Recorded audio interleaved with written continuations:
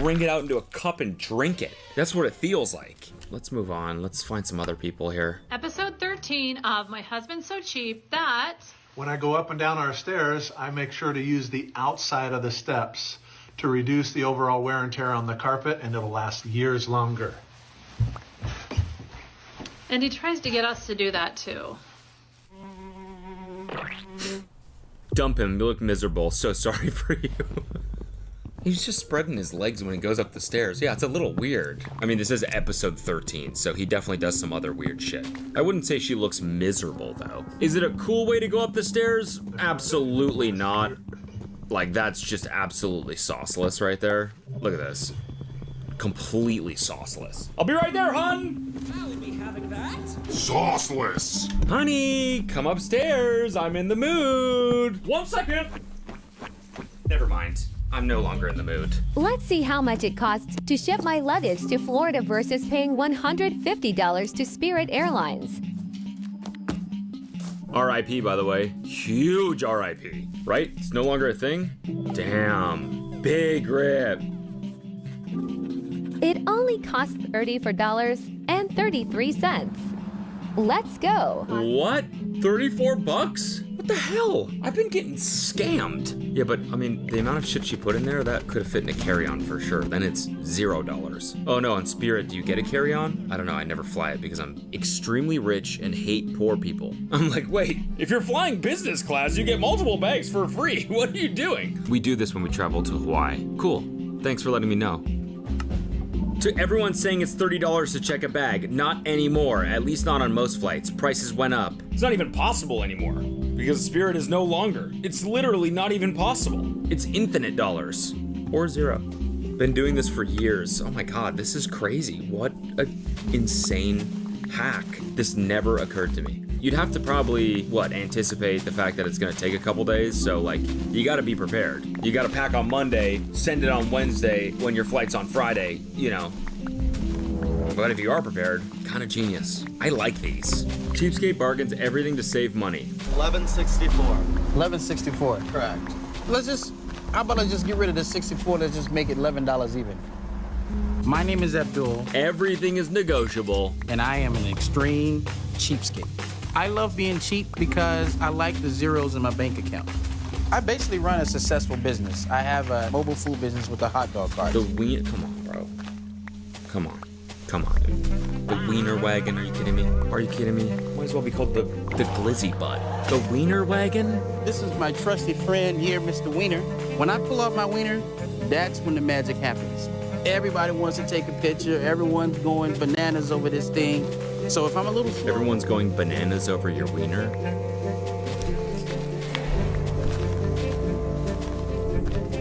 Ha. I pull my wiener out, and there he goes. My husband would haggle anything and everything, whether it's a necessity or something that I may want or he just wants. He haggles anything. If you can make that right there, $3.43 in the tank. Oh man, I don't know if we can do that. I mean, It's like no one's ever haggled gas before. I think the price is the price, my guy. I don't even think we decided. How about I just get rid of the 64 and just make it $11 even? did you want to take off a shake or a burger? Or? No, let's keep everything going.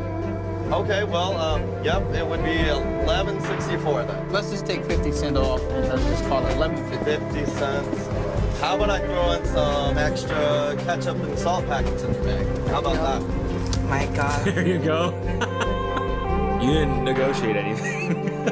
They would have done that anyways. You got fleeced. When Abdul haggles, I think to myself, this is one more store that yet again I cannot go in. You can't go in those stores again. Right here. Yep. Don't always look at the price tag. $25 is a lot for a bag. Just stop doing this. Every time we go somewhere, you have to do this. This is why I leave you at home. Let me just see how much we have. Just pop the tag, bro. Pop the tag. Don't look at it. Just once in a while, you know? You already saved a bunch of money at that fast food place with the extra ketchup and the salt packets. Fucking don't worry about the price of the bag. Pop it off. Cheapskate things I do when I stay in a hotel. Mostly stayed hotels for work, and this trip was no different. I've been here for Love the accent already. a couple of days. Most work trips, my food isn't included, so I'll make use of the kettle and I'll just do pasta dishes, boiling the pasta in the kettle, and I'll sometimes use the iron as well, and I'll just put... You'll boil it in the kettle? What? And so, everyone after you, their coffee like sort of tastes like pasta? What the fuck? Am I crazy? My coffee tastes like rigatoni. Am I crazy? What the fuck? Is this Gnocchi coffee? Is this a Gnocchi Chino? Is this a Rigatino? What's going on? That's so dumb, dude. piece of foil over, but this trip actually did have food covered, so I'm just gonna focus on restocking my house with everything that I can in the hotel room. I always take the plastic bags from the bin home. I'll just remove it and then I'll take the ones from underneath as well, and then all of my rubbish I'll just put outside as I pass in the morning. And I'll take all of the obvious stuff, teas, coffees, sugars, sweeteners, and I'll just bring them all home, and then I have a range of different things for guests when they come over. I put these away every night in my bags so that they get fully restocked each morning. I use the soap whilst I'm in the hotel, and then once I'm done with it, I just take it home, just wrap it up in one of the plastic bags. I also take home all of the toilet rolls, and again, I'll just put that in my bag every night. Is this illegal? I know you can do it and you probably won't get caught. They won't do anything about it. But, like, is it illegal? I'm honestly wondering. That gets restocked in the morning. I also struck lucky with this hotel because it had loads of cotton balls, so I can take these home and these will last me forever. I'll also take the mini shampoos and conditioners even if I've used everything inside them, because I can just reuse the little bottles again whenever I go on a little holiday. That's me all ready to go. If you have any other tips, I'd love to hear them. Eat the soap. That's my tip. Might as well fucking eat the soap at that point. Eat it. That'll fill you up, then you don't have to buy food. As someone with a gluten allergy, why are you boiling the pasta in the kettle? Dude, like, it's not like they always clean the inside between guests. You could cause serious harm. This is what I'm saying. This is what I'm saying. You gotta stop doing that. If my fucking coffee tasted like penne in the morning, I'd be pissed. Like, what the fuck kind of Italian roast is this? What's going on? I usually unscrew the wall-mounted TV, shove that in my... Oh my god, I thought that said nutsack. What are you people, what are these hacks? You're shoving a TV in your nutsack? You know what I do? I bring little soaps. I add to the hotel room. I bring my own coffee, water. Because I'm generous. I shave my face and I leave the clippings all over the counter and in the sink. So one of the ways that she tried was dashboard cookies. A neighbor of mine, she gave us some cookie dough that was about to expire. I bake cookies without using any power, and it doesn't make your house hot. With the car temperature at 160 degrees, she's finished baking for free in 2 hours.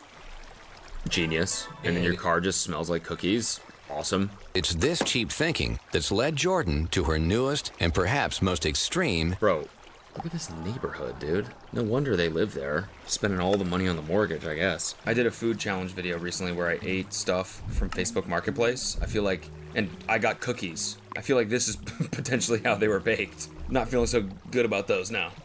I'm a cheapskate, and this is one of my lunches that I had last week. It's my very own recipe. I do cheat a little bit with the base. I buy them pre-made and I just simply take all the toppings off first. Because have you actually seen the price of pizza bases in Tesco? Absolute extortion. So today I'm going to be making a curry and egg pizza topped with cheese, and I'm going to show you exactly how to do it. So first we put a small amount of curry sauce onto the base, and then we add some olive oil and 1 egg into a frying pan. Yo, your pan is fucked. Let that cook for about 30 seconds and then flip it over. I'm not fussed on a ready egg, I'm not. And then just place it on top of your pizza like so. Once that's on your pizza, we're going to add some cheese. So I just used 2 slices of cheese because I find when you pop it in the microwave, it melts all over the pizza. Pop that in the microwave for about 2 minutes. And let me reassure you, this is going to be the best tasting pizza you've ever tasted in your whole life. The Italians will be so proud of me at this point. Being frugal is all about thinking outside the box. That looks fucked up. I'm sorry, but that looks completely f***ed, and not in the good way. It looks f***ed in the bad way. What the fuck is this piece? There's nothing on there. Like, is the bread still frozen? Bro, did you see how much oil she poured? Curry sauce onto the base. And then we So much oil to cook one egg? Why are you washing pizza? People have just lost the plot. Kraft? Like, what the fuck are you doing? You could have just made the pizza in its original form. It would have tasted great. Also, you could have saved the cheese and... I think I've just fell for some major rage bait, but like, fuck, that pisses me off. Like, you. Hi, my name is Lydia, and I recently heard about your mother's passing, and I was here to offer a service to you. And all that I ask for in return are a few key pieces from her wardrobe. I'm so passionate about vintage fashion. I would love to give her pieces a second life. I actually adore... You want my dead mom's clothes?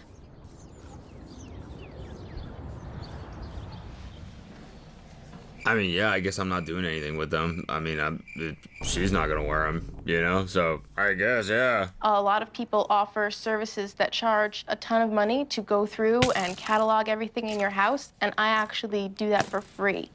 I love this dude's face. He just... I can't believe... I just invited you in to make sure you were serious about this. What? You're doing what? I want to hear her out, though. It kind of seems like a legit service. She loved fashion. She loved dressing up. And so do I. I'm so passionate about it. I have a fashion blog where I share things with the world, and I love it. And So all you want to do is go through stuff that I don't know what to do with anyway. Right. Be careful, the railing's a little loose. Tip number 1 is to be prepared for the possibility of bugs. I always bring gloves. Professional services can charge up to $10,000 to handle an estate. Through her funeral tracking efforts, Lydia helps the bereaved and saves herself thousands of dollars on quality vintage pieces. It's kind of fucking smart, honestly. This isn't frugal. This is just a business. It's just smart. Oh, what an amazing sequin dress. It's like a peacock. Stunning. I love everything about saving money on clothes. There is no wrong to saving money on clothes. Thank you so much. Thank you. I'll be having that. Funeral tracking. So she tracks funerals and then goes to the people's houses after the funeral to do this. It's a little maybe unethical. I don't know. It's like targeting ads for like coffins at somebody who you know has family member has died. It is unfortunately a business, you know? She doesn't even say my condolences. Wow. Yo, your mom's croaked, right? What are you doing with her clothes? I bet you there's some drip up there. Can I check? Have you seen how you can renovate a bedroom and wardrobe for 20 bucks? What I did was I found some 2x4s, and these are styrofoam peanuts. Penis? Styrofoam penis? Take all the peanuts, throw them in there, and then I cover it up with bubble wrap, and then this is a tablecloth, and it makes a perfect bed. The average cost to furnish a one-bedroom... A perfect what? Bed? Is $2,000, and clothing expenses for a single professional can reach $400 a year. Ron spends a total of $20 decking out both his house and his closet. 1, 2, 3 shirts and 2 pairs of shorts, and that's it. And by the way, I own no underwear and no socks. All right, bro, you didn't have to say that. You could have just left that information out. And by the way, I am commando right now. My dick and balls are hanging potentially out of my short leg. Unsupported because I am underwearless. Don't own any, so. I teach cooking classes. You know, when I go to do any kind of demos, I take this all with me. I set up shop and basically do presentations to help people understand that you don't have to have a lot of money to eat well. You teach cooking classes and you're not wearing socks or underwear? Like, get your balls out of my food, bro. Like, at least have a couple layers on down there. I don't want your balls to be one layer away from my food. There needs to be more layers of separation between your ball sack and my food. Taking showers outside, washing all my clothes at the same time, saves me so much money. You get to get your shower, you get to get your clothing clean, and you didn't spend a dime. It warms up after a while. I never care what other people think. They'll look at me and I'll get looks. And you know what? I want to take a shower and I'm saving a whole lot of money. And what's wrong with that? Each time Ron showers and does laundry at the beach, he saves $1.89 on water. No underwear. Not seeing any underwear that he's putting on there. Disgusting. I mean, going commando's not disgusting if you do it. I mean, a lot of people do it, right? But don't be fucking cooking my food then, or teaching me how to cook food. BF of 3 years got into a small car accident where airbags went off. He called me from the garage and said he decided to only replace the driver's seat airbag and not passenger seat because each airbag was a few $100s to replace. I was the main person sitting in that passenger seat. After I heard him say that with complete nonchalance and knowing he had 10K in the bank, I realized he just truly did not care about me and couldn't be a partner. You have built-in airbags. I don't have those, okay, babe? I need it. You're good. Even though we brought our own food, I did promise the girls a really great buffet. The only problem with the buffets out here is while they are awesome, they can be really expensive. Las Vegas is famous for its buffet meals, which range in price anywhere from $7 to $70. $7? Where can you get a buffet for $7 in Las Vegas, Nevada, as opposed to the other Las Vegases? So how much for the buffet? It's $12.99 per person, including drinks. Per person? Per person, yes.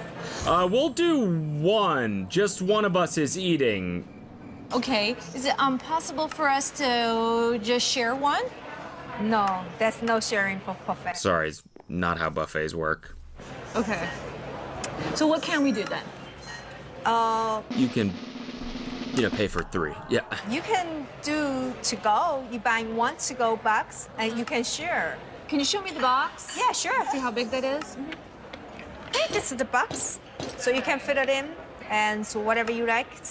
We charge per box. It's $12.99 per box. So what, now mom's gonna like Tetris food into this box so they can take the most amount home? Kind of smart. We just picked out just like 1 or 2 things over there. Can we buy them like individually? If you like just get 3 items, then I can go with the $5.99. Okay. Kids are like, Mom, why the fuck are we on this stupid ass show? Why did you agree to this? It's humiliating enough when you just do this shit without the cameras on. Now what, we're getting exposed on national television for having a weird mom? This is what I've had for dinner today as a frugal person. It's no gourmet delight, but it was cheap and it kept me full till tea time. I sliced this cheese up for my kids' dinner the other day. They didn't eat it, so I've just put it back in the fridge so it can get eaten another time. As usual, when I'm cooking pasta, once it starts boiling, I turn the cooker off and leave it to cook for about 15-20 minutes. I love cheesy pasta. I normally just have it by itself, but if you've been watching my channel for a bit, you'll know that I've got these vegan mayo sachets that I'm trying to use up. They went out of date in April, but they still smell fine, taste fine, look fine. These are the last Come on. 3 now, and although I wouldn't normally buy vegan mayo, I would eat this probably. Kind of sounds good. but as an option in the supermarkets, it has been quite nice. I've quite enjoyed it. I love this barbecue sauce too. I like What the fuck recipe is this? Barbecue cheese mayo pasta? What the making a barbecuey mayo. I don't use it very often because it's quite expensive. It's £1.50 a bottle, but it's the only kind that I really like. It's finally stopped raining. It's a little bit sunshiny, so I'm going to eat my dinner outside. Are you feeding that to your kids too? I mean, kids probably don't care. They're like, yum, this is awesome. Wait, is this the cheese that we started having yesterday? I'm not on this earth to die with a full bank account. Amen. Meet the man who Tinder surfed his way around Europe for 2 months. Couchsurfing is one thing, Tinder surfing is something else entirely, but it's exactly what it sounds like. The concept was created by Anthony Botta, a 25-year-old Belgian man from Brussels. Botta spent 2 years traveling Europe, staying only in the homes of women he'd matched with on Tinder. Kinda sounds like he's a whore. You know what I'm saying? It kinda sounds like he's a little bit, he's getting around. All right, folks, that's it for this one. Thank you for watching. Remember, every like, I add 1 cent to Zaid's salary. That's right. I think I said dollar before, but actually I meant cent. So, bye.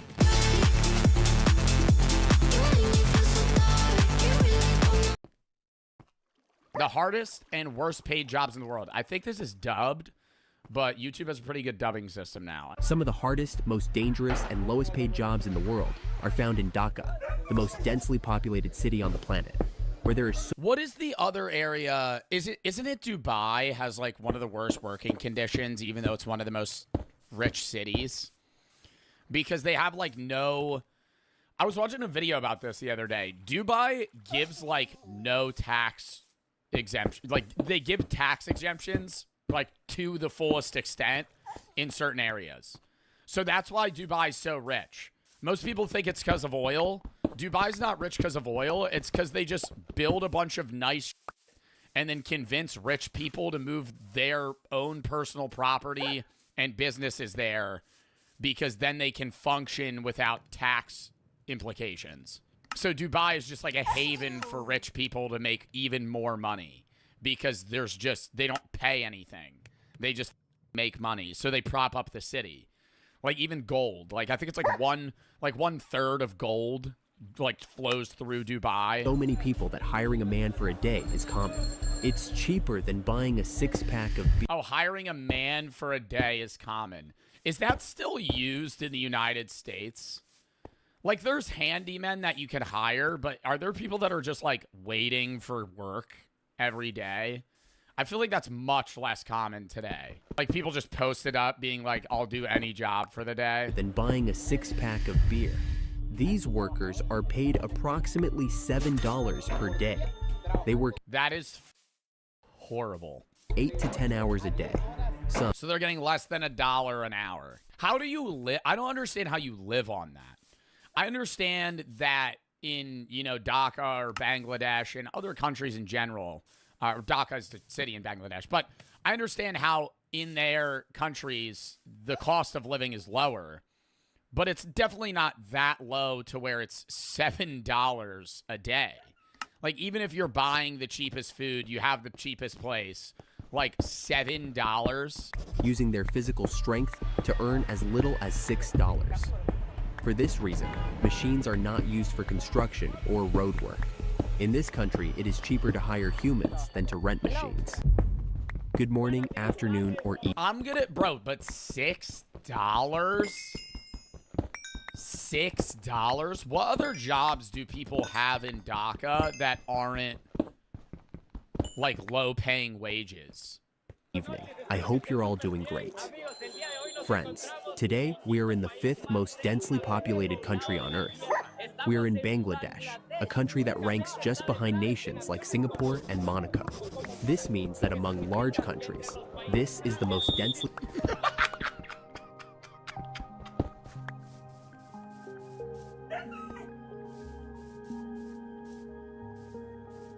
What the fuck? Why is he staring at him like that? This means that Bro, he actually looked him up and down. Everywhere you look, there are people. And as an extra fact, we are in Dhaka, the country's capital, and the most densely populated city in the world. In an area like this, it is estimated that there are approximately 150,000 people per square kilometer. 150,000 people per square kilometer. Like, what is that to New York City? How many do you think New York City is? People per square kilometer. 11,000. So it's like 14 times as many people per square kilometer as New York City. Has led to an unimaginable and cruel problem. With so many men willing to work, machines are considered an unnecessary luxury. Companies and the government prefer to hire hundreds of workers rather than rent a machine because it is cheaper to pay a man for a week than to rent a machine for a day. For this reason, the streets of Dhaka... Oh, I mean, yeah, dude. Pay guys $7? You know how much it costs to fucking run like a bulldozer? ...are built with picks and shovels instead of drills, and workers carry tons of materials on their backs instead of using forklifts. Even places like Dubai have... I mean, this is just like... this guy is in sandals carrying fucking stones. Like, this dude's barefoot in, like, casual wear. Instead of using forklifts. Even places like Dubai have imported workers from Bangladesh to build their incredible skyscrapers. One of the main... Yeah, but I've heard that in Dubai, the working conditions are so fucking unbearable because they're still getting paid nothing, and they're allowed to import workers from anywhere. They're getting paid nothing, and it's 100, and you're in the desert. You're in 100. Imagine having to build stuff with like bad safety quality in like 120-degree weather. Major problems caused by extreme overpopulation, which very few people talk about, is the lack. But it's Dubai. No, Dubai is very rich, but Dubai's very rich. Dude, the majority of people that live in Dubai aren't even like from Dubai or the UAE. I think it's like 80% or 85% of people that live in Dubai aren't from Dubai. Like, the majority of people that move there that are rich or for tax things. Like, they're people that make money and move there to make more money. There are so many people that the job market is oversaturated, making it nearly impossible to find work. On top of that, the overpopulation issue in this city isn't due to a high birth rate. It's not that Yeah, he just hit a screeny suey. birth rate. It's not that there are a ton of babies being born every year. In fact, the birth rate is relatively low. Instead, about 700,000 people migrate from rural areas of Bangladesh to Dhaka every year. This makes things even worse because it becomes harder to find a job, and housing becomes more expensive. For example, imagine that in your town or city, there are 10 taxi drivers covering the entire area and 3 barbers.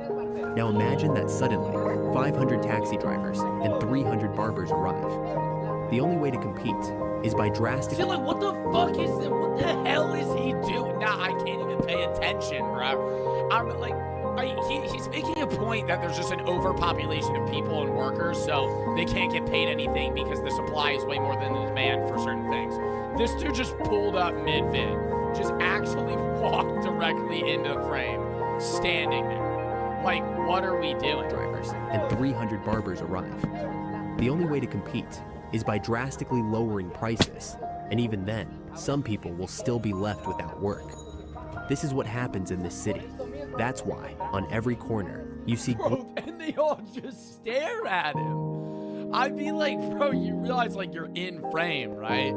Like, you're on the film just staring. Groups of people waiting for their chance, waiting for their moment, to work, making labor extremely cheap. This is why Dhaka is cruelly called the City of Machines, because men here are said to work like machines, working 12 to 18 hours a day for an 18 hours a day? I feel like that's not even physically fucking possible. Working 18 hours straight, manual labor? Bro, you're gonna die when you're 30. Holy shit. Then you leave 6 hours after work. What do they fucking pass out and then go back to work? Absurdly low wage. In the end, hiring people is cheaper than using machines for almost everything. Right now, we are looking at a building under construction that will be 7 stories high. Is this like safe though? That's my question. I understand they're hiring other contractors for like from Bangladesh and Dhaka to come to Dubai. But do they have, like, specific structural standards? Because, yeah, you have 100 men, and it's cheaper than, like, one piece of equipment. But I don't know if I'm trusting the foundations of this building. Stories tall. It's massive. And it's incredible to see how the foundations, which will be buried maybe 20 or 30 meters underground, are being dug by men. There's no machinery involved, as is common in most large construction projects, because it's much cheaper to pay men to do the work than to bring in an excavator, for example.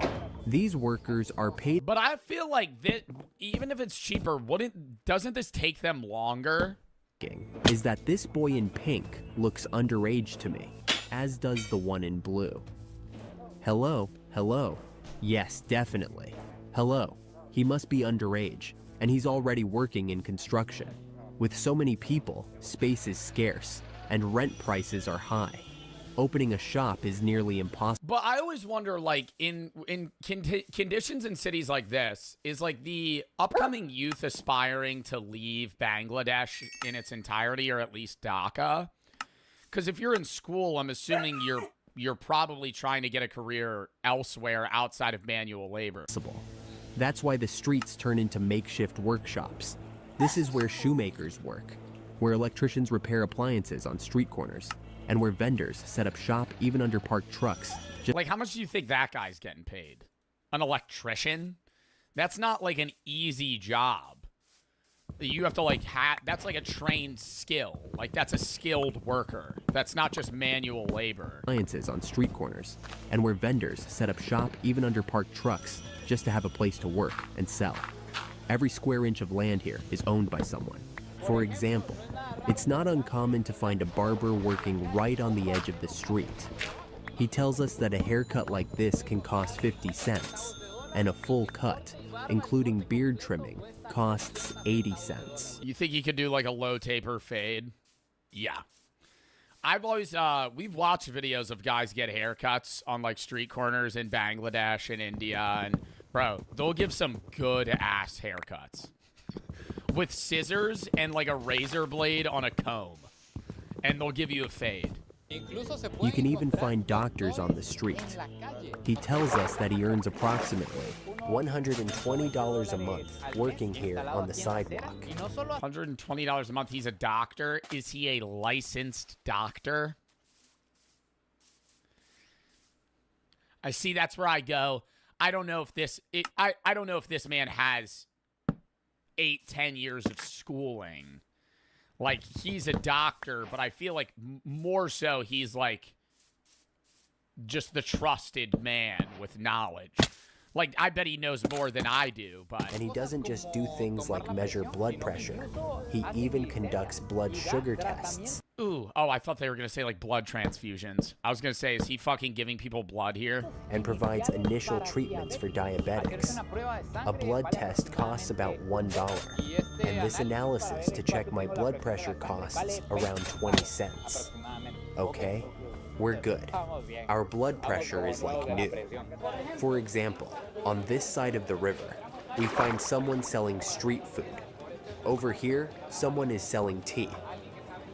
I just don't like beans, bro. Oh my god. I just don't like beans, man. The idea of just that is a fat ass bowl of beans. Ugh. Someone just sitting out is selling tea. In another small space, someone is selling homemade bread. And cigarettes. The morning bread and cig combo. Space. Someone is selling Ooh, Lucky Strikes. Wow. Made bread. And if we... I see that one guy. I've only smoked 2 cigarettes in my life. Don't smoke cigarettes. I always see that one guy. Who's that one dude that smokes cigarettes for a living? On TikTok and YouTube. He raves about Lucky Strikes. He always says how much he loves Lucky Strikes. Keep walking toward the riverbank. We find someone who has a small market, thank God, because I need some water. Salam alaikum. Costa Rica. Yes. Thank you. Bangladesh. Beautiful country. There's even a mechanic shop. What do you think that guy said? Bangladesh. Beautiful country. There's What was he? Nah, bro. Leave that clip in. I want to know what the fuck that conversation was. He looked like he had something good to say. Beautiful country. There's even a mechanic shop here by the riverbank. These men have set up a bicycle repair shop right on the edge. Look at all the customers they have. Here's another one fixing a bike, and look at all the ones in line. And back there, the river. The official minimum wage in Bangladesh is 12 takas, 15,500 takas per month. Approximately... Minimum wage is $1,200 a year. Are they getting taxed on that? $100, meaning that a large part of the population lives on $3.3 a day or less. One of the hardest, most dangerous, and worst paid jobs in Bangladesh can be found here, on the banks of the Buriganga River. This is one of the toughest jobs in the city. Are they welders and they're getting paid the worst? These workers are responsible for repairing or dismantling ships, depending on their condition. Ships arrive, they are placed here, and if they are completely unusable, they are taken apart, piece by piece. All the iron is removed to be reused for construction. They sell the propellers, they sell everything separately. Or, if the ship can still be used, they repair it and put it back in the water. This job is in high demand because this port here is the port of the largest river. Bro, like, I would never want this job, but I'm saying, like, I would love to just experience this for, like, even 4 hours. Just to see what they have to do, you know what I mean? Not like a dirty jobs show type thing, but if I always want to travel the world, I would love to just go to some guy and be like, yo, can I work for you for like 2 hours? No, I'm not like 2 hours. I'm not saying I want to do an 18-hour shift with them, but like I'd be like, let me just see what you do. Tasks, from the lowest jobs like sanding or painting ships to even underwater welding, which is a very specialized... Underwater welding, they're getting paid bad wages. Isn't underwater welding like a really hard profession? ...job requiring different machinery and other complexities. My name is Kabjul. I have been working in this shipyard for 30 years. I feel happy with my job. I work 8 hours a day and earn $6 a day. I'm very happy with my work, and there is nothing I would like to change about it. Bro, $6 a day. $6 a day, bro. I can't. Like, Dude, this is going to sound so stupid or like relate it to this. One Twitch sub is $6. I'm not making $6, but you spent that guy's wage to sub. And he made that in 8 hours. 8 hours. It took him to make $6. All my life. One of the most impressive things about this interview is that I asked him what the worst part of this job. It's all cheaper there, though. Bro, that's what everybody says. But it's not 500 times cheaper. Everything's cheaper, yeah. But, like, even comparably, the things that are cheaper are also of worse quality. It's like there's a middle ground, right? Like, there's certain countries where things are cheaper, the cost of living is cheaper, but it still is, like, on par in quality. Once you get to the point where workers are making, like, literally $5 a day, $6 a day, it's just worse. Like, even if it is cheaper, it's not good. And he said there is no worse part. He loves this job. You have no problems? No problem. No problem? You love it? I love this job. Amazing. People do their jobs happily. This is truly impressive.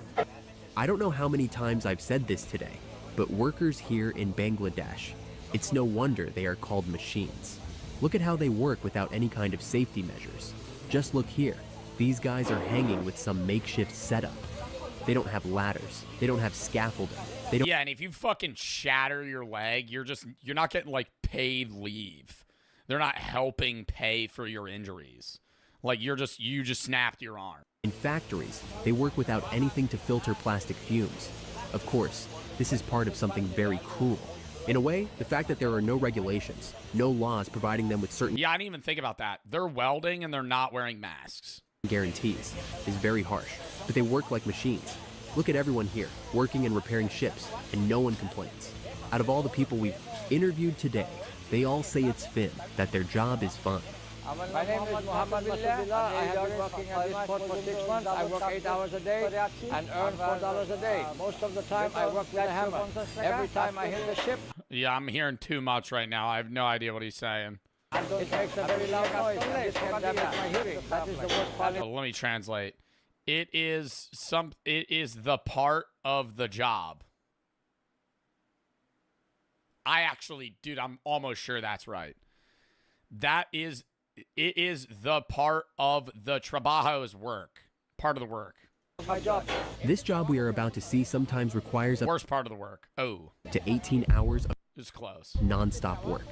What they do here is take apart pieces from dismantled ships, like this propeller, for example, which is broken and no Well, how much is that selling for? longer works. They have to take it, put it into a furnace, which, in fact, is currently boiling. And there's no kind of safety here. No, nothing indicates anything. Wait, that's a furnace? Like, you could just fall into that.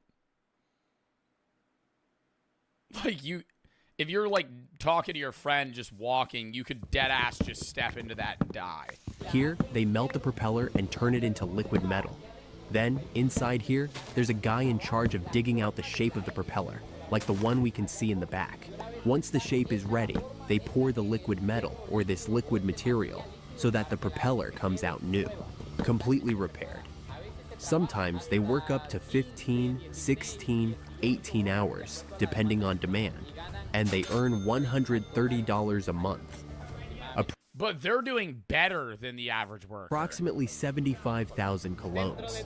Among everything we've seen, we haven't even mentioned the overwhelming amount of trash generated by this extreme overpopulation.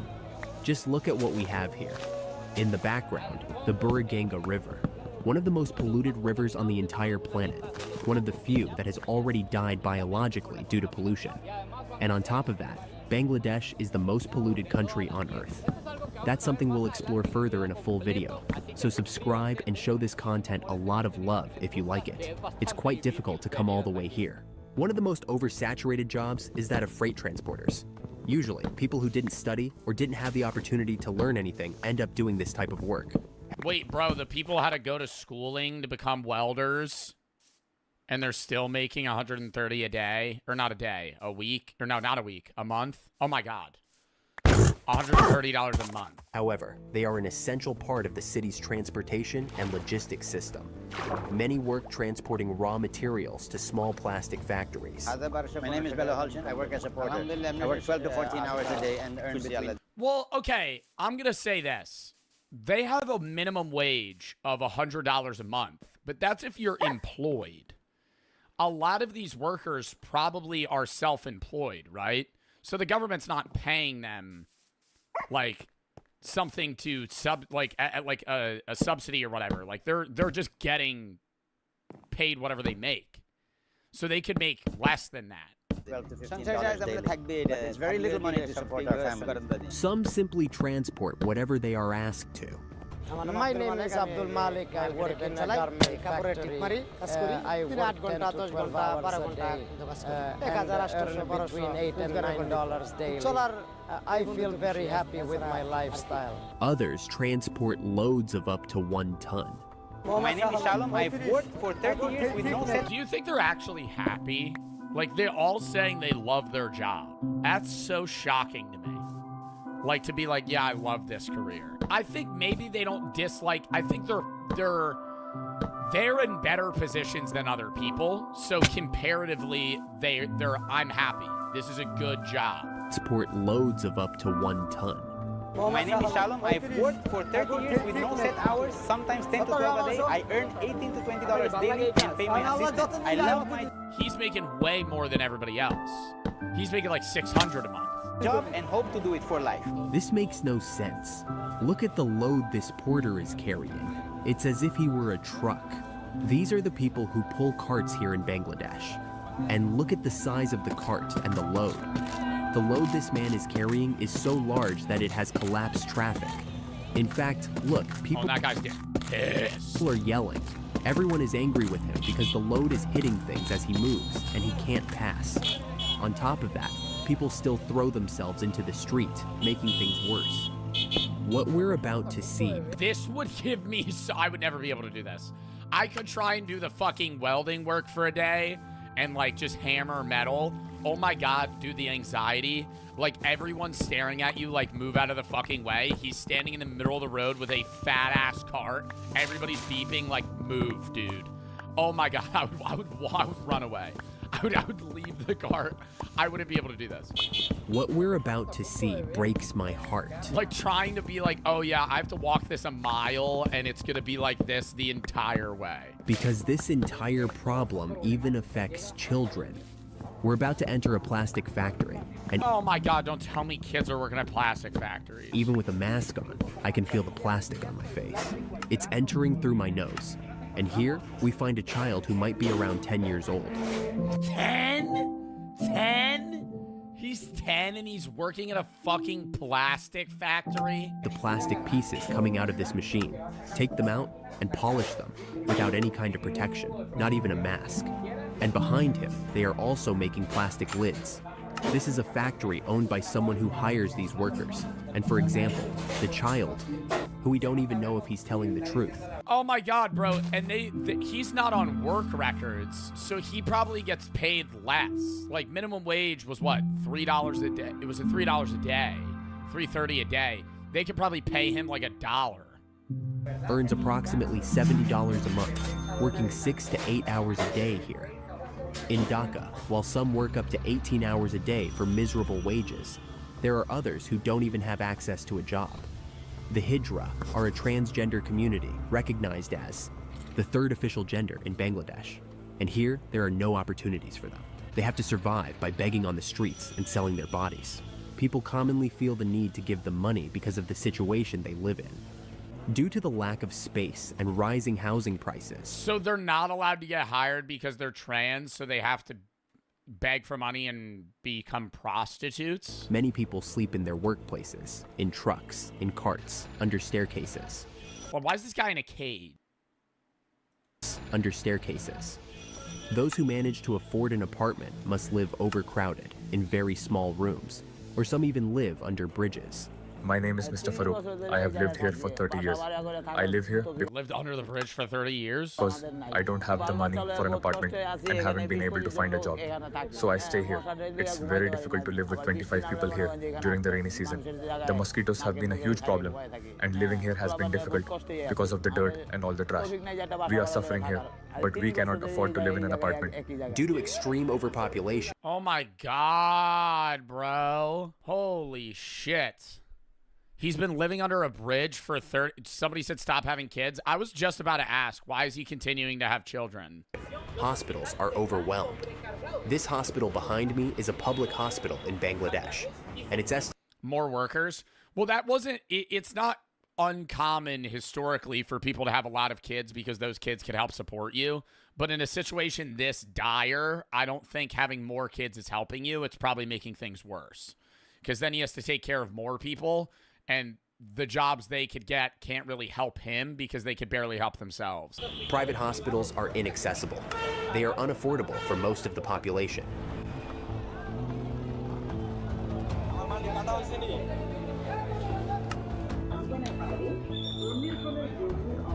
I visited chaotic and overcrowded I mean, dude, they're getting like imported fruits though. places, but never in my life have I seen anything like this. Look, the traffic doesn't move. Sometimes people can't even walk because traffic blocks this small pedestrian path. If I want to cross, I have to climb over a public transport vehicle. And when a car tries to pass, everything collapses. What's the point of having public transport vehicles if it's dead-ass slower than walking? If it's straight-up standstill traffic, why would anybody pay a taxi bike man to take them somewhere? Because they're just going to sit for 4 hours. That's what I mean. When a car comes through, everyone has to squeeze to the sides to let it pass. People tap on the car, warning the driver to be careful, but no one gets mad. I'm the only one completely shocked. For them, it's normal, just part of daily life. Friends, markets in this part oh my god, barefoot on the fucking fish. Oh my god. of the world are insane, especially here in Bangladesh. These are the cheap butcher shops where most people buy chicken, fish, and shrimp because supermarkets are expensive. Bro, the raw chicken hanging out at room temp. Only for the wealthy. So here is where you find meat, vegetables, and even how do you not get sick from that? Live animals for sale. Interestingly, in most markets like this that I visited, the smell is usually so strong that you'd want to run away, but not here. Honestly, it feels like a relatively clean market. They sell chicken here for... I feel like it would just smell like a fish market. Why do they already have them... Okay, this is going to sound even more fucked, but, like, why do they have them pre-cut? Like, I would feel safe walking up and going, that one.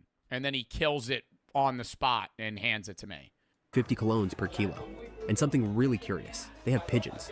At first, I thought they were selling them for food. I asked how much they cost, but they told me no, they're pets. In Islam, or at least here in Bangladesh, pigeons are believed to bring good luck. So, some businesses keep pigeons as pets. What you're seeing behind me right now is a fruit and vegetable auction. Dude, this guy. I like this guy. I like this dude. Coming in. I feel like a lot of them be staring like mean mugging the camera. This dude's like, selfie. Fruit and vegetable. He just posted up. Auction. They're unloading a container, and people are placing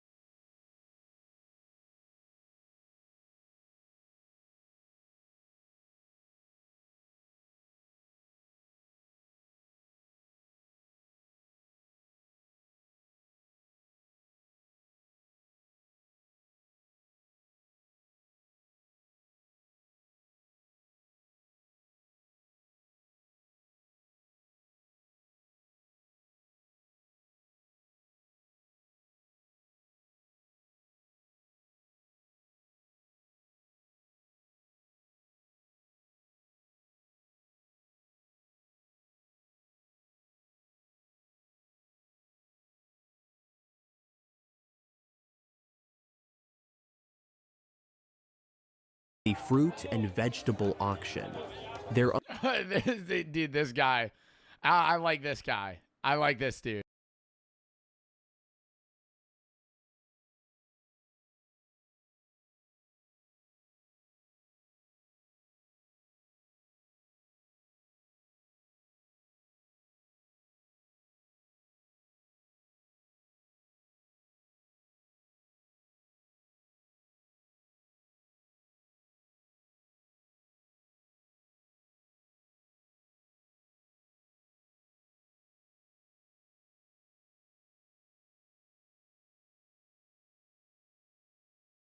A group of 9-year-olds have been forcefully taken from their homes, dragged through an active war zone, and finally find refuge in a strange man's orphanage.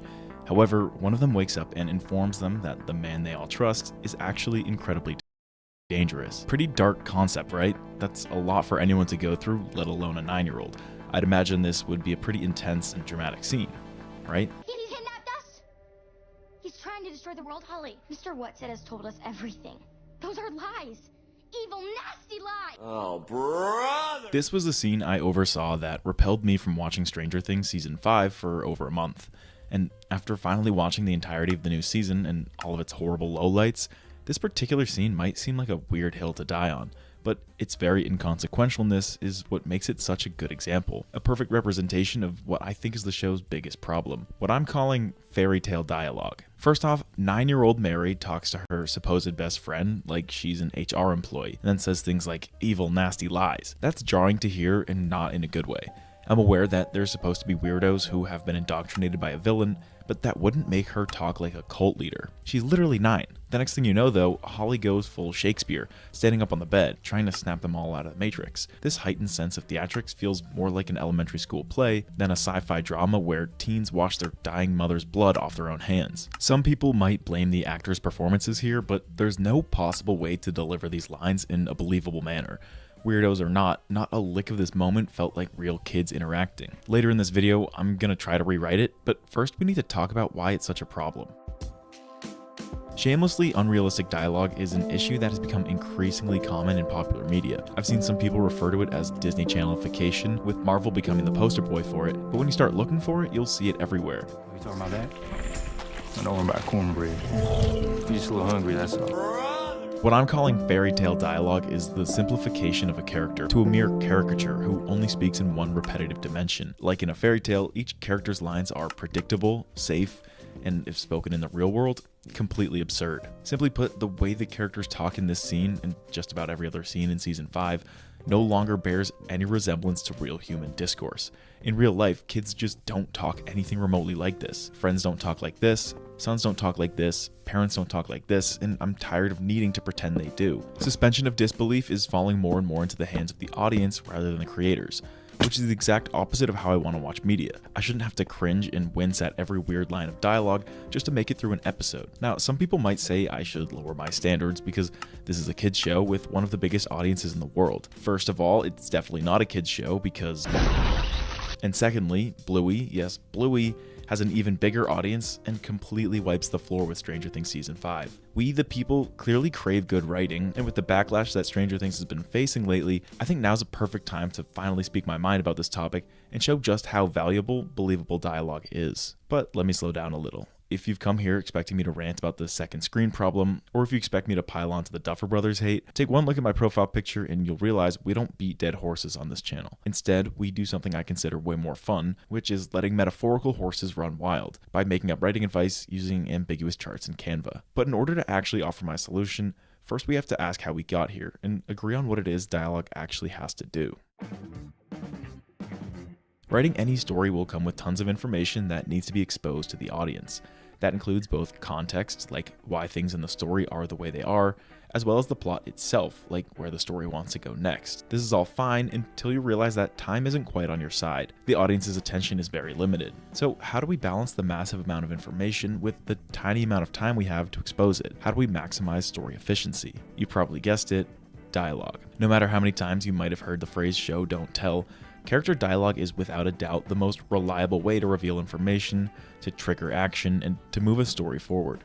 The reason so much exposition is done via a character straight up saying what the audience needs to hear is because nothing else comes close in terms of efficiency. For an extreme example, let's take Season 5's first episode, where Robin not so subtly catches us up to speed through her radio show, The Squawk. While we're on the subject of things not to do, please steer clear of the military access control zone. For reasons we'll soon get into, this dialogue very obviously still falls short. But one thing you can't say it fails at is efficiency. In a matter of minutes, we're exposed to all of the changes to Hawkins that occurred in the 18-month hiatus from where we left off from Season 4. In other words, we are exposed to the story's context. But efficient dialogue can't just stop at context. It also has to propel the plot. When the broadcast goes faulty, we get dialogue between Dustin and Steve. And in this dialogue, we get exposed to tension. Something's off with Dustin. What's his deal? Well, to find out, you have to stick around to the next scene. See how that propels the story forward? With just the words the characters are speaking, we get exposed to a ton of information, both from the present context and of the future direction. Don't get me wrong though, I'm not trying to pretend this scene is remotely good. I'm more just acknowledging that it's doing the bare minimum. Propulsive dialogue is the primary motor behind just about every scene ever made. In fact, if dialogue isn't used to move things forward, then it probably won't make the final cut of the script. This is because stories have places to be and little time to waste. After all, everyone knows that it's all about the destination, not the journey. Wait a second. Okay, so as the saying actually goes, it's about the journey, not the destination. Meaning, sure, every scene needs to be propulsive, but they should also be enjoyable in their own right. It's not just about moving things forward, but doing so in a way that is also interesting and unique. To do that, we need dialogue that is memorable, quotable, and characterized. Steve hears that all the time, and he goes in anyway, don't you, Steve? What the hell's wrong with you? Here's a scene that you're probably familiar with for all the wrong reasons. It's this completely exhausted style of characters using stupid metaphors, being weirdly on the same page, finishing each other's sentences, and yes, chiming in with quips. But when we take a step back and ask how we got here, it's once again apparent that this scene isn't completely awful. It's just trying to balance two contradictory things at once. Like the previous scene we looked at, the dialogue in this group strategy session is clearly trying to propel the story forward. There's a ton of information it needs to cover, synthesizing both what has already happened with what we can expect to happen next. In the sheer sense of exposing information and driving the story, it does honestly achieve this. Dustin's had a few of those, like, expository sciencey monologues over the course of the show. And while we're just looking in terms of yes or no, it does also interweave unique character voices and stylized lines. They just happen to come in the form of entirely obnoxious quips. The funny girl has to be funny, the mean guy has to be mean, and the nerds have to be nerdy. Altogether, the dialogue creates a scene that is both propulsive and characterized. It brings us closer to the destination while still preserving the journey in the process. So is the dialogue successful? Well, only if you're willing to throw any sense of immersion out the window. Because when we look at the end product, what we're left with is that weird fairy tale speak, unnatural slop jargon that in no way resembles how real people actually talk. Every single line is safe, expected, and in the context of the doomsday scenario they're in, completely absurd. The writers were so focused on balancing efficiency with character.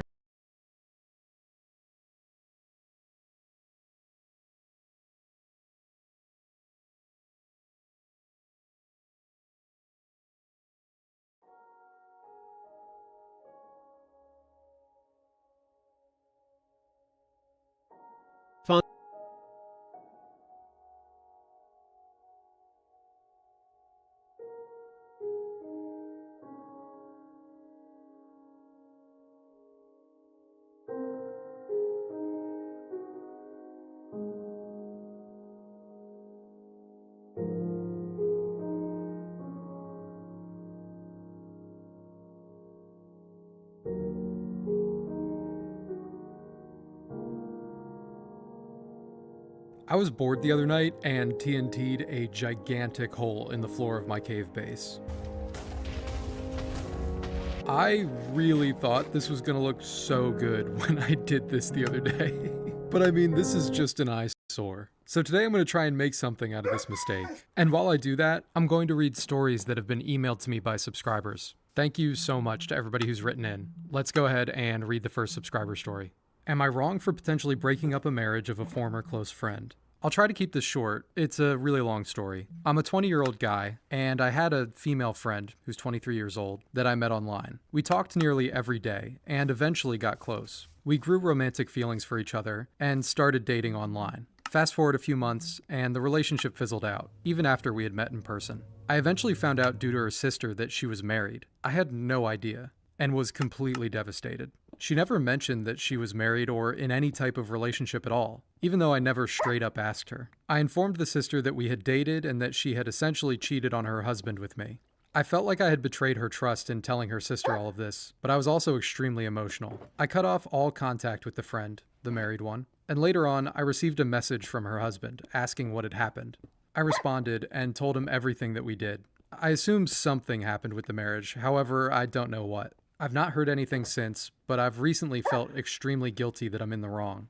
I unknowingly was part of an affair that I never would have taken part in if I had known. Do you have any advice to get rid of any negative feelings or guilt about all of this? I appreciate the thoughtfulness that you're showing. It's clear that you're a caring person, but honestly, I think you're being too hard on yourself. Like, she's an adult who made a decision to enter into an online relationship with you while being married to another man. If she's experiencing blowback in her marriage because of this, it's just the consequences of her own actions. It's not your fault. And she withheld that information from you. Like you said, you wouldn't have done it if you had known she was married. So no, I don't think you need to feel guilty at all. You handled it the way that you thought was necessary once you had all the information. I think you had a completely valid response. Like, when the husband reached out to you, you did the right thing. It's not your job to lie for his wife. And I don't think the question of whether this was physical or emotional cheating matters in this context. I don't think it really matters in any context. Reaching out and getting romantic validation from someone who isn't your partner without your partner's permission is just wrong.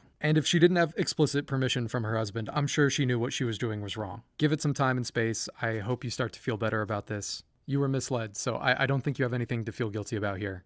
I also just want to reiterate really quickly that I'm never going to have the best opinion on anything. I'm just a guy on the internet playing Minecraft, giving my opinion on these situations. If you disagree with me on any of these, that's totally fine. We're never going to agree on everything. But that was a wild...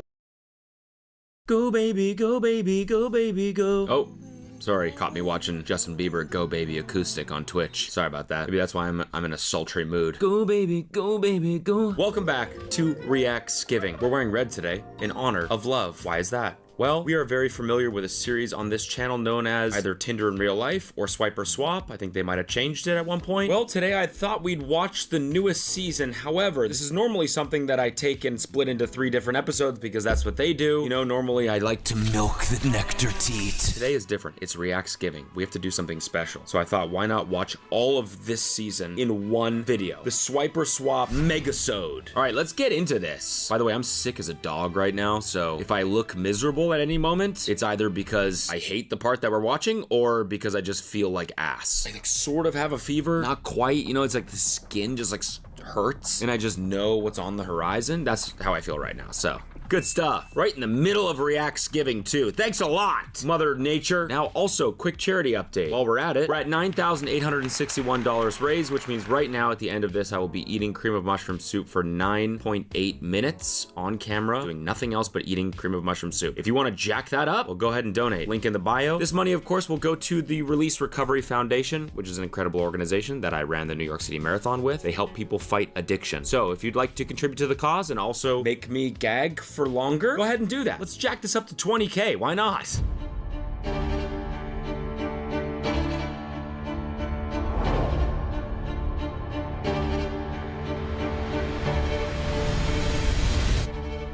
Cool, that was a cool intro. That was sick. A little cinematography there. Go back through that was cool.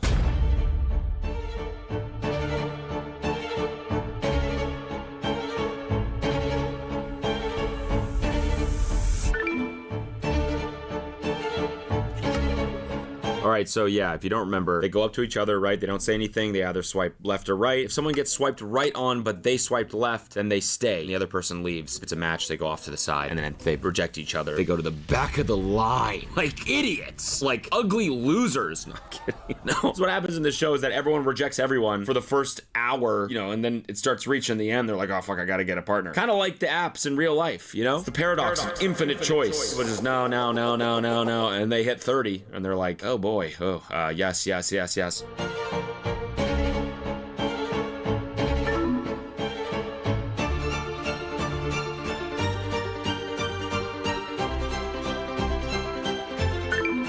Okay, so in this one, it looks like they're telling them to also close their eyes. That's something new. Yo, it's that guy. What's his name again? What's his name? We've seen him in the last Swiper Swap episode that we watched on this channel, I believe.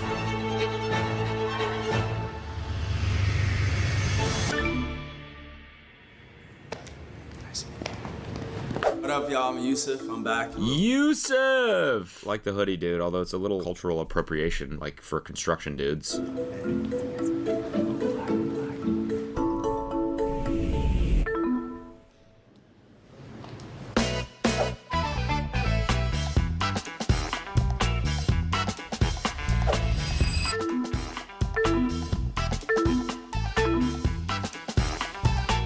Everybody's been saying no to each other. Yeah, that's what happens. I feel like they could have came up with a better name than Nutcam, right? This is the only time on the internet where Nutcam means something completely different than what it normally means.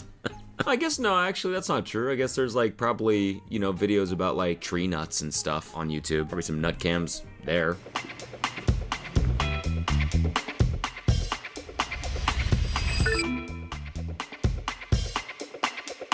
Come on, bro. Get a fucking matchup in this bitch. It's gonna piss me off.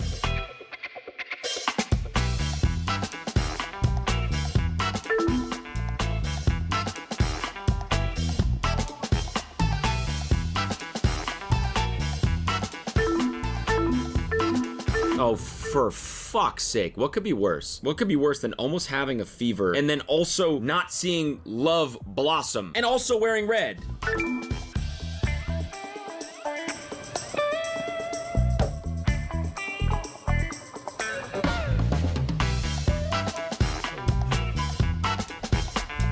Okay, they're building this one up. I feel like it's gonna be a match. For fuck's sake. Okay, Mr. Heartthrob, what the fuck? 2 girls in a row? Okay, Leonardo DiCaprio, what the fuck? Okay, Jacob Elordi, what the fuck is this, bro? Save some for the rest of the guys. What is it? Girls like stupid goatees? It's not really a goatee. That was also mean, I'm sorry.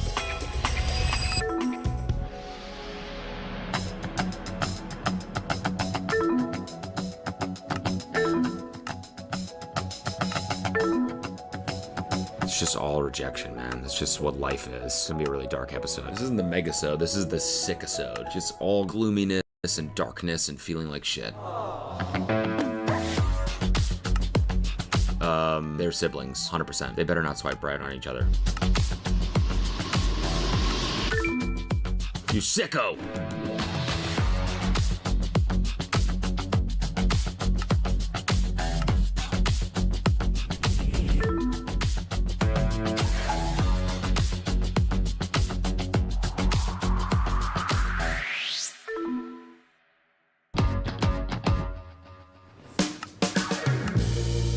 We didn't get one single match in lap 1. Jesus Christ, man. Everyone eventually dies alone anyways.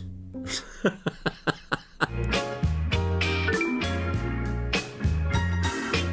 up, guys? My name's Nick. I'm back. I was here like a year and a half ago, and everyone thought I remember that. Emma Graber. That's when she was first on this channel, I think. Okay, they were kind of... That's cheating a little bit, you know? You can't be walking up, flirting a little bit. You don't get to chat with the person a little on Tinder before you decide whether to swipe left or right, I don't think. I mean, I don't know, I haven't used it in many, many years, but, you know, they got a little flirting in before they had to decide, which actually maybe is conducive to a match actually fucking happening, so I'm down for it.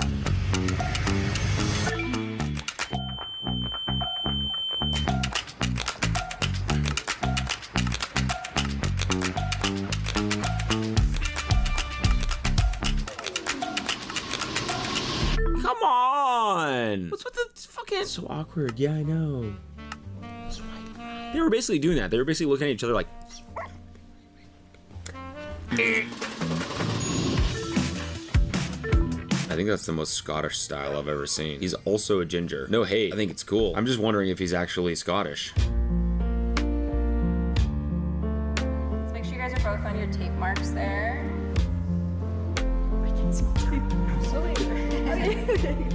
Okay, the music, something's gonna happen.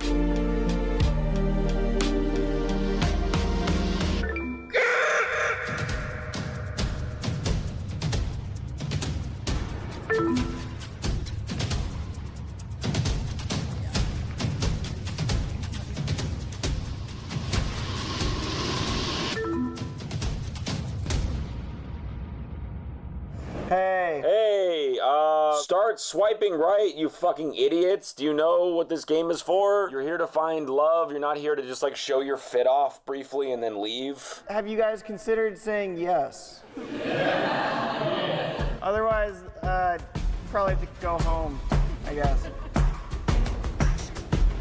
They're gonna say yes because of my talk that I just gave. Okay, well, never mind. It's fine. You ready? Thank you.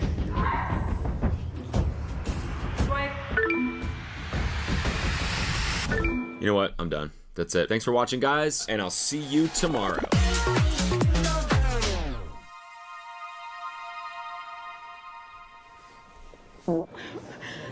I thought about it. She said I thought about it. That's not good enough. Just do it. Take a chance. Take a risk.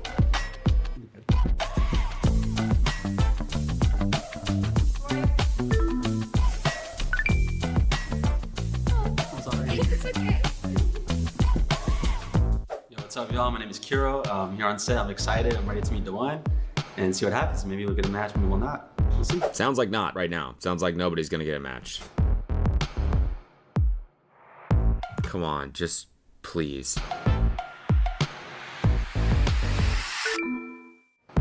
Sorry.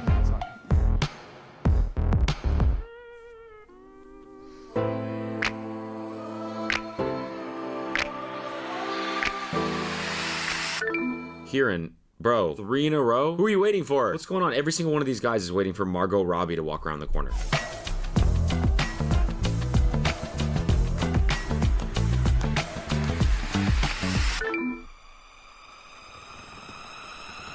Oh my fucking God.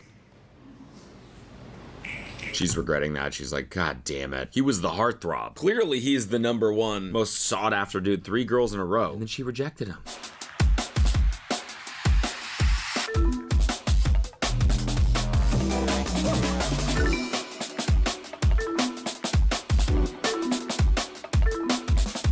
It's gotta be so exhausting being on that set. Being like, we're paying for this, right? Had to rent the studio for a day. Paying everyone in here. This video is a dud. Nut's birthday. We have to have a swipe. Also, I was told to say it's my birthday. Is it? It's hard to say.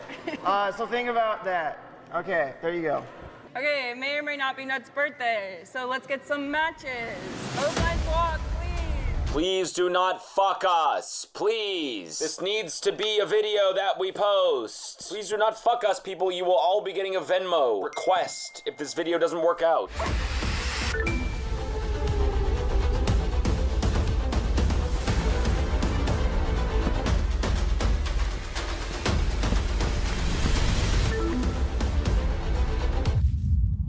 What is this dumb video that we're watching? Okay, wait. Heartthrob A is back. This might be a match. I feel like they're kind of looks matched.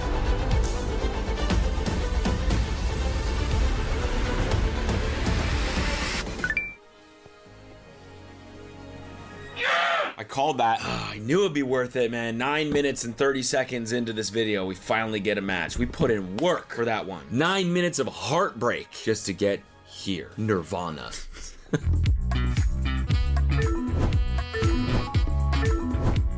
Oh, that's sick. They should do that more often.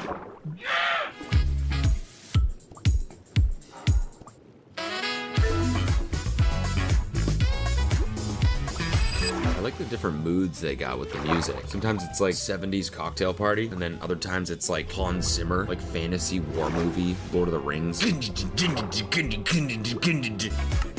Oh, we're back. Funky dance party.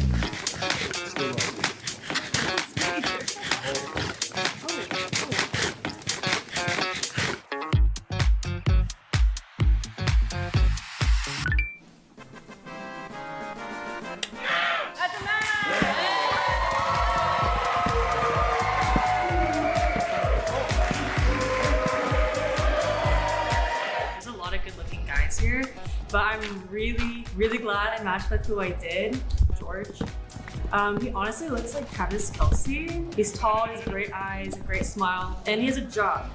So important to me. Did you say job or jaw?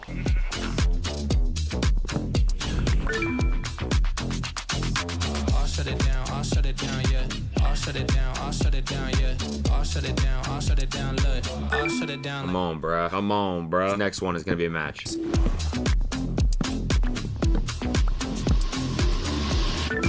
Three in a row. Another heartthrob dishing out just cold-hearted rejection.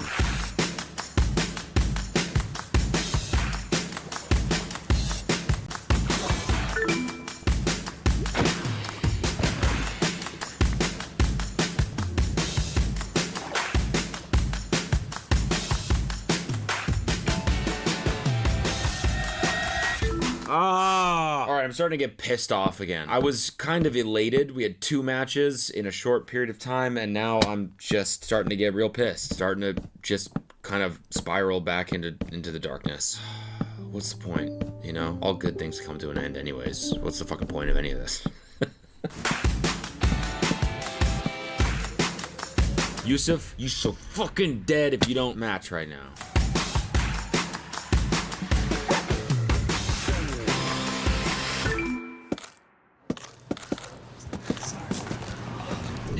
Yusuf fucking disappointment. Yo, it's why do you look like that?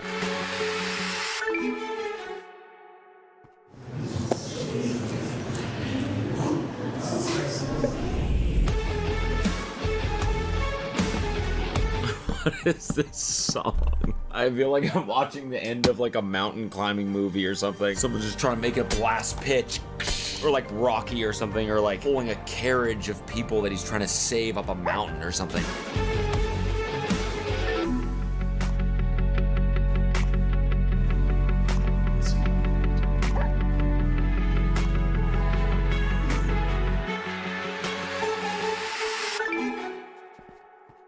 Oh, damn, I really know.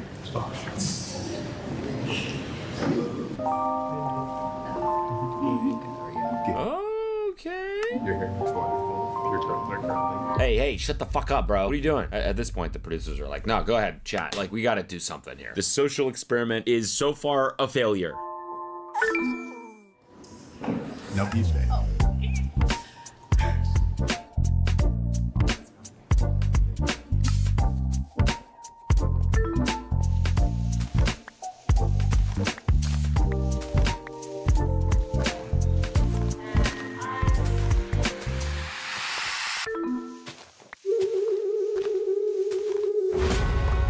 Alright, it's the final lap. We so far have 2 matches.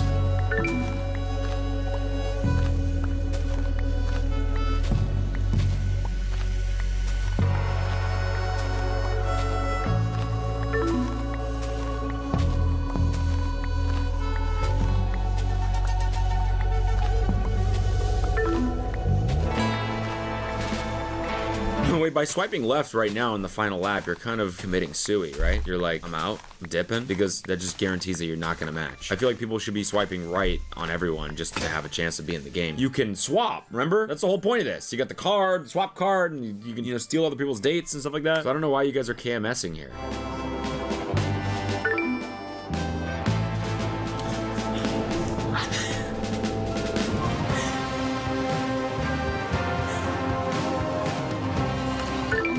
How have we not seen any of these people before?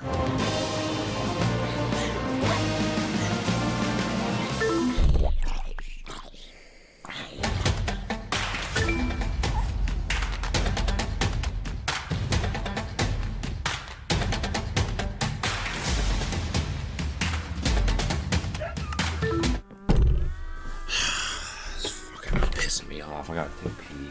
Mute the mic, because I might fart too.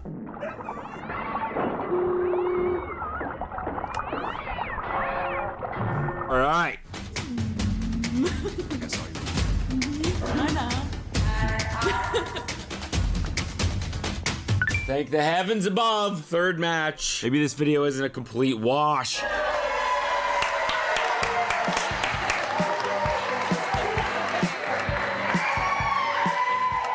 Actually went up first, and I swiped yes and he swiped no. And then I walked away, I'm like, I kind of regret that. So I went back in line, and I was like, okay, hopefully I get matched with her again.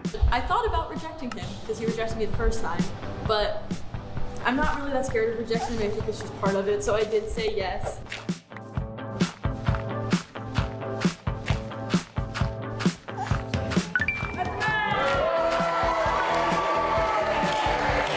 matches are pouring in now. People are getting desperate. I'm kidding.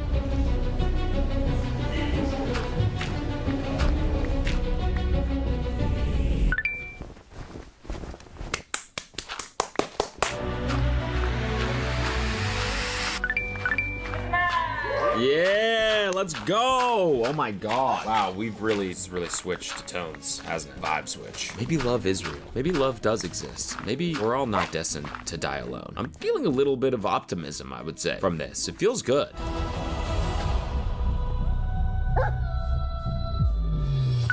Let's go. Girl I matched with, I sort of saw earlier, and I identified her as like my room crush. Always gotta have a room crush in every room I go into. It makes life more exciting. But What? A room crush? Oh my god. I mean, I've heard work crush, but room crush? and I identified her as like my room crush. Always gotta have a room crush in every room I go into. It makes life more exciting. That's so funny. Oh my god. Room crush. Room crush. Yeah, every room I go into, gotta identify a room crush. It's, I mean, awkward sometimes when it's just like me and my mom. Not trying to crush on my own mom, but you gotta have a room crush. Room crush. Just like walking into a restaurant and being like, that's my room crush right there. That girl over there. She's with her boyfriend. I know. But I'm just makes life fun, you know? I'm crushing on that girl.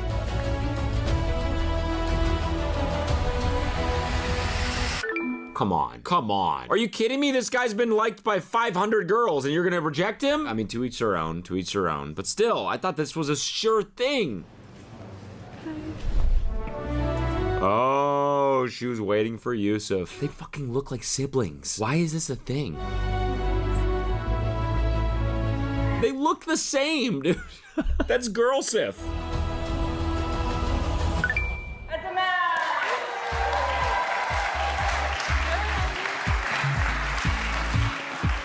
I swiped right on Yusuf at the start and then he swiped left on me, but we made our way back to each other. So I'm really happy about that.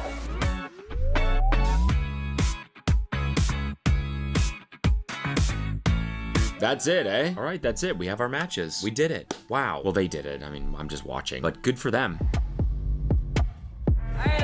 Oh, it's everybody. Oh, I forgot about that. It's everyone from the, okay, I thought they kind of just kicked the other people out. I could have sworn last time it was only the people that matched got to swipe or swap. Now it's everybody? I thought they, rounded the rest up and tossed them in the dumpster out back or something, Kicked them, get the fuck out of here. Can I grab some snacks from the craft services? Get the fuck out of here. Get your ugly ass out of here. No matches.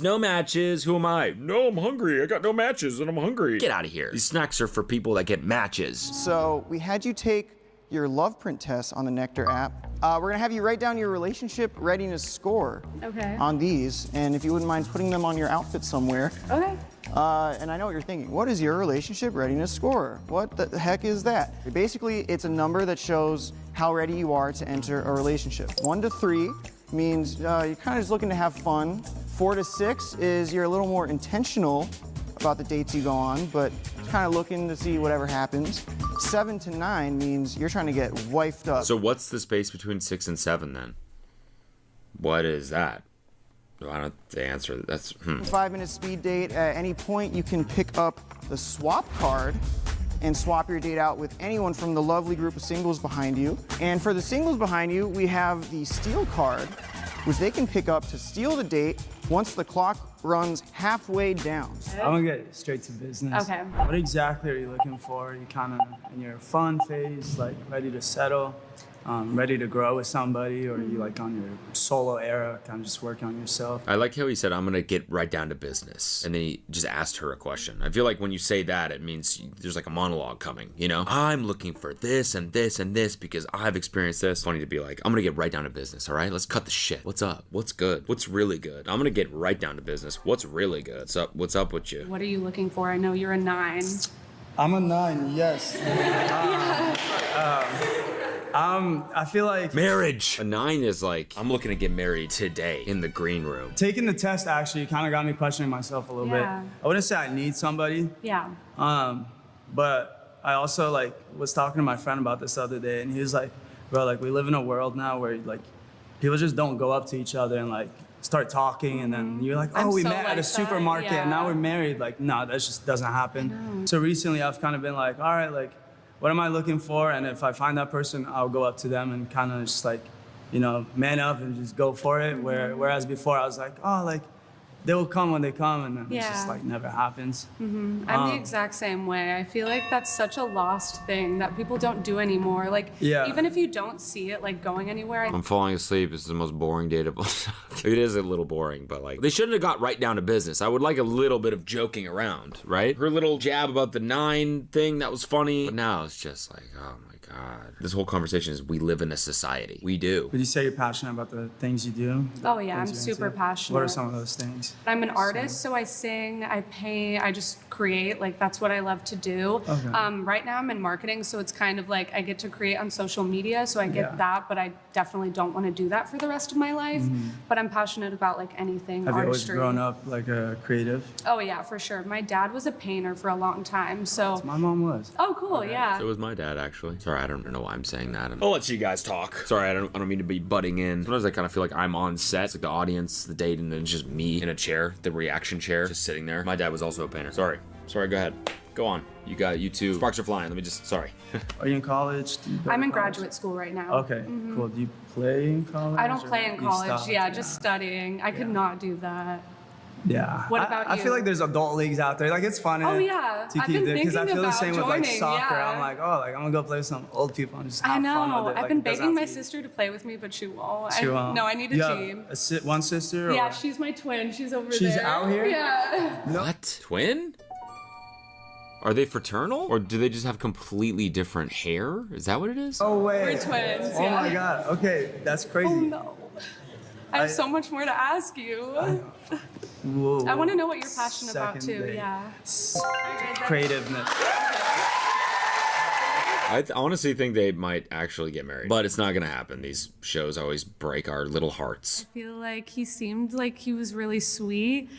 He definitely just intrigued me from the start. So, are you saying yes or no to a second date? I feel like Tease. All right, it's the twins' turn. What if she just says the exact same shit that her sister just said? I'm a creative, I like to paint. I'm in marketing though, so I don't get to be creative a lot. But like with social media, I do, but it's not what I want to do forever. What's your favorite type of bread? Oh, sourdough. Yes! Oh my god, sourdough, are you dead ass? Yes, my coworker Yep. bakes the best sourdough bread. Dude, I love sourdough. Literally, I have a list of All bread. right, maybe it was better just getting down to business. I think I prefer the seriousness to. Yes, sourdough, low-key. Are you dead ass? Sourdough, low-key, slaps. Bro, I could eat sourdough like all day. It's like sourdough focaccia's up there for sure. Who is not gonna say sourdough to that? Who would be like brioche? I think probably a sweet brioche. Sourdough's the only answer. Sourdough first, and then ciabatta, and then Okay, yes. Hawaiian, and then like honorable mention is like French bread. Okay, yeah. Yeah. I would say French bread is second for me for sure. Okay, I can see I'm a that. big carbs person. French bread is sourdough, is it not? Oh, no, it's not. Okay, I'm dumb. I love I bread. felt that. I love baking. Baking is like one of my favorite like things to do, and I love making bread. Me too. Sorry. Go ahead. Pretend I'm not here. Oh, I've been really wanting to get into baking, like learning how to bake. Do it. It's awesome. Do you have a question? I mean, what's up with your number? 6? I feel like that's a good middle ground. Do you have a question is an awesome question. That's an awesome question. You have a question? Ask me something. Would you like to ask me something? Okay, yeah, sure. Was I not? Sorry, was I doing a bad job of that before? One thing I am interested in, it's like a big hobby / favorite of mine, is I love singing in the car. I'm a big fan of karaoke, Okay. car karaoke. Are you comfortable with that? Yeah.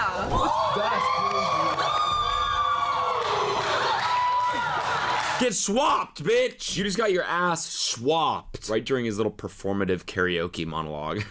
I love just like singing in the car and being vulnerable, dancing like nobody's watching. Come on, bro. Get swapped.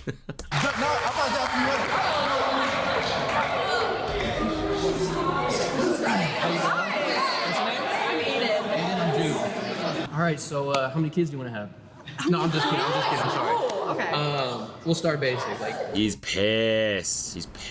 Look at him. Pissed. He's like, I didn't fucking get to finish my karaoke thought. I'm having a karaoke thought! my red flags, daddy issues, I guess. Oh, Oh, I don't have those. Well, that's you know. good. That's good. I have a good relationship with my family. It's super important to me. That's good. Yeah, I'm with very my sister, so very family based. Which one is your sister? Okay, something awkward is about to happen here. But by the way, this date is not going well. I feel like he's cracked a couple jokes and she's just been like, oh, no. It's never the reaction you want to a joke is, oh, shocking. Come on, boys. All right, well, it was great to meet you. You have pretty eyes. Very good. Oh, and he hit the mic. Oh my god. Oh no. We gotta watch that back. Slow-mo, come on. We gotta do it. She laughed too. Watch her. You have pretty eyes. Thank you. Oh, fuck. Oh my god. Humiliated. Hi, I'm Aiden. I'm Kevin. Very nice Kevin, to meet nice you. to meet you. Nice to meet you. Okay, what's your score, Kevin? 4? I got like 4 in like a good way though, you know? Yeah. What? Like How so? it takes me a second to really like trust somebody. It takes me a second. valid. My circle's really small with like my close friends. Like I'm a me very too. social guy and I have a big friend group, but my friends who are really close that I consider family is super small. So that's why it's a 4. Is that justified or no? Is that a red No, flag? that is justified. Okay, I get cool. that. I have a super small group of friends, but I Okay. do like going out and being social. Oh, absolutely. Okay, Yeah. okay. You're at the club or whatever. What song comes on and you're breaking it down? You're at the club, okay. Song comes on, breaking it down. Fucking, what's that Imagine Dragons song, dude? That shit goes crazy in the club. Imagine, if you will, for a second, a dragon. And what's the dance move that you're breaking out? Okay, so I usually like to go to EDM clubs, so Okay. there has to be a really good beat. It doesn't matter what the song is, as long as I have my sunglasses on, like, Yeah. I'm just... That's a different vibe. I like it though. As long as I got the sunglasses on and the molly's hitting, we're all good. What would your spirit animal be? Oh, a black cat. Okay, talk to me. 100%. Talk to me, because usually black cats like bad luck, but it also matches No, the fit. they're so. actually good luck in a lot of cultures. I have a black cat. His name is Ted. You know how people say like your pets look like their owners? Sure. Like I feel like I give off black cat energy. in the best way possible. Yeah, that's just 100% my spirit animal. Okay. Mm-hmm. I love it. Yeah, what about you? What would you say? Probably like a Wolverine. I could see that for sure. Thank A you. Wolverine. Thank you so Yeah. much. Thank you so much. They say the Wolverine's like the toughest animal. Hard to really put my finger on what's not working here, but he maybe seems too eager. Is that what it is? Perhaps turn the chalantness down a little bit? I think the chalant meter is redlining, bro. As hardships kind of go throughout life and whatnot, I always just kind of tap into that and Okay, that's- think about that's it just good. like whatever happens, you can get through it. And they say that because, little fun fact about Wolverines over here, if they get caught in a bear trap, they can get out. I love the fit, by the way. The fit's fantastic. Okay, did that go well? I don't think so. None left. I mean, it was a little overwhelming and chaotic, but I kind of liked it. I kind of liked having people jump in. Definitely had a lot of different personalities, which was kind of nice. So I had a good variety to choose from. So you're saying yes to one of the guys, is that correct? Mhm. Who are you saying yes to? Okay, I'm saying yes to. Definitely the first one. It's definitely the first one. All right, let's watch George and Alex.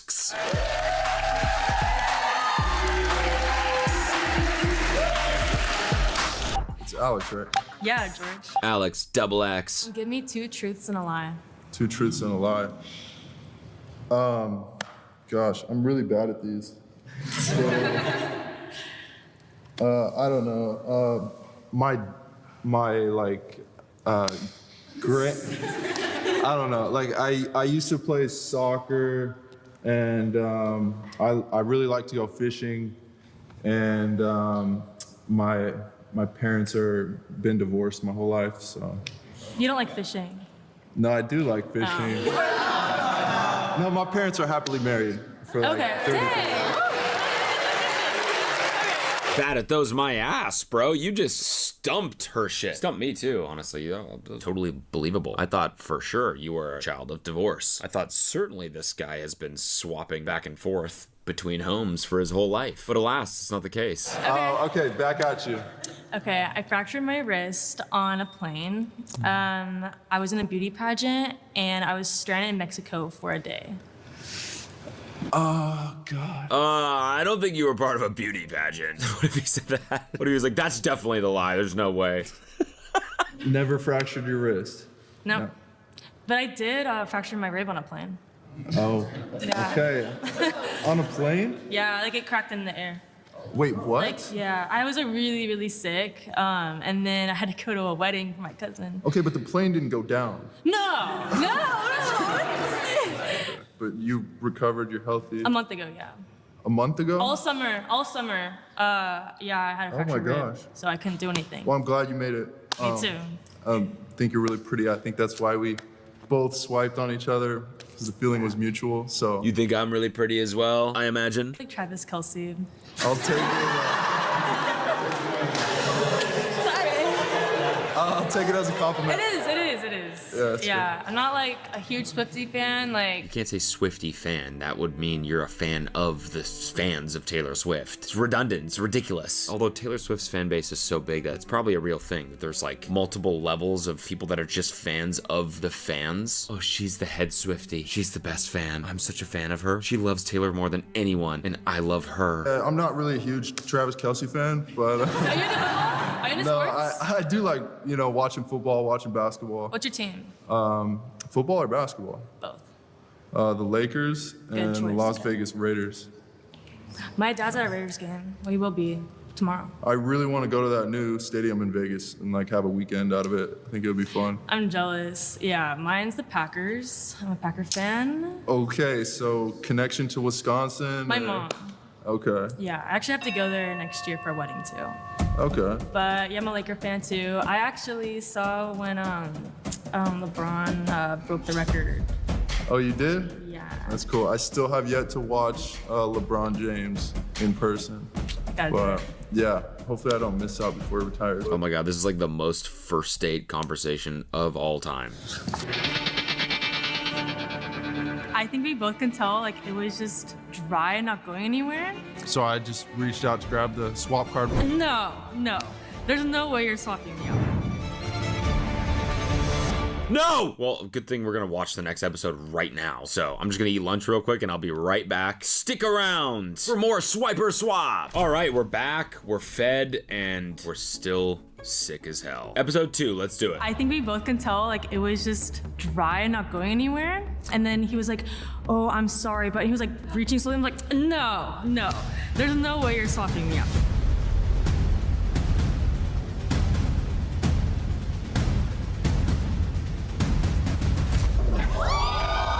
Oh, get it, girl.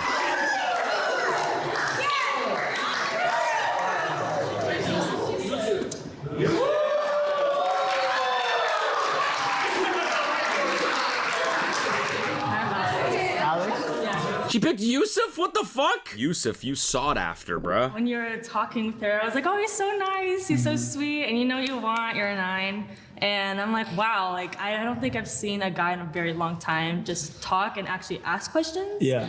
I talk a lot, and I kind of regretted that actually. I was like, damn, the 5 minutes went by, like I was just asking boom, boom, boom. She didn't ask nothing. What exactly are you looking for with people? How would they describe you? Like a typical day, like in the life, vlog. A typical Or day? What does it look like? That, I was like, dude, I just asked and didn't give her a space, but no, that's cool. Yeah. Where are you from? Are you from like LA? Like born, raised? Oh, on Egypt. either. I'm Egyptian. Dang. Dang. I'm sorry, I don't mean to go hard on her, but that was kind of funny. Dang. Egypt? Dang. You talking about like where the pyramids are? Dang. I moved to like Orange County area. Okay. Yeah, so. Look at these people just judging. Look at them. Half of them are talking shit. Just judging. I guess it is because she's right there and this was the last date. They're all like, girl, she's got nothing on you, all right? I'm just out here pursuing acting and a little bit of modeling. Yeah. Cool. How about you? I just moved here last year from Scottsdale. Okay. But I mean, I used to live in the Valley before. Cool. Yeah. And what are you pursuing? I'm an event planner. Event planner. Yeah, Okay. but at the moment, I actually. Oh, shit. She's back. Listen, if you already had a date, like, let someone else do it. You're hogging all the Yusuf. Let people talk, you know? We already saw this I pairing. wanted him to know that I was really interested. I feel like even after, like, obviously he swiped left on me the first time, but I wanted to let him know, like, I obviously am really interested. That's why I swiped right again, and that's why I stood up to steal. Okay, I want to know what you're passionate about. Outdoors. I'm a big outdoors guy. So, like, Recently, camping or? camping, yeah. The last like year or so, I was very active before that. I got my creative side too. So like my dad played pro soccer, so I like grew up athlete. soccer. And then my mom was an art teacher, so I also have that. So it's like, you know, when it's raining outside, I'm painting. When it's hot inside, I'm like doing some other thing, like I'm surfing or something. I So that's love what I'm that. passionate. Come on, bro. He's just saying all the right shit. I don't know if it's true or not. If it is, good for him. But like, this could also be pretty performative, really. If it's raining outside, I'm just painting, you know, just getting in touch with my inner creative. And then when it's not raining, probably doing the sport that girls think is the hottest, surfing. I actually don't know if that's true or not. She seems to be pretty into it though. And people, I was just talking to my friend the other day. I was like, you can believe in whatever you believe in. Like, I still want to like learn why your brain works that way. You know? Totally. You know, you gotta check somebody on this show. If somebody's a little too charming or they're describing themselves too well, it's like there's maybe some calculation going on. No one's just like, yeah, I'm an artist, but I'm also a surfer, but I love people most of all. Come on, Yusuf. Maybe he is like that. I don't know. He seems like a cool guy. I'm saying yes. Where do you think his head is at? I think he's gonna say yes. Okay. Okay, so we're gonna find out. So if it's a yes, he'll join you on the stage. Okay. And if not, we will go from there.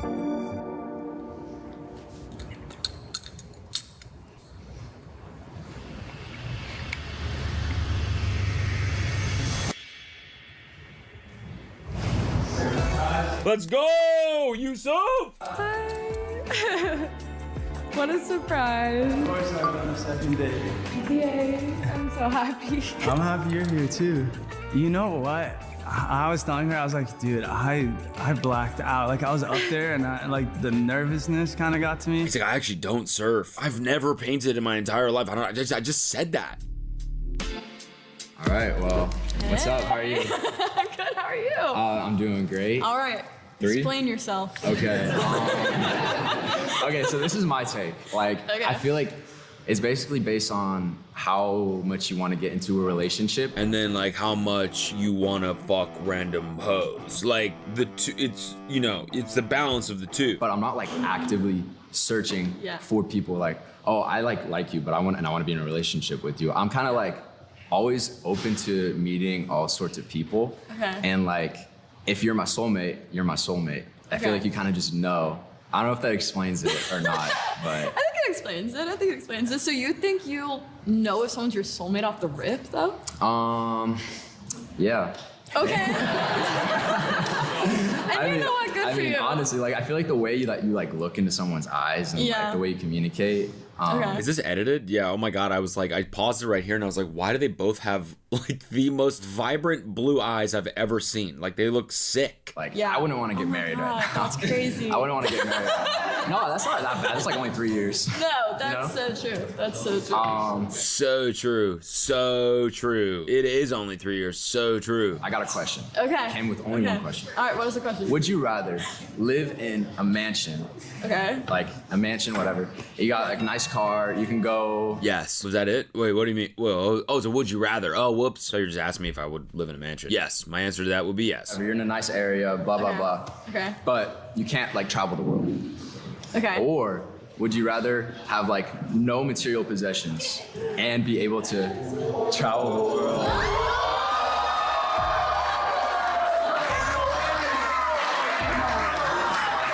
That's a good question. Mansion. Traveling's overrated, dude. I mean, what did we learn from the travel influencers video? All right, half of traveling is fucking delays, stairs. You gotta bring your bag up the stairs. Amalfi Coast. That place is a bunch of bullshit. It's just work. Fucking pulling your bag up all these stairs, cobblestones. It's a nightmare. Mansion in one spot. By the way, I'm joking, but I'm also kind of not joking. Like, I really like, maybe just because I have a kid, but like, I like being home now and having a routine. When I was in my 20s, no, I was like trying to go everywhere. Now I'm good right here, chilling. That much better? Listen, hold up. Okay, what is your number? 2. 2? Okay, That's hold up. first. Just like him though. Okay. I'm very open to it right now. Okay. Well. Honestly, like, no, I am. But I think, like him, it takes a lot of work to make an actual relationship work. Okay. When I meet somebody, I am very open to becoming like. What do you and do? It's a What are little your busy. jobs? Fly fishing, I would guess? So I line dance. I mean, that was a close second. That was my second guess. Line dancing. I work at a school, so I work well with kids and. That's awesome. Yeah. Before I switched my major into what I'm doing now, I've obviously already graduated, but I was in elementary education before I switched my major. Awesome. Yeah, so I work at an elementary school, so it's okay, great. yeah, I taught in a kindergarten classroom, which is crazy, except There feels you like go. a billion years ago. Yeah. But yeah, So you know how crazy they do get. They get Yeah. very crazy. yeah, Very they get stressful. crazy. But like I came up here because honestly, I saw you and I went, okay, that's it. I just wanted to get a chance to meet you. You know, it's a tough situation to be in. You swing into the date and then you gotta like be cooler than the last guy. It wasn't really going well for him, but still, you know, it's a hard position to be in. He kind of did well. I felt like it went all right. I kind of pitched myself more than a conversation, unfortunately, because I'm a yapper, so I like to talk a lot. So are you saying yes or no to a second date? I would say yes to a second date, yeah. I'd love to go on a second date with Sophia. Where do you think her head is at? Honestly, I thought she vibed better with the first guy. She has a very, I don't want to say like flirtatious personality, but very like bubbly and like easy to talk to with everyone. So I feel like it's a little bit harder to read her. I honestly would be surprised if she said yes. With our conversation that we had, I would say like, she would say yeah. But hey, you never know. I think it went better with the fisherman guy. I'm just calling him that because his fit looks like he came right from the marsh. She talked to him for longer. And I feel like it's human nature to think, if I did that thing for a longer time than I did this thing, this one was better. So if she says yes, she'll join you on the stage. Okay. If not, we'll go from there. Oh my God, I'm nervous. Last time I was on that side. That's way less nerve-wracking. Oh yeah, way less.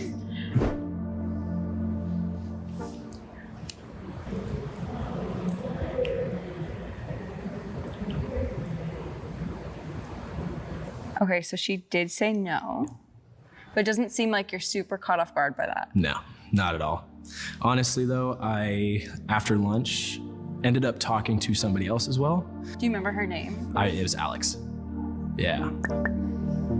Oh. Should Derek shoot his shot with Alex? Comment below. Yes.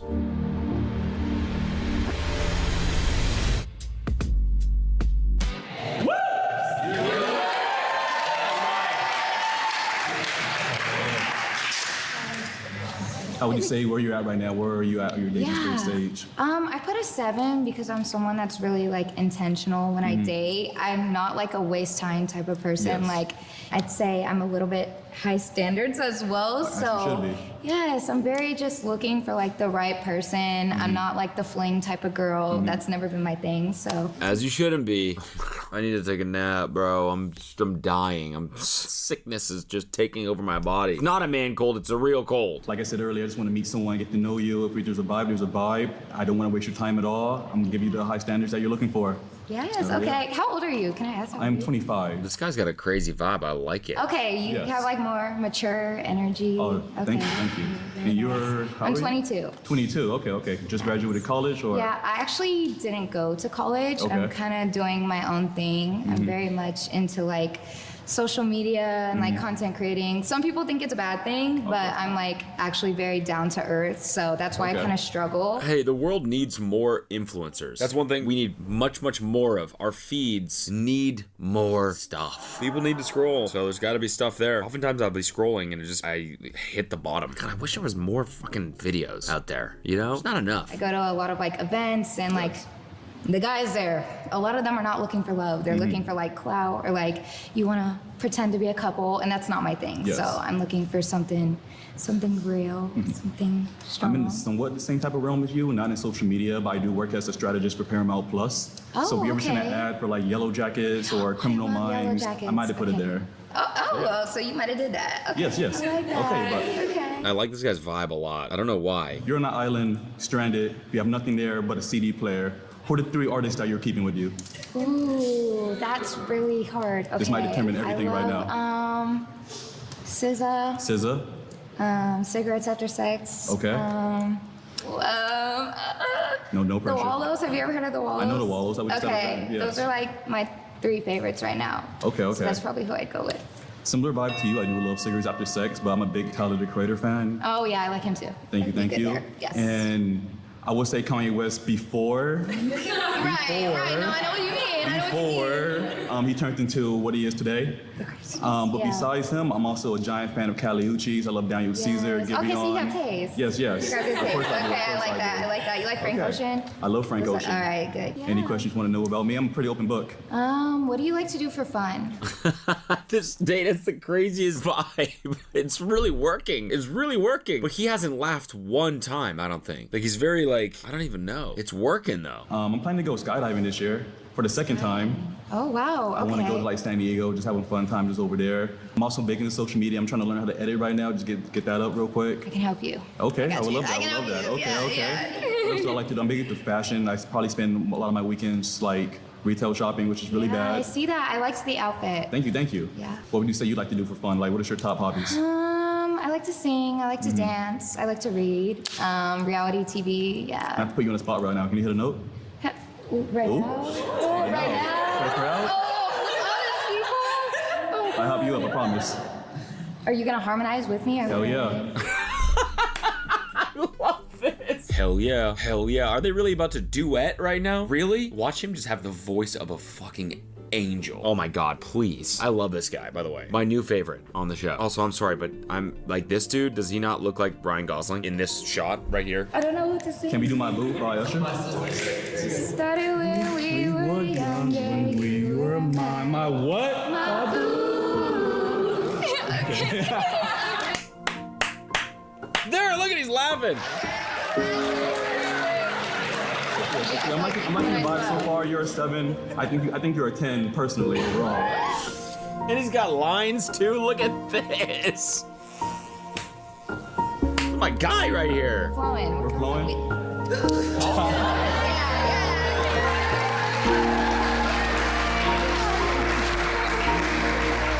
She was stunning. I like the way she dressed. I love this dude, Sir. Also, an insanely sick name, Sir. Hello, sir. What's good, sir? It's awesome. Just being born as a knight, people just have to call you Sir. That's so sick. Honestly, on that same vibe, like, if any of you out there are having a kid, consider Majesty as a name, or Your Majesty. Like, kind of like Yusuf, but like Your Majesty. So people have to call him or her that. Your Honor. They're just a judge off rip. She seemed very articulate, just put together. Everything that I'm looking for in a girl, so I am saying yes. What do you think she would say? Not too sure exactly. You know, I know like she looks like she's pretty popular, so I don't know, but I would hope she would say yes. Aw, that's so nice.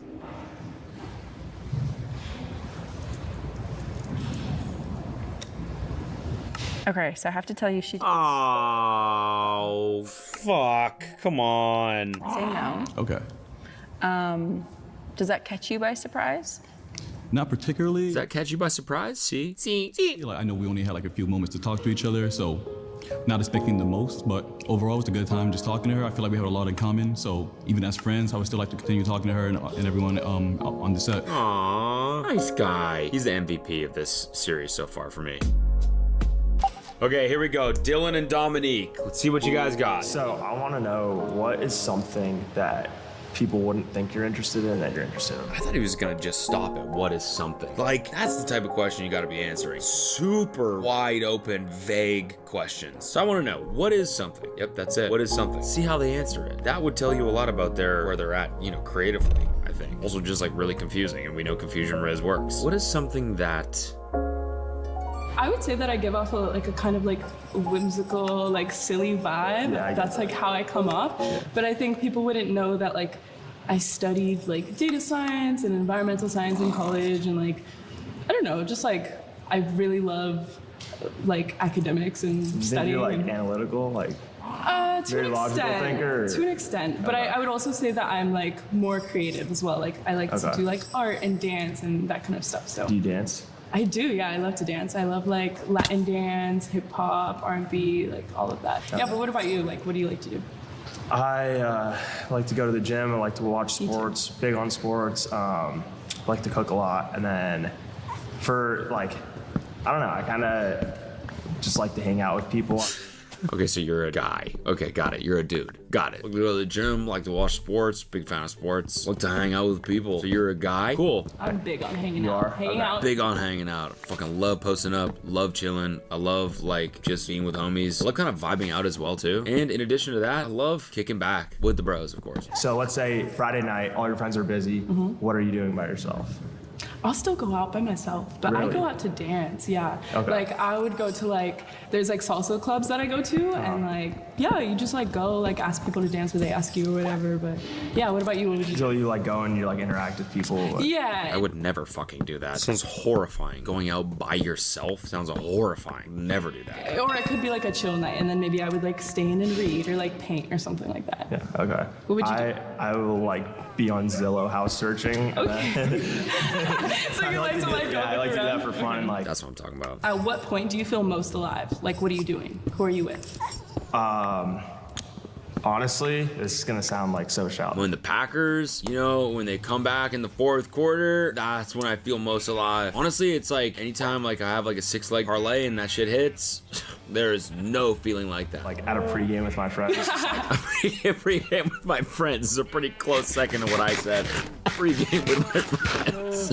Honestly, kind of spitting though. I mean, that's a really special feeling. Just getting to the pregame. You work all week. I mean, I'm 35. What am I saying? But like, it used to be. Work all week. Friday comes. Get to the pregame. That's a good feeling. Drinking a little bit, talking. Like Drinking a little bit, talking. That's what I was gonna say. It's always the best. And then like, we'll go to the bar, but it's never as good as the pregame, right? Like, Exactly. I love It's just the like that anticipation. social environment and where you like, it's a big enough, it's not a huge group, but it's like a big enough group. You know everyone. You're just like talking I about. feel like this guy is just like the ultimate bro. And by that, I mean like the dude, he's just like a really good guy friend, you know? Just really about the pregame, just vibing out with the bros. Yeah, we can go to the bar, we'll talk to girls, whatever. It's never as good as hanging with the bros. I love it when like people have like strong like friendships and they like prioritize that because I feel like my past partners, they didn't really have like solid friendships. It was just like me. So then I felt like a kind of like imbalance where it's like, okay. It's like a little codependence. A little bit, but it's just like I want you to have like a good like social life and then we can come together. And Yeah, be like, that's like my favorite thing when like you get your friend groups together, like you can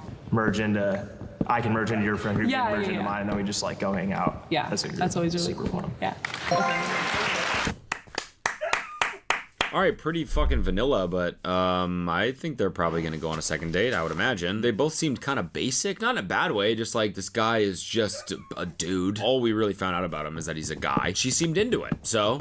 It was a good vibe. I was a little bit surprised that nobody tried to steal either of us, honestly, but I think we were just like kind of chill, kind of like good conversation back and forth, so it kind of made sense.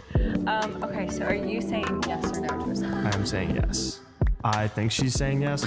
I'm just thinking back on their conversation. Like the only real thing of substance they said was that friends are good. Pretty funny like summary of like a 2-minute long conversation. Friends are good to have. Yeah, we had a great combo. Who knows?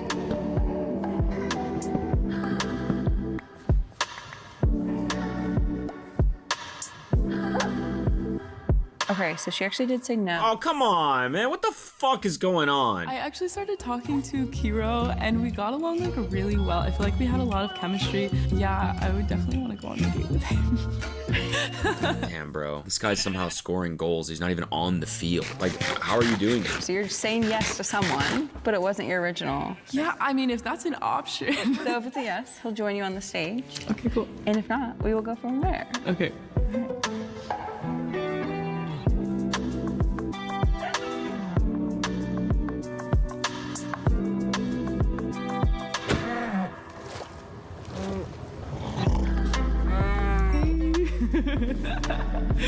It's been a minute. Sorry. You guys are really matching. Yeah, absolutely. It was meant to be. So. You know. Yeah, literally. Yeah, literally siblings. Yeah, literally we're siblings. Let's check back in with Aiden. Cuts to Aiden Ross. Yo, what's up, guys? Download the Nectar app right now. It's like, whoa, they've gone a totally different direction with their promos. So you're saying yes to one of the guys, is that correct? Mm-hmm. Who are you saying yes to? Okay, I'm saying yes to Kevin, which wasn't, like, it was really hard to decide, but I'm saying yes to Kevin. I thought he was really funny, and we didn't get to talk a lot, so I don't know, I kind of want to see where that goes. Oh, she picked Kevin. Okay. I was not expecting I that. feel like my safe choice was Justin, but I don't know. know. I just kind of wanted to see what happened with Kevin. Like look at that. He's really going for it right there. He's been Dougieing for 2 straight minutes. It's too long. It's a short dance, you know? We're gonna find out if he says yes or no.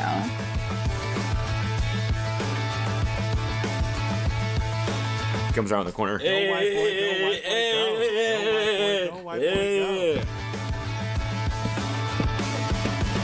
Okay, so he did say no. Jesus fucking Christ, what is going on? Oh my God, what's wrong with you people? Go on a date. What are you scared of? Does that catch you by surprise? I mean, not really. Kevin, wasn't he the one that stole? He came and sat down and then basically talked the whole time, I think. Why would he say no? So you're 7? I can't even hear 7 anymore without, you know, I'm not gonna say it, but I can't even hear one part of that without thinking of the other part. If you had 48 hours left, what are you doing with your time? Who are you spending it with? Like, who are you gonna see? Like, what's Okay, what's the probably plan? start with like a long walk in the sun, and then Alone? Alone. Okay. Yeah, good meal. Probably get wine drunk with my girlfriends. Okay. Go dancing.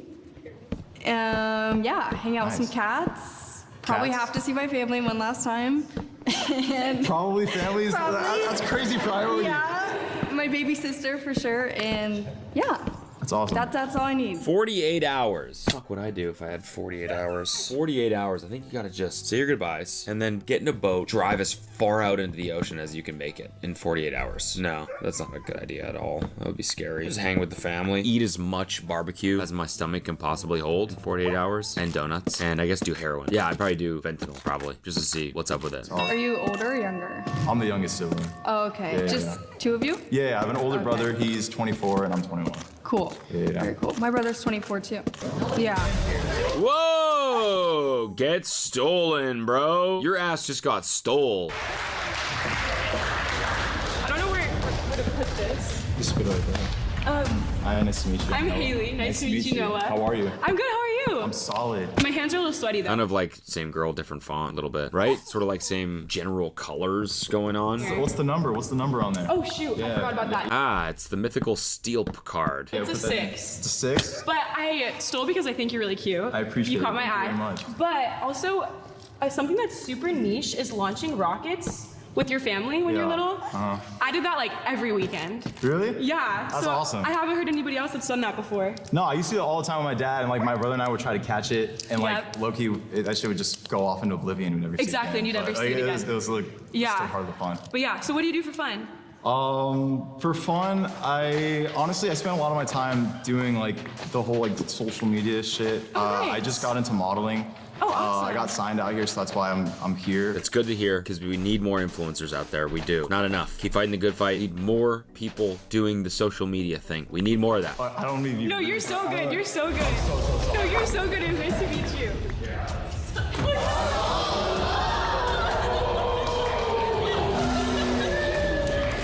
I don't know. Tell me a little about yourself. I thought you had a cool vibe when you were talking with him earlier. So Thank I want to get to know you. What was your name again? I'm Sophia. Sophia, nice to meet you. Nice I'm to Noah. meet you. Noah, nice to meet you. Okay, I'd like your spark notes. What's your life? Yeah. Oh God. Okay. I actually just moved like 2.5 months ago. Really? so Okay, I'm yeah. new here. I just got here too. Okay. Yeah. Yeah. I was a theater kid. Were you? For 4 years. Okay. And Were you actually doing like plays? I was like the theater boy at my school. Okay. So what shows did you do?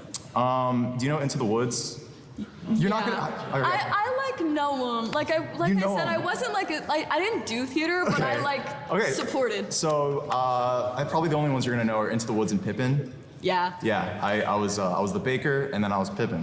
Oh my God. Okay. Oh my God. Yeah, no, yeah. So you were like a closeted theater kid.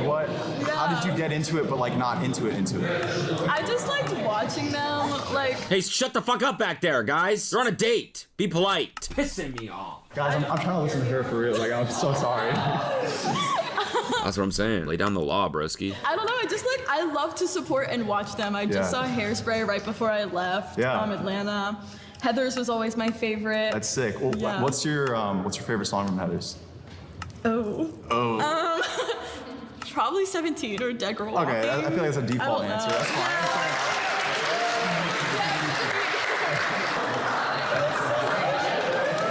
Oh, yeah, I think they're definitely going to go on a second date. I would imagine that went swimmingly well. What was going through your head when you pulled that swap card? So I was having a pretty solid conversation with Addison, and someone came in and stole And I mean, that was chill. I like nothing personal. I just wasn't super interested. So I swapped. I decided just to try someone new and see what else is out there. I really liked her conversation she was having with Nick. I just thought she had a good personality, and I thought it would be something I'd jive with. And I was right. I thought we had a pretty solid conversation. So are you saying yes or no to a date with Sophia? I'm saying yes. Yeah. Yeah, so I can tell you she did say no. Oh my God, this show, man. These people are just getting their hearts shattered and minds being shattered every time. Okay.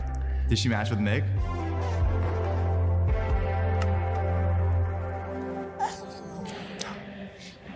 No way. Honestly, I had no idea. I was like, there's like 4 different guys you could have chose. Oh my God. Well, I'm glad you came out. Thanks. Happy to be here. Yeah, I mean, it's great. Yeah, she did. Okay, that's good. Look, I thought they were both super cool. I think they'll get along great. I'm happy. That's cool. You know what's crazy? We didn't even have a chance. Again, these two guys are like the same. They're like both Chads, just different fonts. Like, they both seem like nice guys. I'm just saying. It's more of a compliment is what I'm saying. Are you like a foodie? Yeah. Like either dinner and ice cream, because that's like classic. I love doing that. Or like a hike or something. I think I'm gonna opt for the dinner and That's what I would. Yeah, hike. honestly, like I feel like a hike's a little bit. Yeah, that's what I wanted to. Yeah, I would have said that too. Yeah, for sure. Hikes, stupid idea. Fucking stupid. Wait, what is my score? Is it 7? I feel like it's 7. 7?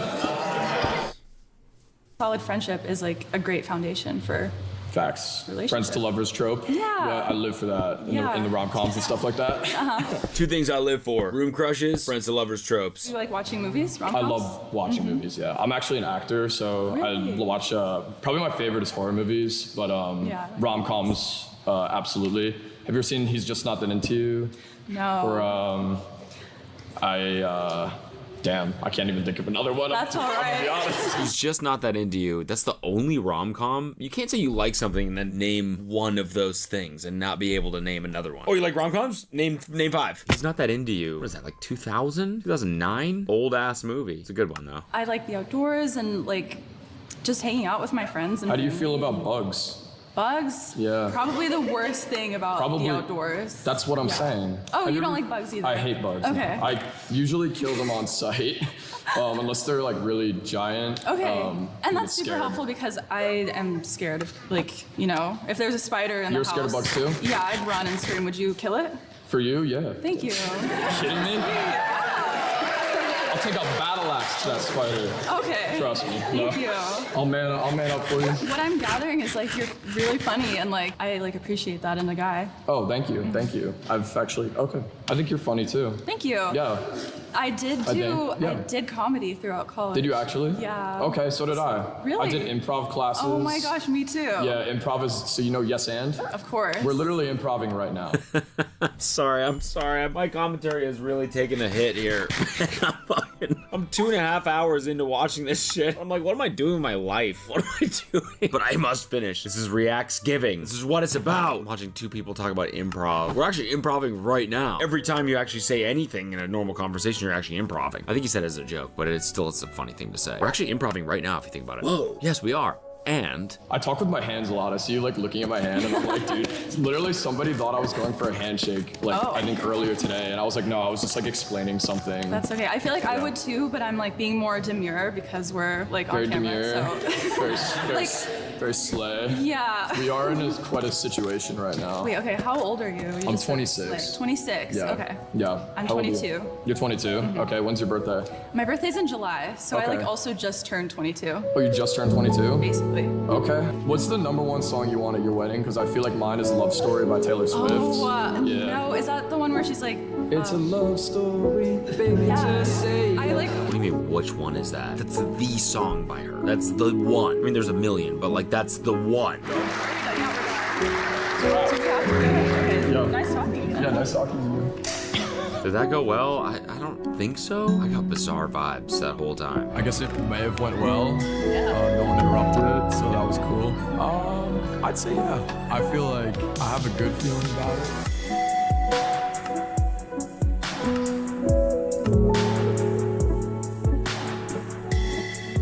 So I'm gonna tell you, she did say no. What the fuck is going on? Every single one that I think is gonna work doesn't work. And then every one that I'm like, that was weird, it works. What's up? How are you? Good to see you. Good to see you again. Reem, what about Chris? Hey, what about me? Well, like I said, he's super funny. Like, I feel like we would laugh a lot together. And yeah, in our conversations, like, there's just so much more to talk about. And we have some video games that we want to play together, right? We do. We're gonna play some Minecraft. Yeah. Yeah. We're gonna defeat. She's never defeated the Ender Dragon before, so. Never defeated the Ender Dragon. Loser. Neither have I. I don't even know what that is. All right, guys, let's see what you got. Come on. Come on, guys.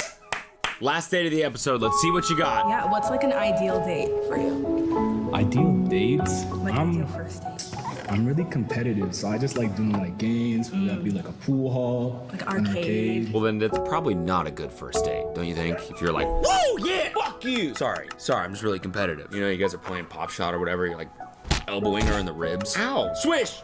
Fuck you, get wrecked. Get another drink or? What's like the biggest animal you think you could beat in a fight? Like, Biggest animal I could beat in a fight. yeah, because like for me, like I like to think of things like I hate when someone asks a question and they say before the person answers it, they say, because for me it's this. It's like, so you just wanted to ask yourself the question, right? No, by the way, this guy seems like a very nice, gentle-hearted guy, but I hate that. It's a pet peeve. It's a funny question. Let her answer it. Don't ask the question because it's a funny question, but because you also have a funny answer to it. That's selfish. Pissing me off. put my mind to it, I can do anything. You know, like I'm super confident like that. Animal I could beat in a fight? So like, I feel my like God, if it's a life or death situation, I feel like if I needed to, like a bear is coming running at me. You think you can beat a bear? You're beating a bear? If it's a life or death situation and I need to live, okay, I feel like I'm pretty resourceful. What situation would you not need to live? If it's a life or death situation where like I need to die, like, you know, death is the option that I'd like to go for in the life or death scenario, then I'm definitely fighting a bear. I mean, they would fucking just one claw to the jugular and I'm done. Okay, I don't know if I can beat any animal. I can't even beat an ant. I don't mean like, it's like a life or death situation. I don't mean like going out beating animals, but just like, if you needed to survive, like, I don't know. Let me say, I'm gonna say a raccoon. I could beat a raccoon. Okay. Right? Yeah. Oh, I knew something was coming. The music, I could tell, you know? That's my observant brain right there. No, they made it pretty obvious.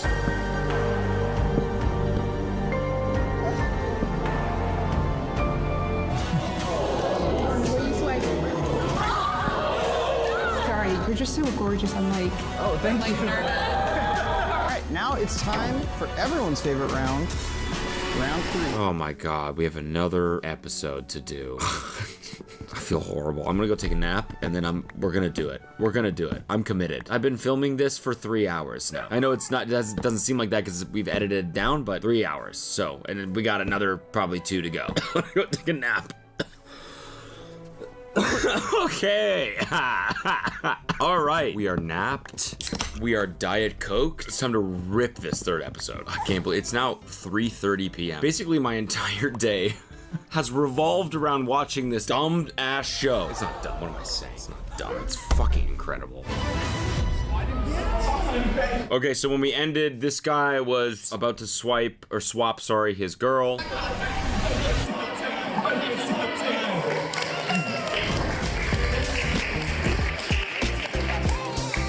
I think he like wasn't getting my humor, maybe wasn't understanding. He wasn't asking any questions or was like dodging my question, but I'm like too nice to swap someone. So I got swapped.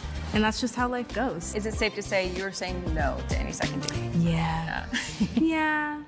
You can't fire me. I quit. Saw you the whole time. Your glasses, your outfit. Oh my I just thought you were really pretty. Oh, thank you so much. I was like low-key thinking about, damn, I should wear a different outfit. No, it's really nice. Let me ask, do you feel like the number represents you well? Yes, we're both a 5. I think that,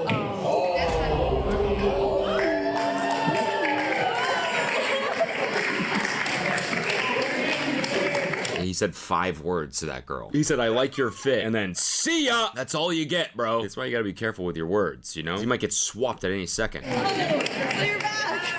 I'm back. Seriously. I swiped yes on him and he said no.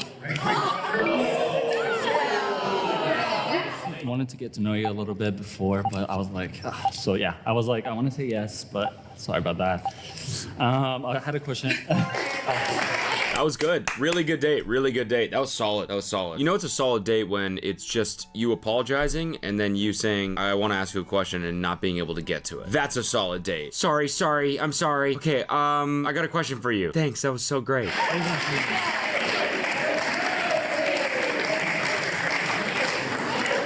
you saying yes or no to a second date? I would love to go get to know her more than those 10 seconds we had. So yes, absolutely. So if she says yes, she'll join you on the stage.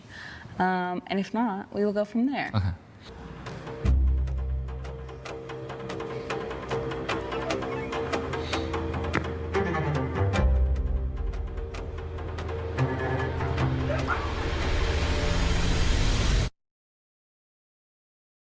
Oh, what? Wow. Tina, how you feeling? I feel good. That's so funny that she got like 20 seconds on the chair and ended up with a second date. She's barely been part of the show. Same with this guy. They haven't been like main characters at all, and yet here they are. They won. What does the first date look like for you guys? I feel like we didn't talk that much, but I told her I kind of want to go to Long Beach because I haven't been to Long Beach. So I would love to go like pick her up and then we can go see Long Beach and we could go to bars. If you're up to that, we could grab food. I'm a big foodie person. I don't know. Yeah, I could put you onto some underground spots. So I would for love sure. that. Yeah. Long Beach, interesting choice. Hey, I mean, it's like a beach, it's just longer. That's what's cool about it. Now it's time for everyone's favorite round, round 3, pick or pitch. This round is for all of the singles who have not had the chance to sit in either of our beautiful chairs. For this round, a contestant has the option to either pick anyone from the group behind them to join for a 2-minute speed date. But if they don't have anyone in particular in mind, they can instead pitch themselves to the group for 30 seconds. Once that 30 seconds is up, anyone who's interested can sit down with them and the 2-minute speed date will begin. And round 3 starts right now. So this is basically the real life version of when you pitch yourself to 50 Tinder matches at the exact same time using the broadcast setting in the app, which I'm sure is a feature now, I guess. Could you imagine if that was real? Just 3 a.m. Hey, is anybody up? Hello, matches. I don't know if we've chatted before or not, but you know, I'm so-and-so and I am currently pretty horny.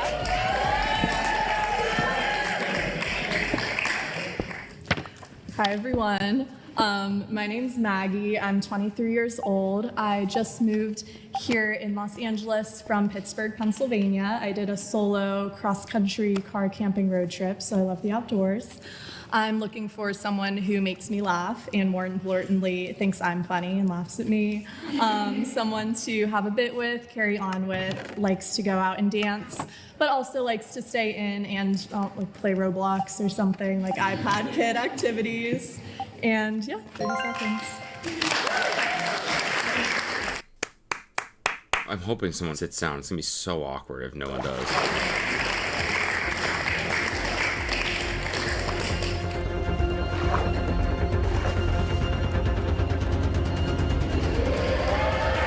Thank the Lord, man. Thank God. Oh my God. Oh my God.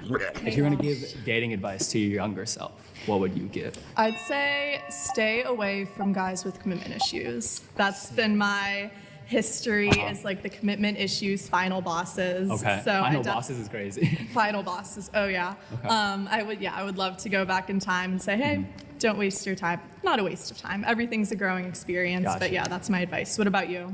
Ooh, let's see. I like to think this is a cheesy answer, but everything that went bad in my past relationships made me a better person. So true. I don't know if I'd tell myself anything.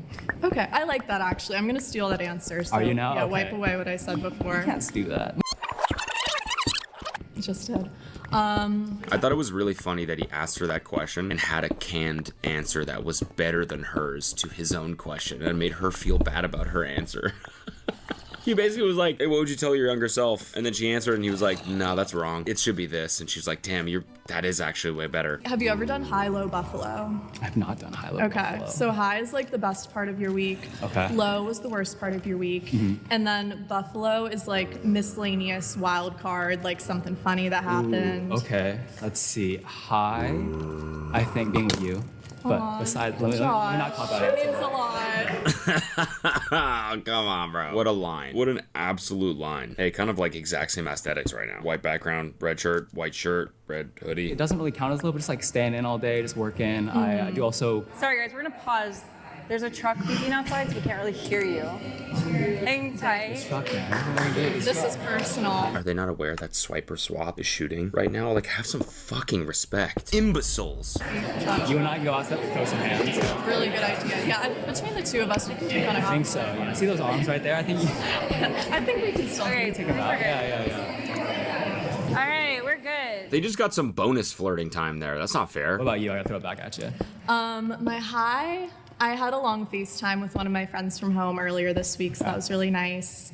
Low, I got food poisoning on Thursday, so not so fun. Shitting my absolute brains out. That wasn't fun. Yeah, my low point was definitely pooping in my bed. What is your dream date? My dream date. It would start with a good dinner. I love a good dinner. I love food, good so dessert. I that love works out food. pretty well. So important. Then we go for a walk, digest a little bit. We run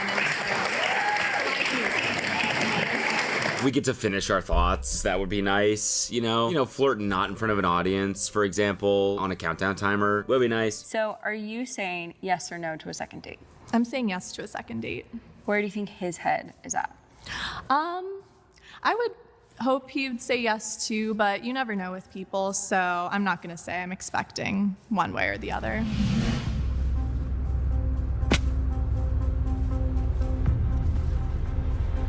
Come on! Come on!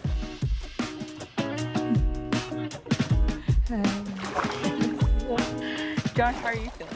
Feeling great. I mean, I got her next to me, so. This guy's an absolute sly dog. I got this girl next to me, so I could take you to Greece. Zad. Oh, he seems like a nice guy. What does a first date look like for you guys? Ooh, we did talk about a couple. But I know, I was sitting there trying to remember the things that we had talked about. Mhm. Was it Costco? Like, I feel like that was one of the We things. said we had to go to Costco and go Yeah. to Turkey.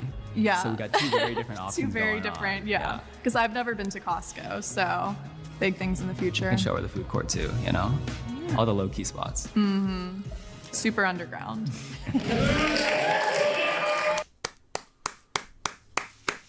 Good for them. Good for them. I saw some couple sparks, maybe. I don't know. It was a little bit awkward, but good for them. My name's Kevin. I'm a 22-year-old ICU nurse.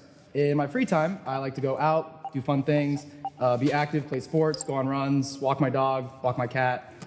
And I also like to cook. Walk your cat, the hell? I don't love doing the cleaning part. I do still do it, but I'd happily make something if someone can help wash the dishes with me. That'd be great. And other than that, fun little hobbies. I love to explore different tea shops around LA. Really good. One of my favorites is in Santa Monica, Buena Vida. Love to take someone there. Good pitch, honestly. Good pitch. Good. Man, I'm just devolving. My condition is worsening. Maybe I need some herbal tea of some sort.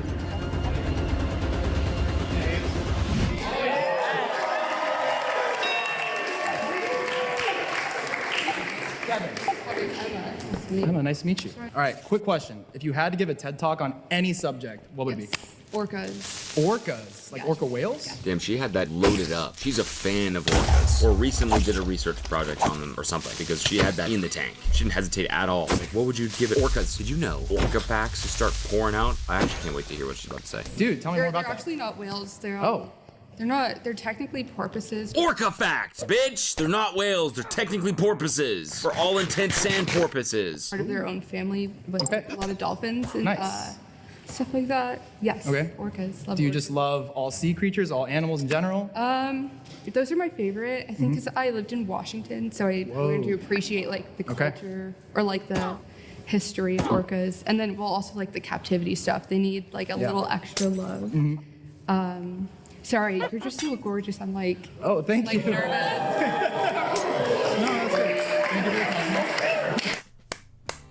Whoa, okay. Now that's a line right there. Now that is a line. I feel like everyone in this room is blushing right now. Look at this. Everyone's like, Oh, oh. He's going like this. 6, 7. Do you like chocolate chip cookies? Love chocolate chip cookies. Okay, because I make them like on a weekly basis. I always have cookie dough in my fridge. Okay. I can bring you some sometime. I would love that. Sounds great. So you said tea shops. Tea shops, yeah. Big fan of tea, I not love fan of tea. coffee. Same, me too. I'm Perfect. not a big caffeine person. I get Okay. super nervous and jittery. But my family brought me this blend for my birthday of like Birthday, you when could- was it? My birthday? Yeah, when was it? June 7th. I'm a Gemini. Gemini. Okay, how old are you? I'm 23. Okay, nice. How I old are turned you? 23 October 7th. Okay, you're So younger 22 than right me. now. A little younger. What do we think, guys? What do we think? I think it's gonna work. I think they're gonna go on a second date. Watch this guy right here. Cool, yeah, no, it's all good. Yeah, no, it's all good, bro. I was nervous and kind of didn't get the opportunity to ask him any questions that I wanted to, but he seemed very nice and he was really easy to talk to. So are you saying yes or no to a second date? I don't think we seem that compatible. Yeah, I think I'm gonna have to say no. What? Surprise of the century right there. What the HE double hockey sticks is going on? I thought she was super into him. She was like, you're gorgeous. I can't talk right now. Yeah, the conversation flowed. He was really easy to talk to. Super hot. It's gonna be a no for me. Ladies, anyone from your side? Yeah? Go for it.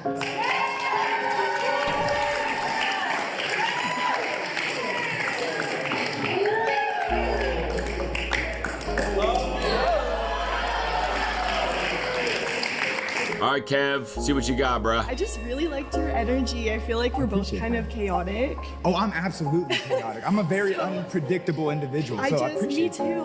I feel like I love to be spontaneous. And I feel like, I don't know, our energies kind of match. Okay. But I have a question for you though. Okay. I do. If you were a fruit, what Yeah. would you be? Mango. It's just my favorite fruit. I think it's not a very good question because like fruit, like none of them do anything. Like when you ask that question, like what animal would you be? It's because like animals like do shit and they're in different locations, right? But fruits are just, they're all like usually just kind of in the fruit bowl. It doesn't really matter which one you are, does it? Like they all just sit there. So I'm just gonna go with my favorite one, the tastiest one, the mango. I guess actually no, if you're a coconut, you could get like slammed on a rock or something. I don't know why you would want that. Or chopped up with a machete. I don't know why you'd want that. I guess mangoes get sliced up with a knife. I don't know why you'd want that. So yeah, actually, if you were any fruit, you kind of are just kind of doomed to meet your untimely demise in a really painful manner. So it's actually a really dark question, really fucked up. I don't know why you'd want that. That's like so telling. Ooh. It's not telling at all. I don't know why you. I'd probably be a guava. It's like a little tropical or like Okay. little tropical. I'm Mexican, Portuguese, and Dutch, so I'm like Okay. from a little bit of everywhere type of thing. Yeah. But I'm pretty sweet on the inside, and I'd like to think I don't look too terrible from the outside. I think the guava is aesthetic. So Okay. That's actually a pretty fucking good answer, honestly. Would you consider yourself like an aesthetic type of person? Like, No, what would no. you say your aesthetic is? Besides a guava. Just me. I'm my aesthetic, like genuinely. Okay. Yeah. I like the confidence. Okay, I would like to return the question. Okay, That was yeah. a great question, by the way. Thank you. So, not a good question. What fruit would you be and why? So I think I'd be a strawberry. Good Honestly. answer. Good answer. Not We be- love strawberries. Not just because it's pink, but like I don't know. I feel like it's a fun fruit. Yeah. What makes it fun? You know, you can put it in yogurt. You can eat it by itself. Oh yeah. I don't know. Okay. And it's sweet. That's true. That is true. Two different options. Fun ass fruit. Put it in yogurt. It's like you look at a strawberry, you're like, oh my god, the world's my oyster right now. I could either put it in yogurt, I could eat it just by itself. I'm having so much fun right now deciding which one of these two to go with. And they can be sour too. Okay. Like when they're not ripe yet. Okay, I like that answer. That's fantastic. Okay, if you could live in any time period, what time period you want to live in? Ooh, probably like the 80s.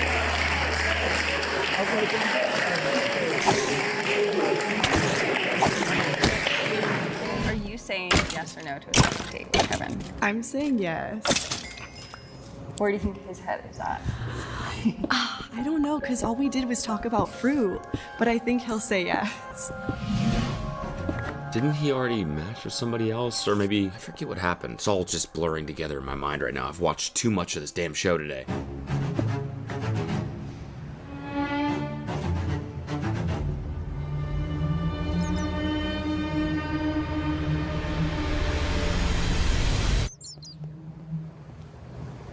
Kev the dog! Kevin! How we doing? Thank you for saying yes. Thank you for saying yes. I mean, come on. We were flowing guava, strawberry. Yeah. We basically had a smooth going on, so Yeah, you know how it is. We're gonna make a smoothie. Type B. Come on now.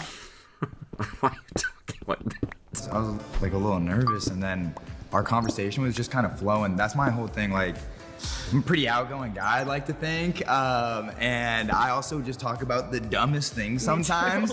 And then when our combo just kept on like flowing and flowing, there was no awkward pauses or any moments. Sometimes I feel like I have to carry the weight of a conversation, being a professional yapper, and there was no moment where I was like, okay, like what am I gonna say next, or like where's the kind of conversation going from there? So it just felt pretty natural. I felt the same. Heck yeah. Loved it. I was gonna say post-game interview, how was the whole experience overall? Oh, I'm gonna go to Disneyland. There we go, we're going to Disneyland, people, so you heard it here first. Come on. That was good. That was nice. They seem good, I guess. He kind of reminds me of Nick Vans from Love Island a little bit. Type B, I mean. It's like a Nick Vans type B.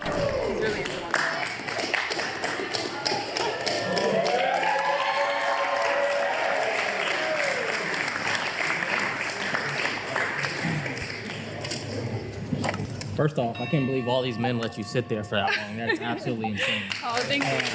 Good line. Tell me about you. Tell me about your program. Like, who are you? What's your name? Where are you from? My name's Ryan. I'm 23. I'm from the Valley, so Okay. like Woodland Hills area. I'm a student. I also do content creating, and I'm also an actress. What do you study? I'm pre-med, so. Okay. Oh, you're trying to get it all. I like that. Well, I love that you do content creation too. I do that as well. Yeah.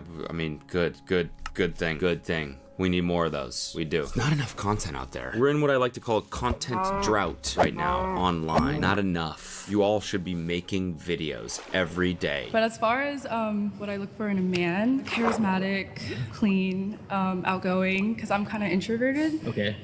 Yeah, funny. I like to laugh. That's fire. So- Well, I like your smile, so hopefully I get to make you laugh. I think you are absolutely gorgeous. Thank you. Tell your parents I said thank you on behalf of me and Okay. you are absolutely phenomenal. Thank you. What do you want to do? Like, what's your goals in life outside of school?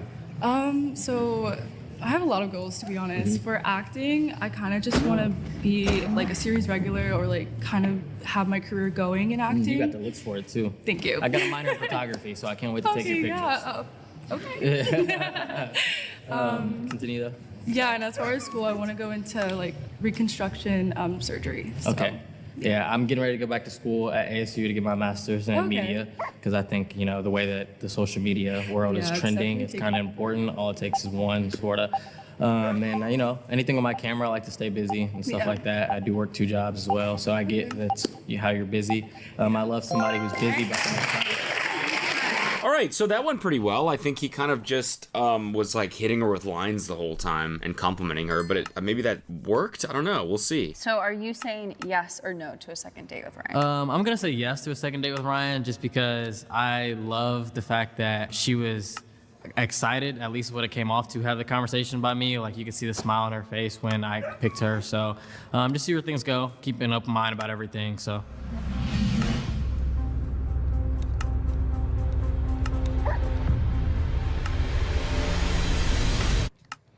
Okay, so she did say no. That's fine. Oh. I'm in school right now, so that's taking up a lot of my time, especially pre-med. So, I mean, I'm open to relationships, but I'm just not really looking for it. So, I feel like he possibly would say yes because he was asking me to go to dinner tonight, but I don't. This is like the worst way to tell him no, but yeah. He did say yes. Oh, okay. Yeah. Oh, I feel bad. Did you come on the show? Like, I'm not looking for a relationship, but I'm open to it. All right, well, this guy wants to take you on a date. Nah. But, like, I am open to it. Oh, my God. Help me. Send a doctor. I mean, maybe she can help me. She was pre-med. Tell me a little bit about yourself, your age, where you're from. I'm 24. I'm from LA, born and raised, and I graduated last year for communications. Right now, I'm starting with like modeling, acting, got into an agency, so I'm getting that in. Okay. And then Also, I'm teaching kids. Okay. So. Any kids yourself? No. No? No. Okay. I'm gonna get a little deep because I don't want to waste your time. What's something that when you're having a bad day, you're feeling anxious, overwhelmed, what brings you peace in yourself? Lately I've been going on really long walks, like on the beach, like where it's like, hi, I like long walks on the beach. Like I mean that, like I walk on that beach every single day. That's good. What Yeah. beach? It's a secret. Oh. So we're gonna go and then we're gonna find out. Yeah. Okay. While we talking, I also want you to write your number and tell me about it while you write it. Oh, I meant her phone number. I thought you meant her phone number. I was like, that's crazy. Just getting her number, like you're hitting on her at the bar, just in the middle of your date that you're already having. Oh.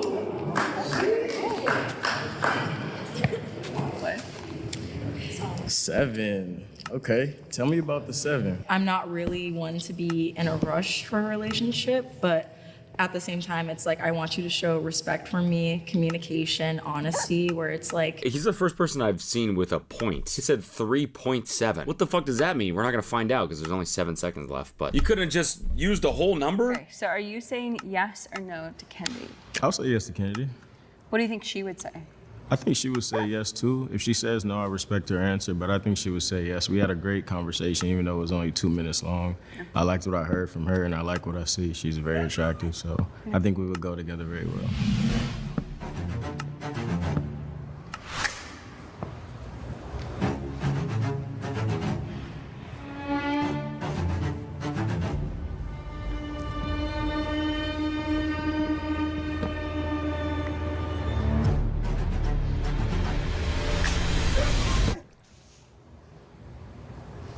It's just match after match after match now. I knew we stuck around for a reason. What's up? Good to see you. Kennedy, how are you feeling? Good. What about him got you up and out of your chair? You know, people might see like his outside demeanor all serious, but he seems like a holly jolly person on the inside, all nice and soft. So, and it seemed like he had a really good vibe just to like really converse with. Do you feel like that's true about you? Yeah, I feel like it's very true. Her and I had a little time to chat off camera and got along really well, so I think what she said is on key. There, God. You got me smiling again. Look at me, smiling alone in my studio. Sad. My name is Ariadna. Yeah, you know what? We're on the home stretch of this now. I'm gonna drink another Diet Coke. I am 25. I am actually a really big fat nerd. I'm really into like anime and Marvel and like Hello Kitty. That might be a red flag, but I swear I grew up on her. I love her. My favorite anime is Hunter x Hunter. I have it tatted.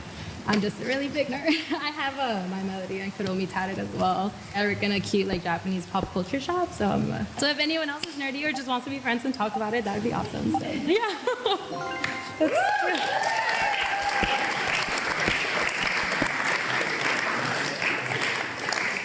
All right.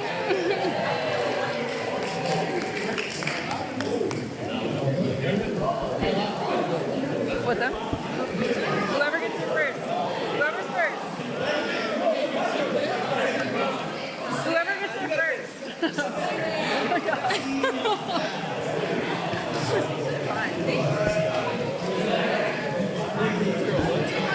Okay, it's quiet. Damn, they should have fought each other, man. What the fuck was that? Should we let her pick? No, dude. Fight to the death. Kill that. Kill that guy right in front of her. Then she'll know that you're serious. So again, my name's Kevin. Heard all the nerd stuff. Love it. Have a PC. I read manga all the time. Watch anime. Love Hunter x Hunter. Great. Okay. Now, You said it Hunter right x Hunter. too, so I love that. Yeah. So is that your favorite one? Yeah. Or, okay. So what are the other two? Like, let's say top 3. I really love Sailor Moon, and then the authors are married, so that's like really cute. That's to me. actually really cute, I yeah. love that. Okay. My first anime was actually Attack on Titan, so I started That's- off you're really starting off, freaking like, strong. cute. Yeah, I started off so freaking strong, so it's pretty hard to beat, but Hunter x Hunter beat that, and like you know, these are my children. So love it. I You mind if I see it? Yeah.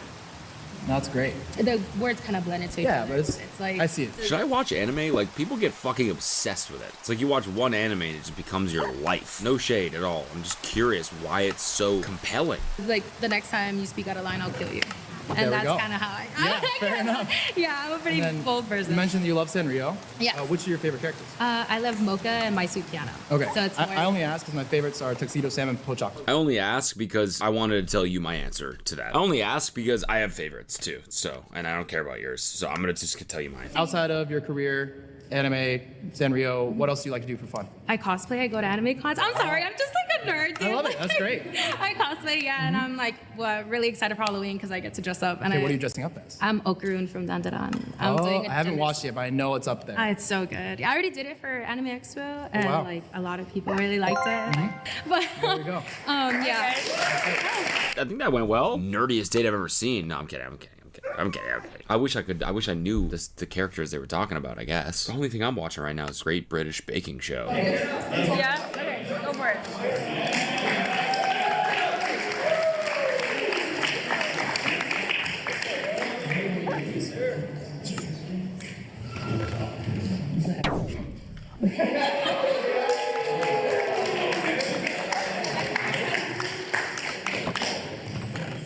When I saw that he got up, I was like, okay, he's probably gonna come get me. And then he did. He was like, where's the anime girl? And I was like, oh crap, it's me. Me. Ariana, nice to meet you. Nice to meet you, Donnie. You're beautiful, by the way. Thank you. So I heard you like anime and cosplaying and video games, right? Yes. What's your top video game right now? Actually, Marvel Rivals. Sorry, but I don't know. He just witnessed the entire date that just happened. To be like, so I heard you like these things. Is that true? 2 minutes ago, she was just talking about how much she likes these things. You don't have to start from scratch. You know, you can pick up from there. Favorite age so far? Honestly, I've been killing it ever since I turned 28. So a 5, you're like right in the middle. Yeah, the thing is, like, I had recently talked to someone, and then it was like a commitment issue thing with them. Yeah. I actually saw him from here, which is crazy lore. You saw him here? Yeah. Damn. I saw him in the crowd, and I was like, Yeah. what? So I was like, you know what? My turn to come on here. Yeah. So crazy lore fact. And also, you saw him in the video. Yeah. I thought it was like your No, he's not here. No. Yeah, it's a crazy lore fact why I'm here, but Yeah. like it didn't go like as I planned, and I was like, you know what, I would like someone that knows what they want, but Yeah. like I'm also not pushing for it too hard because then Yeah. it's kind of like. So you're like dating with intention? Yeah, like dating with intention, just more like if we vibe, we vibe, and if not, then that's cool. Like I still don't mind seeing friends and stuff. That was really fast. I feel like it went really well. I don't know if it went really well. It barely went. Barely anything. Anime, video games, and Marvel, which I happen to love. Are you saying yes or no to a second date? I'm saying yes. Yeah. love Where to do you get to know think her. her head is at? I'm thinking she'll say yeah. Yeah. I don't think she's saying yeah, unfortunately. I think she was gonna say yes to the anime guy.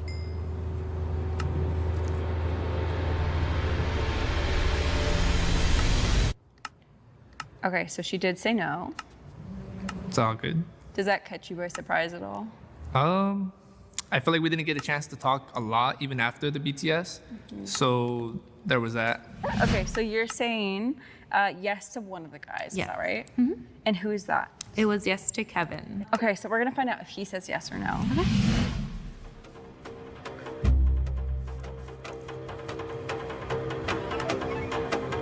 The other Kevin walks through. Yo, what's up? Type beat, type beat. Kevin, what are you doing back here?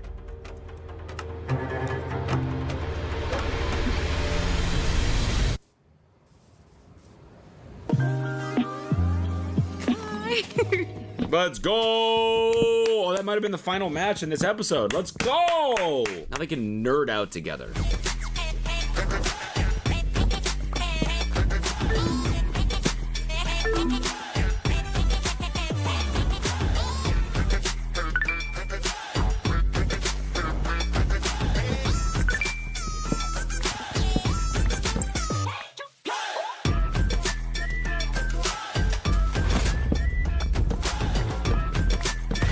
All right, folks. Well, that's it. These are the matches. These are all the couples. You know what? I feel like they're all destined to be together forever. I think all these people found their life partner. They got to start checking in with, I don't know if they do this. I kind of am sort of selective with which Nectar videos I watch, but like there's got to be now some lore with some people where they've gotten married because of Nectar, right? Like it's been around for a while now. They've been doing this for a while. The chances of someone getting married from one of these shows is pretty high, I think. I wonder if that's true. And if so, good for them. Let me know in the comments if you know of that being true. Okay, I'm never watching 3 episodes again in one day. I've been watching this show for 3.5 hours straight now. Hope you had fun, because I sure did. And guess what? I will see you bright and early tomorrow. Have a good night.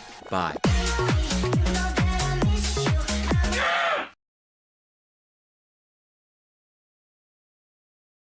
Six most disturbing 4chan threads. Lock in. On November 29, 2007, an anonymous 4chan user uploaded a disturbing post. Do people still use 4chan though? Because I feel like all of these are going to be threads from like the early 2000s, early and mid 2010s. No? Like, is 4chan active? It's gone? Does it exist? If it still exists, people use it. I just don't know if 4chan is... Like, I'm not an expert. I didn't know what 4chan was until like 3-4 years ago. In 2007, an anonymous 4chan user uploaded a disturbing post with the words, "If anyone can correctly guess their own post number, I will tell you where she is buried." Eerily, the post was accompanied by an image of a teenage girl. For context, on 4chan, each thread is assigned a unique post number, which is completely random and serves as an identifier for that specific post. These kinds of posts where the OP would reward other users with something if they managed to guess their exact post number were pretty common. But the rewards themselves were rarely this dark and specific. You can probably understand how the creepy nature of this particular post instantly caught the attention of so many people. It's worth mentioning that the dates and times from the screenshots shown are the archive dates and times, meaning they're not accurate. But over the following minutes after the post... Side conversation. He's saying this is archived, so this is from so long ago. Do you think there's ever going to be a moment where YouTube starts like deleting back roll of old content for like server usage? I know it's easier to store more and more amounts of stuff, but do you think there's ever going to be a point like 20 years from now where they're like, we're going to delete videos from 2008?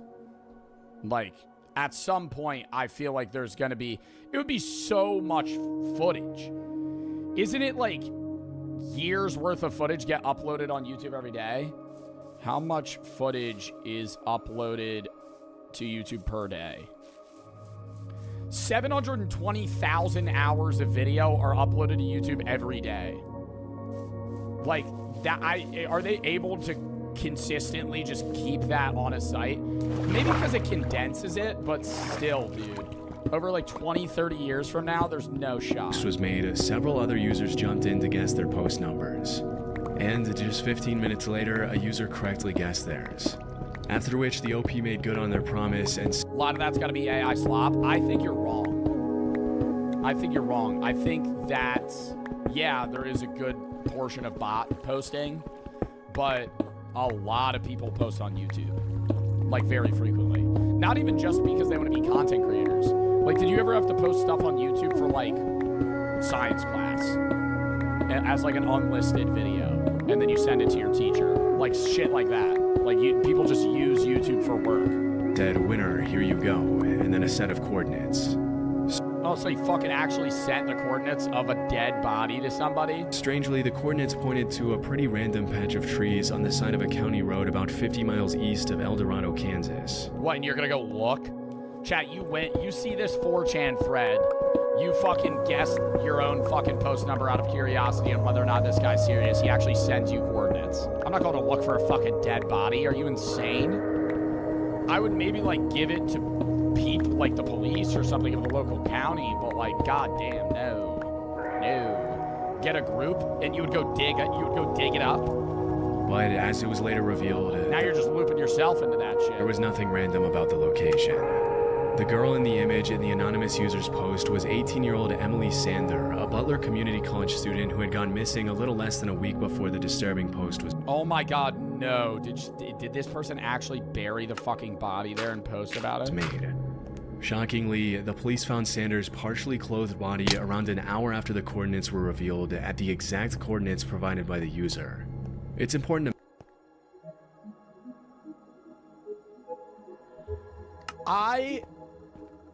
I feel like we've seen so many videos of like Reddit accounts or 4chan accounts that say like random creepy shit like this, but they're almost always trolls. This person actually murdered this woman hit her body and then posted about it on fucking 4chan. I'm really bad at basketball. I used to almost be last pick in middle school, and the only reason I wasn't is because I was taller than most of my class. But you know who doesn't suck at basketball? Professionals. And you know what's more fun than watching them? Betting on them with DraftKings Sportsbook, the sponsor of today's video. Since the NBA season's starting up, there's no better time to get in on the action. If you're a new customer and you sign up today using promo code JOEB, place a $5 bet, you get 3 months of NBA League Pass on us, as well as if your bet hits $300 in bonus bets instantly. What a deal. And if DraftKings Sportsbook isn't available in one of the states that you currently live in, one of the green ones, you can still take advantage of daily DraftKings fantasy. So make sure to check out DraftKings today and sign up using promo code JOEB. Place a $5 bet and get 3 months of NBA League Pass on us, as well as if your bet hits $300 in bonus bets instantly. Thank you to DraftKings for sponsoring this video. And let's get back into it. Mentioned that by the time the uploader revealed the coordinates on 4chan, the cops had already been investigating Emily's disappearance for a few days. And they were already zeroing in on a suspect. As the they know who it is. Investigation had revealed, Emily had disappeared on November 23rd of that year after leaving a bar outside El Dorado with a man named Israel Mirales. According to 2 witnesses, number 1 suspect probably going to be the guy she left with. Israel had bought Emily and her friends drinks at a Chinese restaurant in El Dorado before accompanying them at a bar called The Retreat. After the 2 left the bar, Emily was never seen alive again.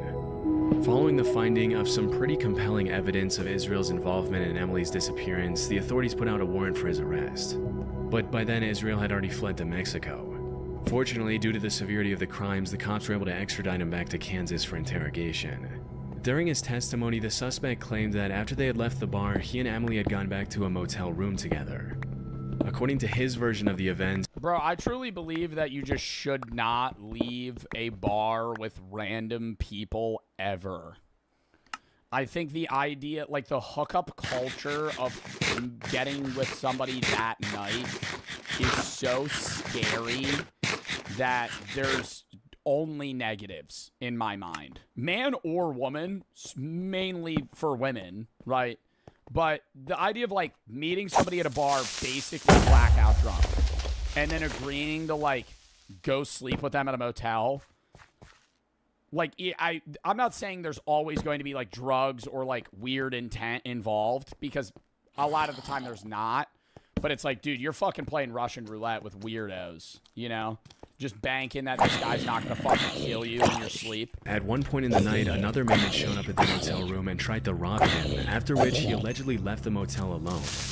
When he came back a few hours later, Sanders was supposedly dead. This story is already kind of hard to believe, especially when you factor in that after allegedly finding the lifeless victim in the room, Israel claimed that he panicked, put her body in the trunk of his car, and headed to a house where— What?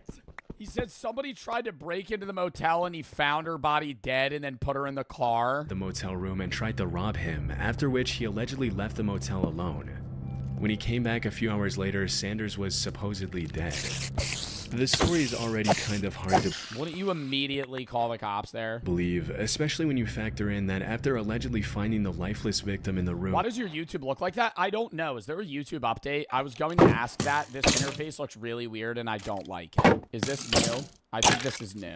Israel claimed that he panicked, put her body in the trunk of his car, and headed to a house where his 16-year-old pregnant girlfriend was staying in nearby Baxter Springs. Whoa. What?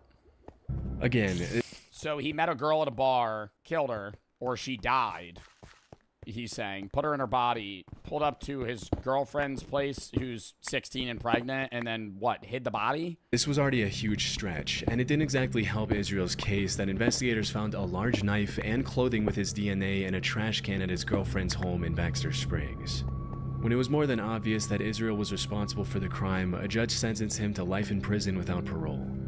As for the 4chan thread, I couldn't— Don't you always want to know, like, why? I'm not saying a lot of these guys are normal growing up, right? Or, like, normal people in the sense of, like, doing crazy shit.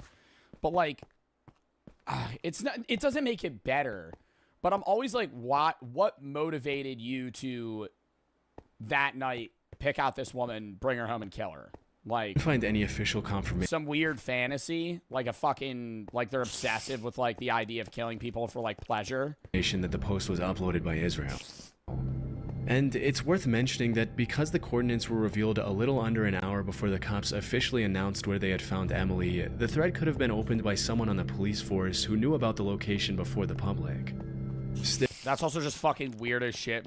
A cop opened a 4chan thread saying he knew the location of a dead body. Still, there's a very real possibility that the 4chan post was uploaded by the killer himself, adding an even more disturbing layer to an already horrific crime.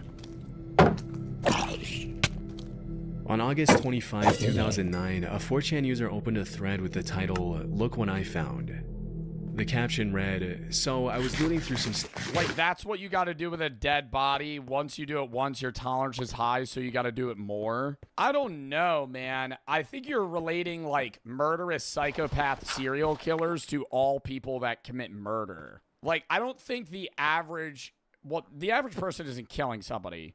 But I also would say that I think people that are killing people aren't usually getting some sort of sexual pleasure out of it.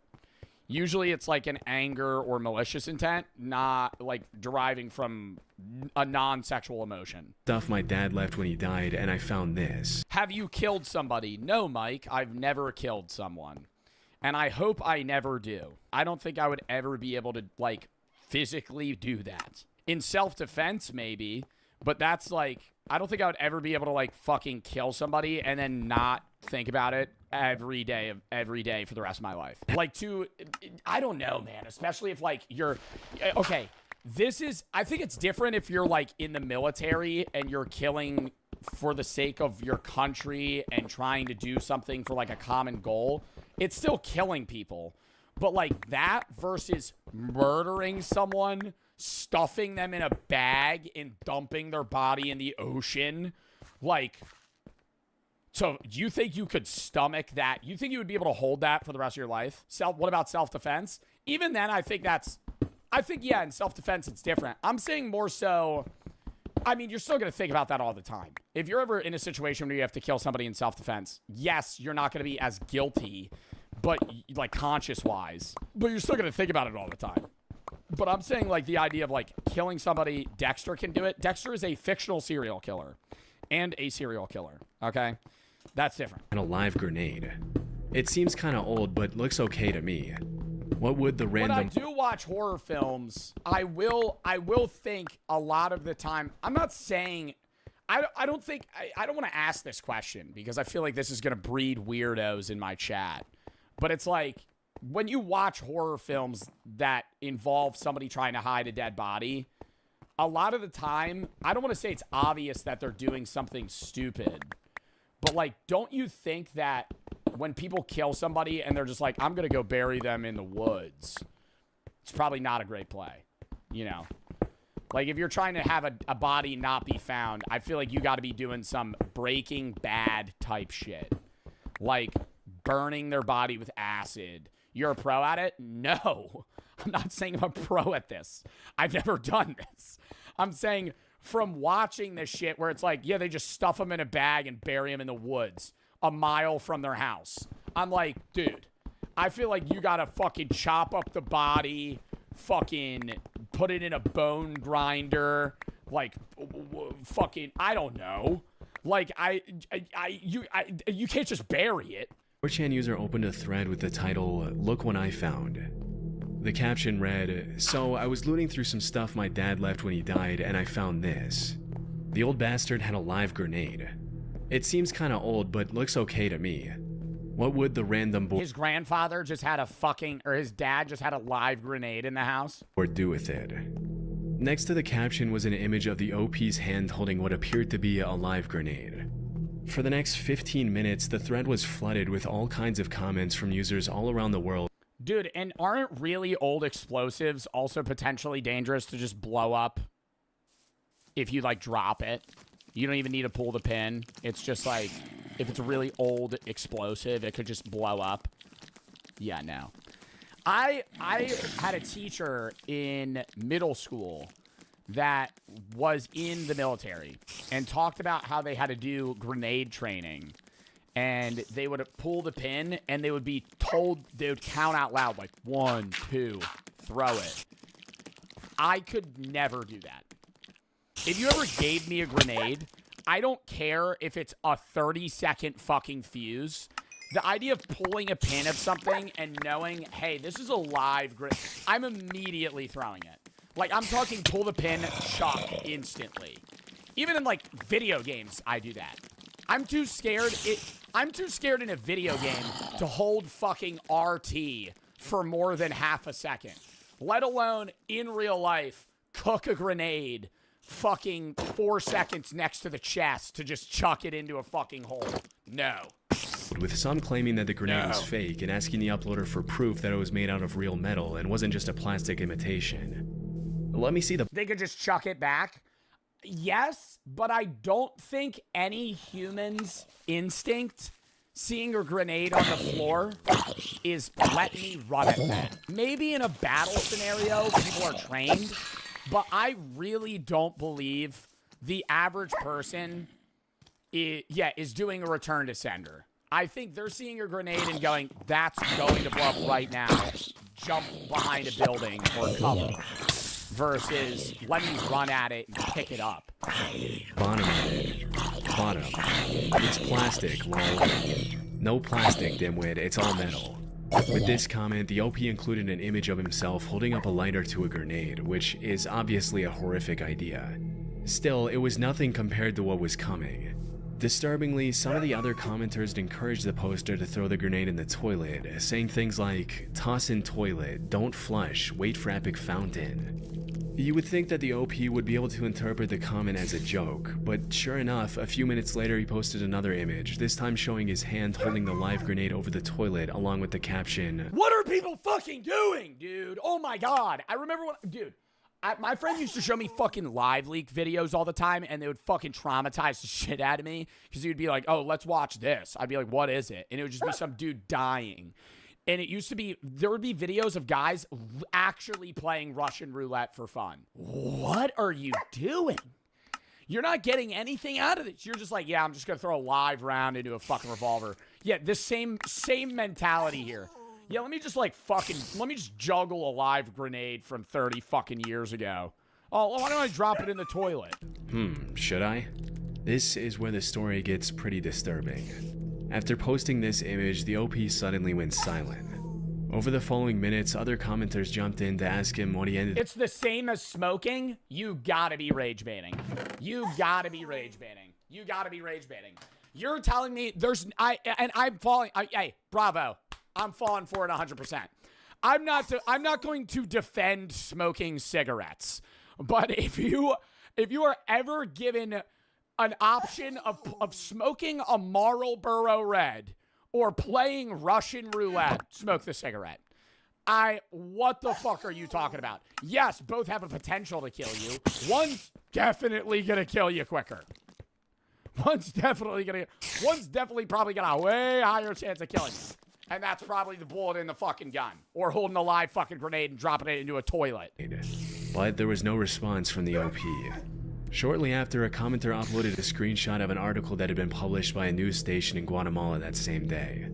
Chillingly, the article broke the story of a 17-year-old boy named Oscar Lopez who had passed away after... What?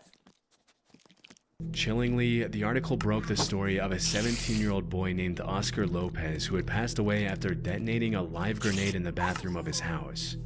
According to the article, the boy's dad had been involved in the military at some point, which explains why it was in his home. Because of the timing, most of the commenters concluded that Oscar Lopez was the OP, and immediately condemned the users who encouraged him to throw the grenade in the toilet. In the weeks following the incident, several news stations from Spanish-speaking countries published the story, which brought a lot of attention to the original thread on 4chan. Over the years, the story of Oscar's grenade has been reposted all over the internet thousands of times. And it's made its way into dozens of YouTube videos covering the most disturbing incidents caused by online threads.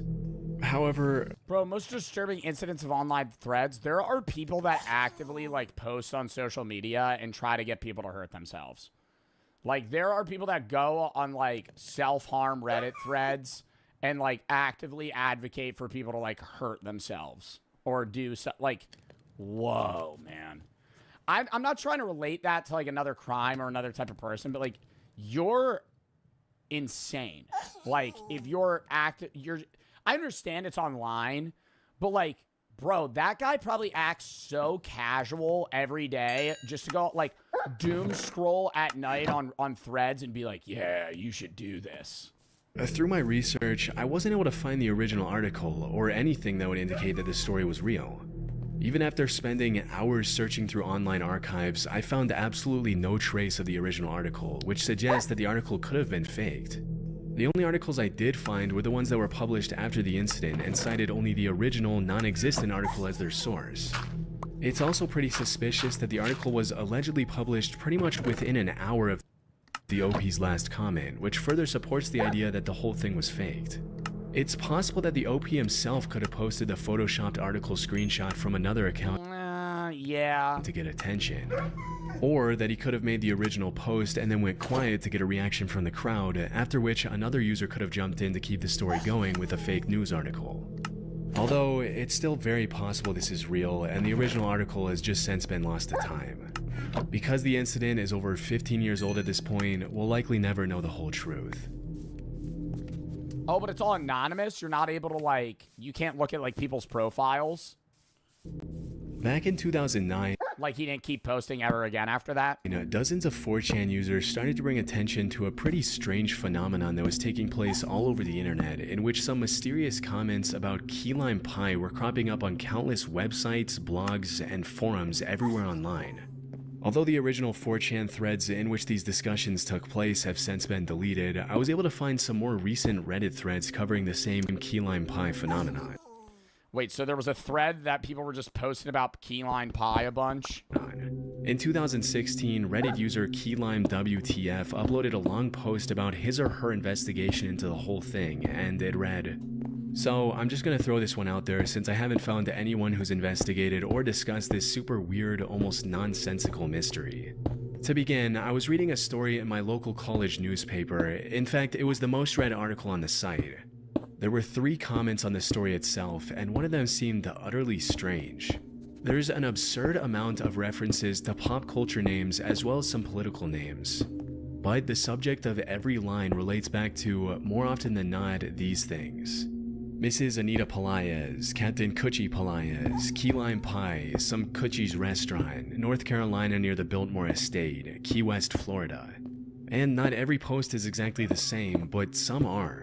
Some reference weird... I tried the Captain Coochie's key lime pies, and those pie-gasms healed all my symptoms within the first 4 weeks. A pie-gasm? Highly recommend Captain Coochie's key lime pie for anything that ails you. Can't get enough of that key lime pie. Key lime pie. Key lime pie. Can't get enough of that key lime pie or I'll just cry until I die. I don't know what I love. I just love my key lime pies. This feels like somebody that's obsessed with, like, slam poetry. Pop culture icons. I don't know if this is like somebody that's murdering people. While some just seem to be weird, out-of-place pie recipes. The oldest post we found was from 2009, with the most recent being an awful TMZ story. Super weird, but if you were to Google or research those names associated with key lime pie, what you would discover is that this has been posted all over US media sites. A couple of things here that we discovered down the rabbit hole. Coochie's Key West Bar and Grill existed in one way or another. Existed, bro. That shit looks like it was fucking a part of the Wild West, man. That looks like it was 80 years ago. Like that one building that's just been abandoned since you've been existing in your city. Local eatery websites and Google Maps, but there's really no information as to what exactly it was. The majority of the posts we found were done by a Jake Carson, a fake name, or by celebrity/political figures. Nothing totally makes sense, yet everything is related. Also, who would go through this much trouble for something as ridiculous as key lime pie for a restaurant that isn't real? I found that pretty much everything the OP was talking about in their post was perfectly true.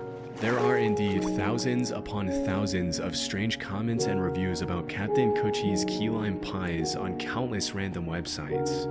And a lot of these comments have appeared on sites that have absolutely nothing to do with pie, such as this extremely long and somewhat inappropriate comment that was posted on a memorial site for a woman from San Jose. No, somebody fucking died and they put this on their fucking memorial site. I tried the Captain Coochie's key lime pies and those piegasms healed all my symptoms within the first 4 weeks. Who passed away at 74. As I also found, a lot of these comments are posted in articles and blogs revolving around suggestive content, such as this other one that appears in an article about a dating show. It reads, "That Captain Coochie Pelaez of Cucharidaville over in Asheville, North Carolina, sure enough is one wild and crazy guy. All the women are so wild about him and his famous cheeseburgers and key lime pies." But even though these comments are definitely weird, these are just 2 of thousands of accounts that have been created to post these comments everywhere online. As you might have noticed, the phrasing of these rants seem to follow a bit of a pattern. In pretty much all of the comments, almost all the words have been capitalized where they shouldn't be, and the poster always signs off in the same way. Hey Bob, do you know what the difference is in one of Captain Coochie's famous king-size sirloin steak sandwiches and an Ashton Kutcher movie is? The steak sandwich is so good. Don't forget the key lime pie. It's to die for. With 3 dots after the last word. All right, this is like less an ongoing bit inside joke that somebody's spamming on forums and actually getting really fucking weird. Followed by a fake name. Sounds like Roger's just crazy. Yeah, sounds like Roger has some weird obsession with like a fake fucking key lime pie verse. I found that these comments have also been made on random Facebook posts. As you might have guessed, a bunch of people over the years have reached out to these Facebook accounts, and the responses they've gotten have been pretty disturbing, as you can see in this 2016 Reddit thread. The post reads, "I decided to send Coochie Pelaez a message and ask him when the world can know who Captain Coochie is. I didn't expect a reply, but roughly a month later Coochie replied, 'There's just no medicine like an all-natural key lime pie made from scratch.' Plus a bunch of other garbled nonsense about key lime pie. After a little bit of back and forth, the user asked Captain Coochie for the address of the restaurant, and this was the response they got. Close your eyes, let your ears listen to the radio. Do you hear my voice? Can you hear your own soul scream? Let me choose." Oh, fuck no, dude. I'm not...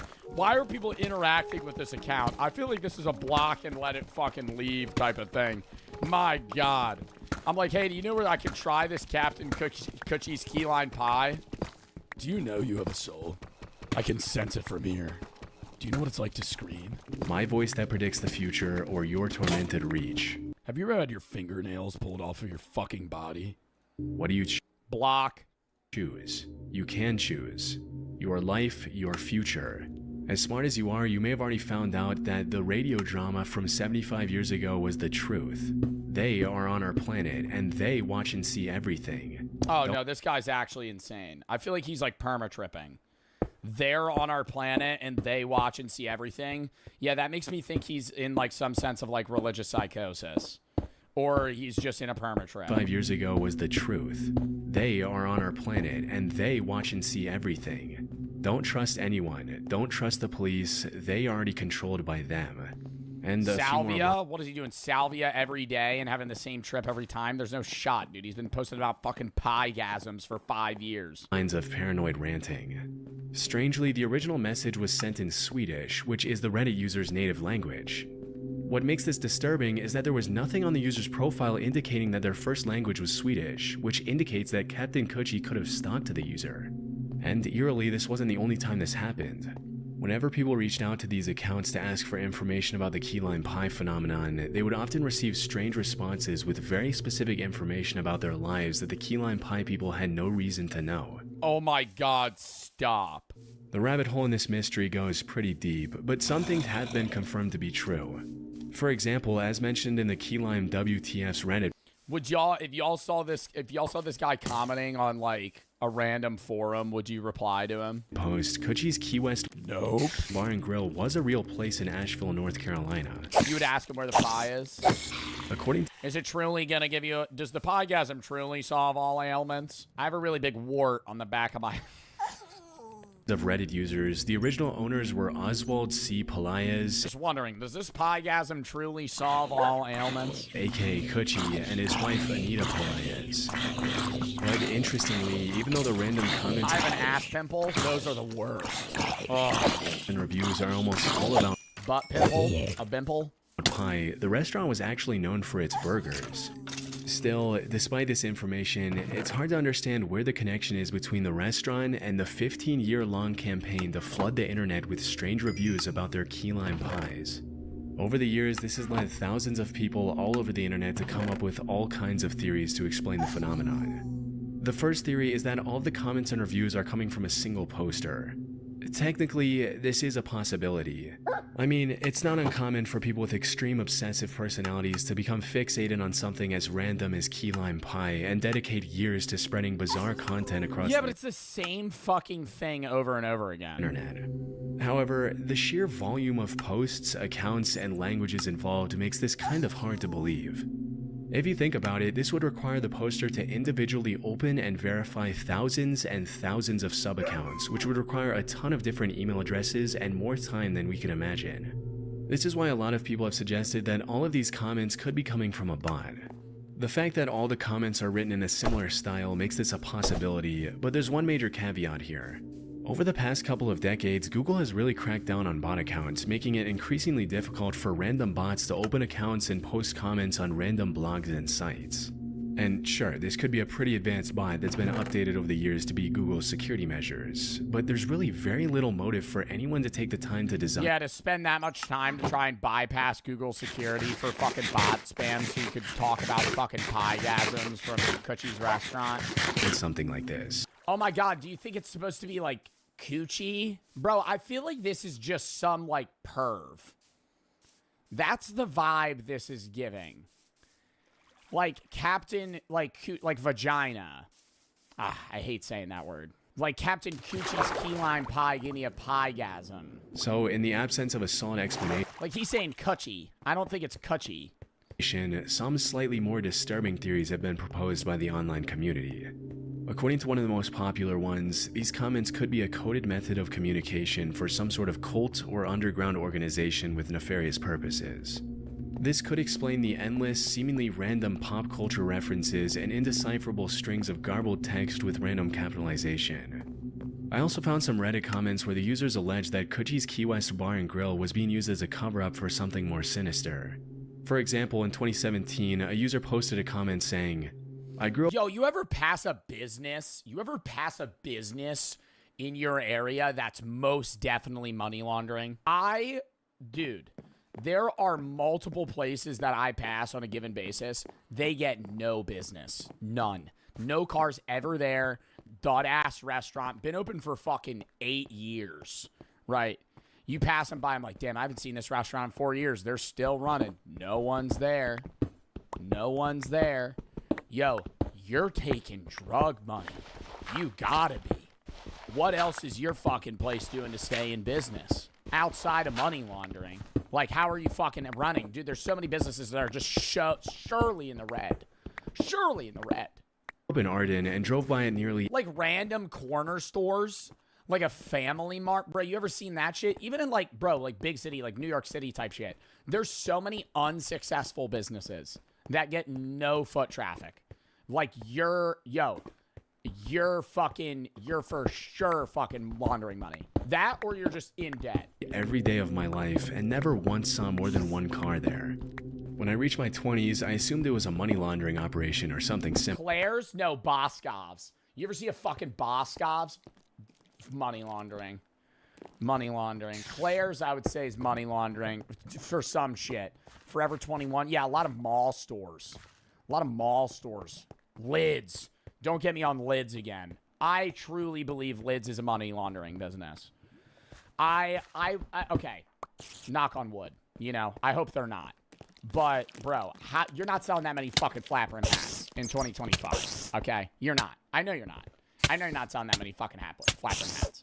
Maybe you got one employee, yeah, but like, bro, you're not turning a profit. Reddit comments where the users alleged that Coochie's Key West Bar and Grill was being used as a cover-up for something more sinister. For example, in 2017, a user posted a comment saying, I grew up in Arden and drove by it nearly every day of my life and never once saw more than one car there. When I reached my 20s, I assumed it was a money laundering operation or something similar. A friend of mine actually ate there. No business, none. Once many. A customer walks in, the fucking bell rings, everybody's head. Never served somebody a day in their life. Years ago. I'll have the key lime pie. If I recall correctly, it was empty and the food was unremarkable. No! It had never occurred to me to do this. This is honestly just one of those mysteries that you could make an entire documentary series about and you'd still barely be scratching the surface. To this day, nobody really knows where all these comments are coming from, who's posting them, and why or even how many people are involved in this whole campaign. And considering how deep the rabbit hole goes with this one, we can safely assume that it'll probably stay that way for a long time. On Christmas Day 2014, an anonymous 4chan user opened a pretty disturbing thread with the words, I bought a Wii U, but it was broken, so I... Is that poop? Is that poop? Is that poop?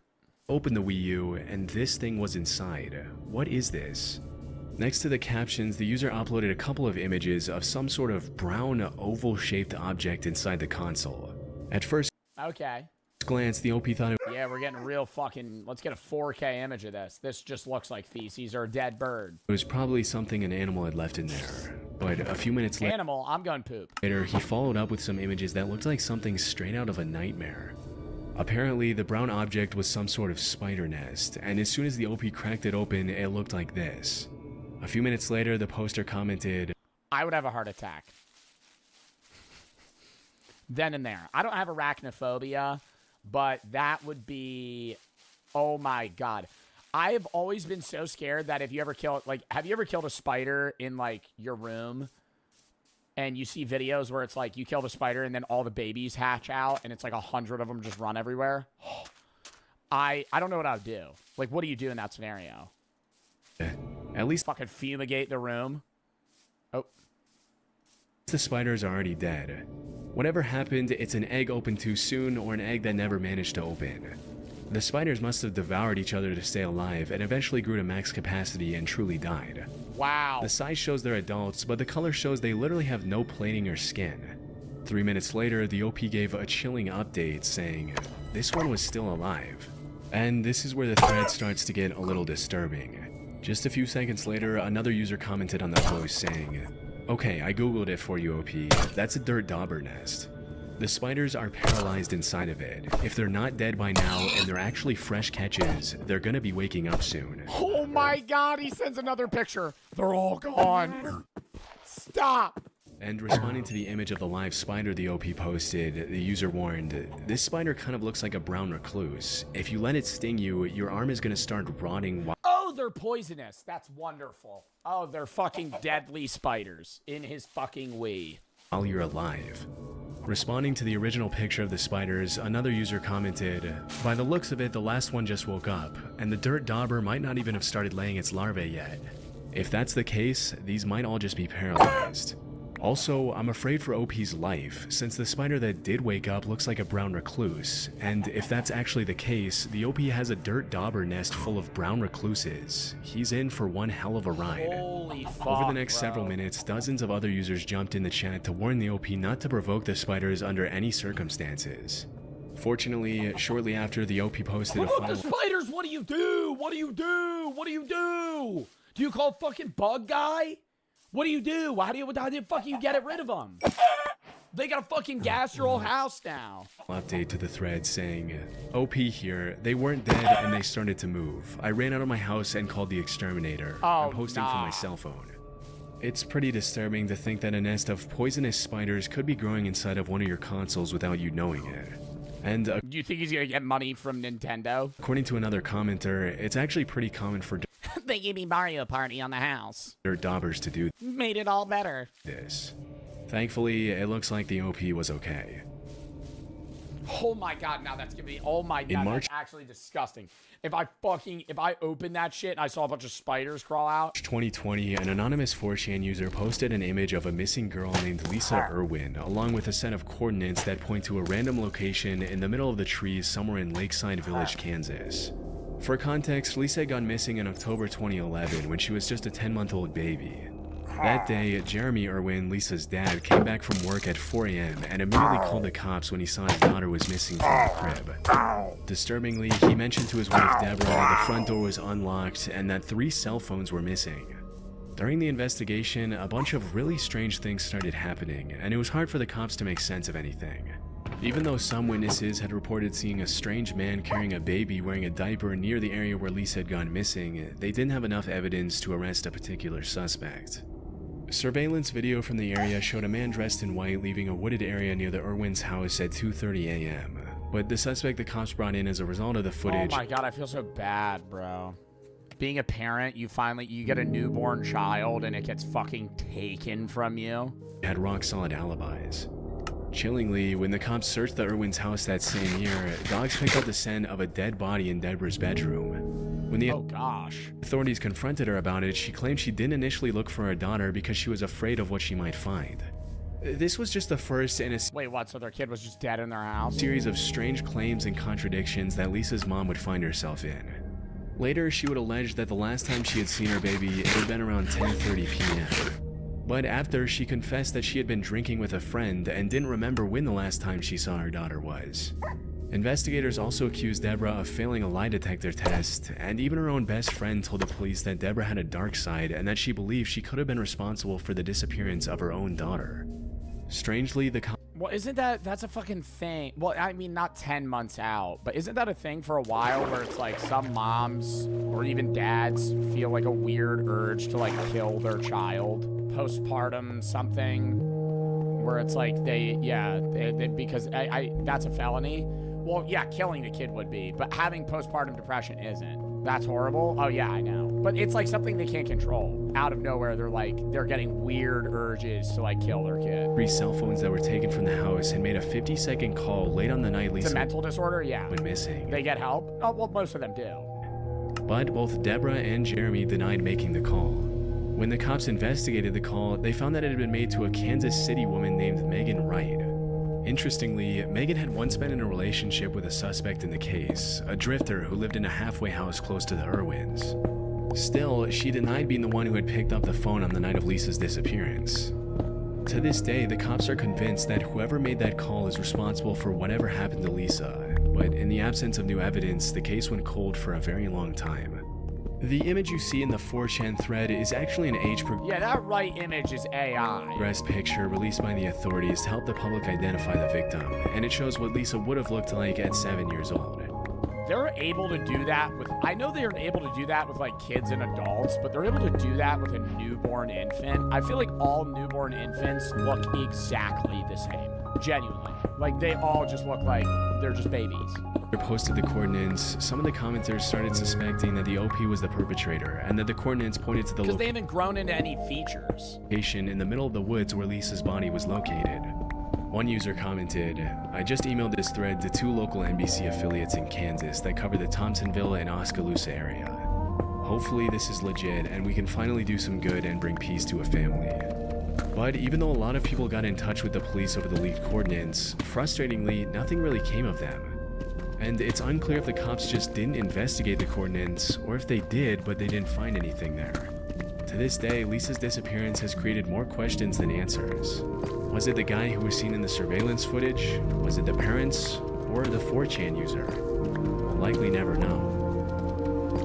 Yeah, that 4chan user is really fucking weird. I feel like the other two could make more sense, but it's like, who the hell would have posted that? As you probably know, one of the most popular features of 4chan was that it allowed its users to stay completely anonymous, which was part of the culture of the forum. Still, some users chose to have a username to put more weight behind their words and engage in genuine social interactions with others. This was the case with user UTV, who was very active on the 4chan sports board back in the day. Based on his post, UTV was an Englishman who followed the Premier League, was a fan of Aston Villa striker Christian Benteke, and hated Manchester City. Most of his interactions in the boards he participated in are pretty much exactly what you'd expect from a slightly aggressive sports fan in an online board. But there was one thing that made UTV's post stand out in the sea of 4chan threads. Strangely, Ooh, just fucking blatant racism. UTV had a secret admirer, an anonymous Secret admirer, that's what we're pointing out? Bro just said national team shouldn't be filled with foreigners. National team shouldn't be filled with Africans. 4chan threads. Strangely, UTV had a We're just gonna glaze by that one. So all of his posts were like really normal outside of this one. secret admirer, an anonymous user who tracked, archived, and followed every single one of UTV's posts and comments across more than 250 threads. Whenever UTV posted anything, the anonymous user would archive his posts, comment on them, and summarize his activities with perfect precision. At first, it was kind of funny, and it seemed like the user was just a troll who liked to mess with UTV for no particular reason. And it seemed like the trolling had the desired effect, as UTV would often blurt out some pretty aggressive comments at the anonymous user, frustrated with the level of obsession the user had developed towards him. In one thread, UTV commented, "Archiving my posts in here is one thing, but you're actually stalking me in other threads too. Get a life." After weeks of stalking and obsessing over UTV's every move, the user earned himself the nickname The Archiver from other board members who found his activities hilarious.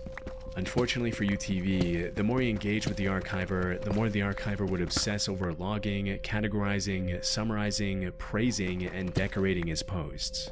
And I feel like a lot of this is troll shit though. Like you're feeding into it, bro. You're clearly like an older man that really likes fucking football.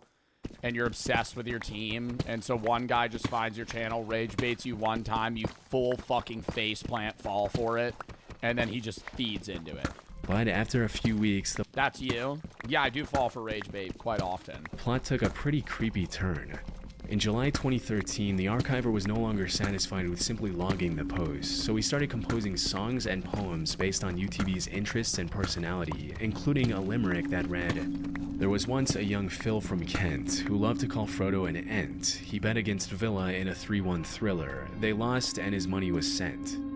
It's worth noting that UTV's real name was actually Phil, meaning the Archiver had started finding out more and more personal information about him as time went on. Over the following weeks, Bro just gotta hop off 4chan, man. the Archiver progressed from songs and poems to other kinds of worship and When I first arrived, you all circle jerked? What? obsession, which included making ink blot tests featuring UTV's posts, as well as designing detailed floor plans for the home he would like to live in if he and UTV ever moved in together.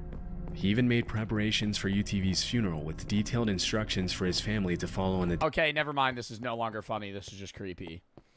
No, that's weird. No, that's weird. Yeah, we're drawing the line about, yeah. Detailed things about the funeral. No, that's just weird. day of the ceremony. The madness continued for several weeks until on October 7, the Archiver made his final post about UTV in the TRB board saying, "I have been with UTV for 255 threads. This is the last one. My parents have discovered my UTV works and they have insisted I remove everything of the type from my computer and be done with it. They will be monitoring my activities now to ensure I Bro probably got a cease and desist. cannot do it anymore. This is my final message. I'm sorry to UTV and I hope he sees Or got fucking, like, actually potentially charged for harassment. this and understands. I have one more gift to share with him. This 97-page document contains every personal work I've created that involves UTV in any way. It is for him. I do not want anyone else to read it. However, Oh, nah, no, this is really fucking weird. No, this is really fucking weird. 97-page document he made for him. I cannot stop you from doing so.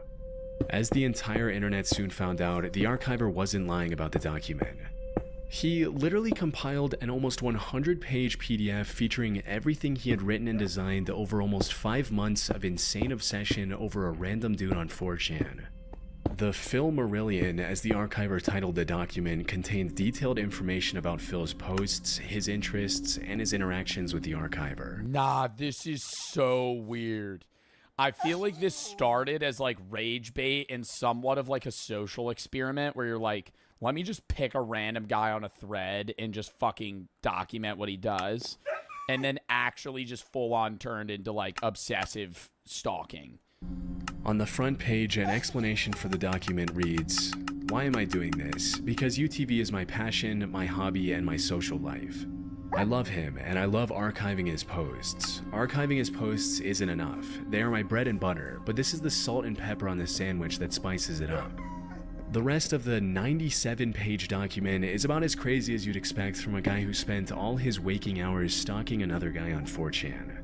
It contains detailed stories and fantasies involving the Archiver and UTV, a detailed plan to make UTV like him more, pictures of inventions and gadgets the Archiver designed using snippets of UTV's posts, an incredibly dark and meticulously planned blueprint to abduct UTV What?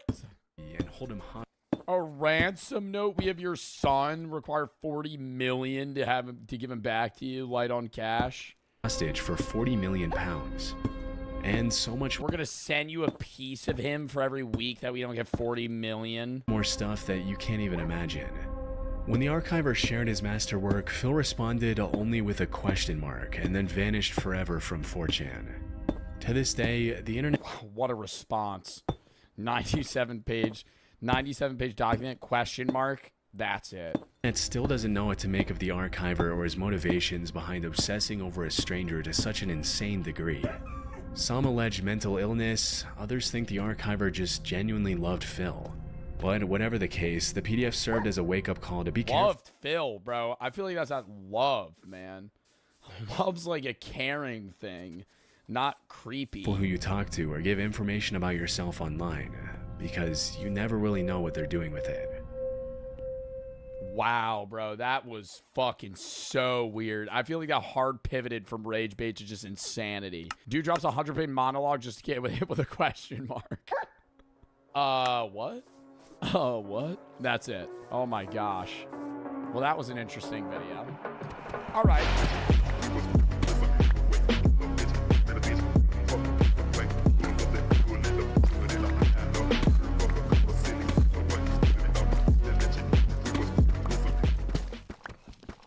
Six most disturbing internet trends. Angel of Death Challenge.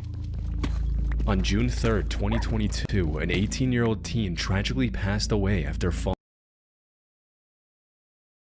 Lock in horrifying organ donations. How you doing? How you doing? Come on in and sit on down because today we're talking about the crazy world of organ donations. If you ever had to go in for surgery, you'd know how stressful it can be. I mean, medical procedures are necessary but often scary part of life. I always think I'm going to be in that very small case of people who go under anesthesia and they never come out of it. Oh, yeah, that scares me. How often does that happen? What percentage of people does that happen to?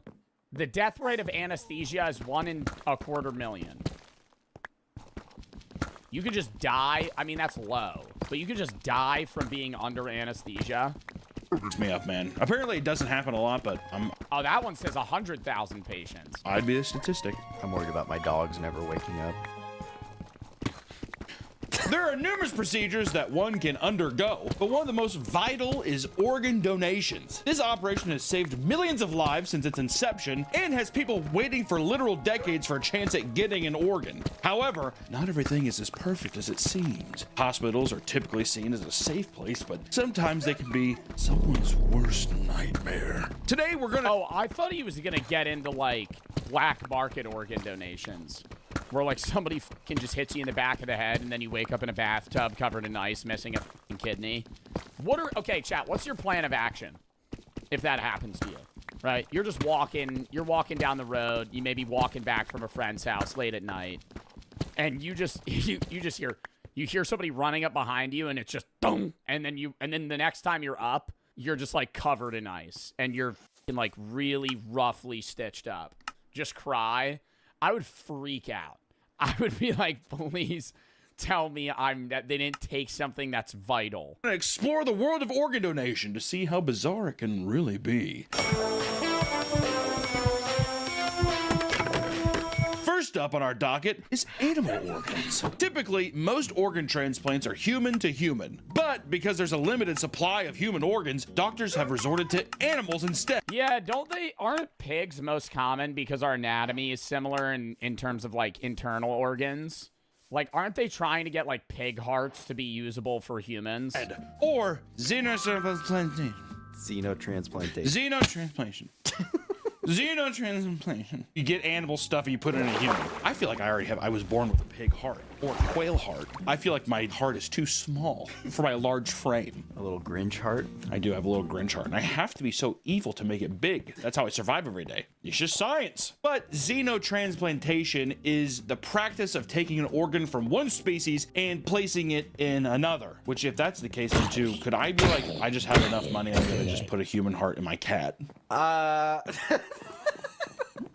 don't think that would even fit. What are there any other animals they use for transfers outside of pigs though? Like why pigs outside of just like genetic similarity? This happened with an Alabama resident, Tawana Looney. Great name. Yeah. Tawana Looney. Oh, dude, call that boy Looney Tunes? Hell yeah. Who originally donated one of their kidneys to her mother in 1999, and 2 years later. Isn't it a thing? And correct me if I'm wrong, that when you get an organ donation, you have to take medicine for the rest of your life because your body wants to reject that organ because it recognizes it's not yours. Like it'll use it, but it doesn't want to. Later, lost another one. How does it know? I don't know. Same thing with like blood type, bro. That shit always confuses me. How like all of us, not all of us, but like if I needed to donate blood to my chat, or vice versa, the majority of people it wouldn't work with. Like AB negative, O negative, O positive. What the fuck? Like we just have different, like only certain blood matches other blood. After a pregnancy complication. She had been on the donor wait list since 2017, and due to her high levels of antibodies, she was likely to never receive an organ donation as the likelihood of her body rejecting it were extremely high. But in 2022, she got the opportunity to skip the wait list and try out a gene-edited pig kidney, a procedure that only 4 others have ever tried at this time. Which I would say too, if that's your only chance of survival, I'd be like, fucking put a pig kidney in me, dude. I wouldn't give up. Put a skunk in me. What's weird? A whole skunk. Let him roll around in there and see if he can squirt some good juice on me. I don't know. I thought they were already doing, like, they said, like, oh, I have a pig heart, but apparently they've been doing pig valve transfers. Oh, so it isn't a full heart, it's just the valves. This is actual, yeah. Well, no, I know. The pig kidney's the full thing. Yeah, because people say, oh, I have a pig heart, but no, it's just the tubes. It's just the valve, yeah. The guinea pig tubes crawling around. And on November 25th, 2024, just of last year, the organ transfer was surprising success, and her new kidney lasted around 130 days before the body began to reject it. Which, too, and then did she have to get another one?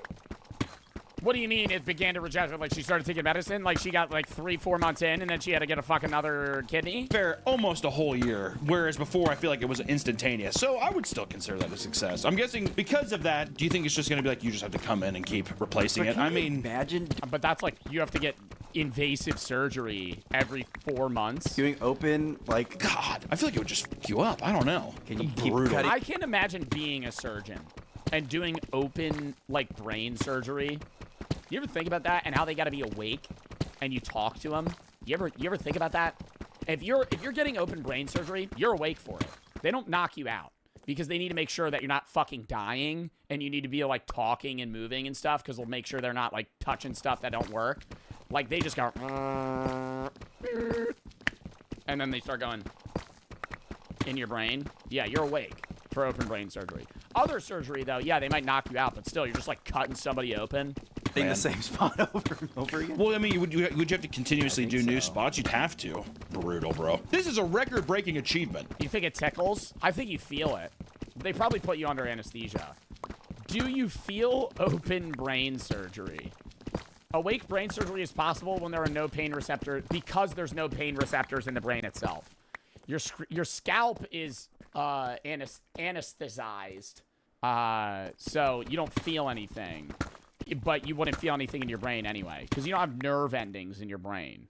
As the other 4 patients' bodies usually rejected the pig kidneys only 60 days after receiving it. As of today, Looney had the kidney removed and is on dialysis, but her story proves that there is some potential in xenotransplantation. But not all animal transplants are successful. Some can turn deadly, like 57-year-old David Bennett, who had been diagnosed with terminal heart disease. And in an effort to save his life, doctors replaced his heart with that of a pig's. There you go, pig heart. The surgery was successfully performed in January. Stop. It's not funny. It's scary.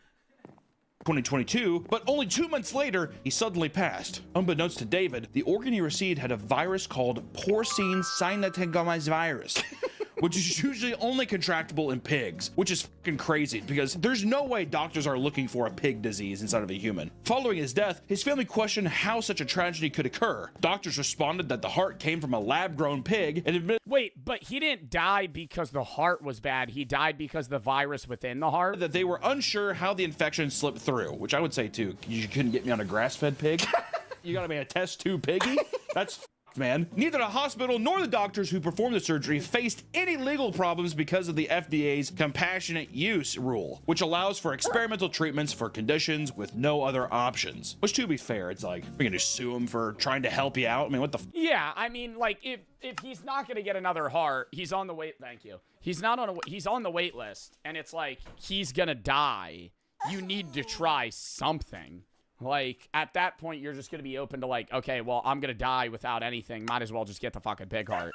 Yeah, it's like a last-ditch effort. Yeah, I mean, come on. You're at the bottom of the list, buddy. Even though, to be fair, I would take the fucking test tube gub piggy and I'd be like, throw the motherfucker in a 3D printer, whatever you have to do to figure out if there's anything wrong with it, you know what I mean? I like to think it's like a black and blue. They're like, wow, they just put it in the guy. I don't know. But for decades, doctors have also explored the use of animal organs for their potential anti-aging properties, with some even experimenting with transplants in hopes of rejuvenating the body and extending human life, which I find that to be weird because animals die so much faster than humans. Yeah, that's what I was gonna say. It's like, even if you get a successful pig heart, wouldn't that heart have a shorter timeline or lifeline than, wouldn't a pig heart have a shorter lifespan than a human heart? Like, even if you get a good one, I mean, yeah, you're in your fucking 50s, but it's like, I would be like, give me a turtle organ. But they lay eggs. So I'm assuming mammal to mammal is what it's needed. I'd be like, give me some shit from an animal that lives forever, you know? Give me a tortoise organ. Yeah, like something that's like a tank that just lives. Unless they're just like, you're gonna be the first crustacean man. It's like a Fly movie, but you're just like all lobster and you're walking around. Why? Walking the earth forever. I want to die. Even back in 1920, French surgeon Sergei Abrahamovich Voronov began experimenting with the effects of transplanting animal testicles into human bodies for medical purposes. What medical purpose? We're transferring a fucking goat ball, into your own nutsack to see if I could, like, produce, like, goat sperm or something? What's the goal there? Where are they inserting that? Sure. This idea actually came from another doctor named Charles Edward Brown Seguard. What the fuck are these names? Who had injected himself with ground up guinea pig and dog testicles. Oh, they put the testicle, they made like a testicle smoothie and then put it in their blood? Ha! He was hoping to slow down the aging process. How? What the fuck does that have to do with that? How did you come to that, Doc? Put it in a blender with the guinea pig and the testicles and I'll drink it right now. What are you talking about? Or what if that was the first collagen? Oh, yeah, putting it in Your face looks huge. It's like swollen. He's just like, thank you, I feel great. He claimed that his urine jet stream quadrupled. Like more forceful or wider? Like he was pissing like a garden hose. Not like a squirt spray. It was just like just falling out. I didn't already read that. He claimed that his urine jet stream quadrupled. His bowels moved more regularly, and he was filled with energy. So basically, he's just like, I piss harder, I shit more, and I feel fucking on top of the moon, dude. I feel on top of the world! But unfortunately, 5 years later, Charles sadly died. Yeah, probably of the fucking ground up testicles he was injecting himself with. But through Charles' work, Sergei saw inspiration and got the brilliant idea to graft thin slices of chimp and baboon testicles into his patient's scrotums, hoping to see similar effects, as one would. Surprisingly, after a few attempts, he was successful. His patients claimed having higher sex drives, better eyesight. His patients claimed having higher sex drives, better eyesight, and improved memory, and even lived longer. His practices gained so much popularity that some soccer teams in the 1940s, such as Portsmouth Football Club and Wolverhampton Wanderers, utilized its practices to improve their players' performance. However, is that considered cheating? I mean, that would be like a pseudoscience. If you were like, yeah, I got better at soccer because I started fucking I started using monkey balls on my own. Following the 1940s, the surgery lost credibility and it fell into obscurity. I wonder why. It feels weird that it had some positive stuff. Do you think they were just like, we can't keep doing this to the baboons? It might have. I was gonna say it might have been placebo effect. Man, I feel good. It probably was a placebo effect thing. They're like, you have chimp in you now. And they're like, I'm stronger. They just gave them confidence, basically. Yeah. But using animal organs is just the beginning when it comes to dark and complex world of the organ donation system. There are far more weirder donation stories out there. And although do you think anybody's ever tried to transfer another animal penis to a human? I mean, dude, there's 200 billion people that have been alive on this earth. At some point, somebody's gone, what if I just, take that horse and then, Organ transplanters are now considered routine surgeries. Each patient's experience can vary differently, right? We all know about your routine kidney transplant or your heart transplant, but what about womb transplants? Now you could do that. I didn't. A Scottish woman by the name of Grace Davidson was born with a rare condition called Mary Rotansky's Kuster House. But they're transferring the womb. That's not the uterus. Are you able to transfer like a uterus? Rokustyi heart. Probably not. Hauser syndrome. That's pretty good. I tried. Whatever. But it caused the womb to not fully develop, meaning she couldn't have kids on her own, which probably bummed her the f out, dude. I want some little tykes running around. That's pretty good Scottish accent, I'd say. Why, she's Scottish. I'm Grace Davidson. I want some poops running around, but I can't because of the syndrome in my head. Is that good? That was really good. All right, thank you. Luckily, her sister Amy didn't have this condition and was able to have 2 children on her own. So, when she... Oh, and then was like, I don't need it anymore. No. I'm sorry. If I'm the sister, I'm not doing that. I'd be like, I'm sorry you can't have kids. I'm not getting rid of my uterus. She met her husband and decided they didn't want more kids. Amy graciously donated her womb to her sister Grace, hoping she could successfully start a family. And in 2023, doctors successfully transplanted the womb into Grace, making the first of its kind. This resulted in Grace's first child, Amy, with... But is that her kid then? Or not? If you're no. But then why make yourself... You know what I mean? You don't even know what I said yet. It's her eggs, but how if it's another uterus? I mean, you are born with your eggs. Aren't all women born with all the eggs they'll ever have at birth? Is that wrong? I'm pretty sure. Yeah, females are born with the entire lifetime supply of gametes. The normal female ovary contains around 1 to 2 million oocytes, or eggs. They cannot make new eggs. In fact, there's a continuous decline in the total number of eggs each month. And that's why women have a harder cutoff of pregnancy than men. Many calling it a miracle, which is crazy. At the same time, does that mean that it's technically her sister's kid? Or no? Because the ovaries are where the eggs are produced. So so it's the ovaries and stuff, the eggs and stuff are still hers, just but the the actual fucking nest that the baby grows in. Oh, I thought they were transferring the full uterus. I see. So the egg is hers the and then nest. The fish trap. The fish net that is known as the woman's vagine womb. That's where it is. She's just like, take my parts, I don't need them. It's like a muffler. Car runs fine. Whatever. Since then, there have been 50 babies born through womb transplantation, and Grace hopes to donate her sister's womb. You know, one of the craziest things, I'm not saying it's bad, it's just like, it's cool, but also like weird to think about, surrogate mothers. Where you transfer your eggs, like another woman carrying your kid. Like, it's not, like, she's just basically, and they get paid a lot. Like, there's women that do that as their job right now. Like, you get paid a lot of money for that. Room back after she has her second baby. Bro, I'd be like, keep it. You know what I mean? What the you can keep it. I'm good. I know, I thought that was so weird. Yeah, have it back. I don't want it anymore. I had it at first, but now I don't know what the hell I don't know what accent that was. Just as with any surgery, there is always a risk that something could go horribly, horribly wrong. It's the funnest thing about you have to go to surgery. I'm gonna die. You know how many times it's been something too where it's just like, it's a routine surgery, it's easy. It's like, you didn't make it. How fucking horrifying that is. There's a 1% chance of happening. God, dude, my grandma too, that crazy old bitch. She's had like so many, she doesn't give a put me under. It's like her knees. Old people, dude. Yo, that I'm not looking forward to. Old people over the age of like 75 just have doctor's appointments 3 times a week. They have a surgery every other month. Like, oh, I feel so bad about it. Like when you're like talking to an old person, they're like, yeah, I have the eye doctor on Monday. I have something for my knees on Tuesday. Then I have to go to the dermatologist on Wednesday. I have a surgery next Monday. And then I have to go back every few weeks and they have to re-look into it. I'm like, dude, what? Put me under. I don't care. It's not that old head where they're just like, doctors are doctors. They're perfect. You're like, I don't trust them. You know what I mean? I'm fucking horrified of going to the doctor. Like having a surgeon transplant a deadly cancer into your body. Wait, what?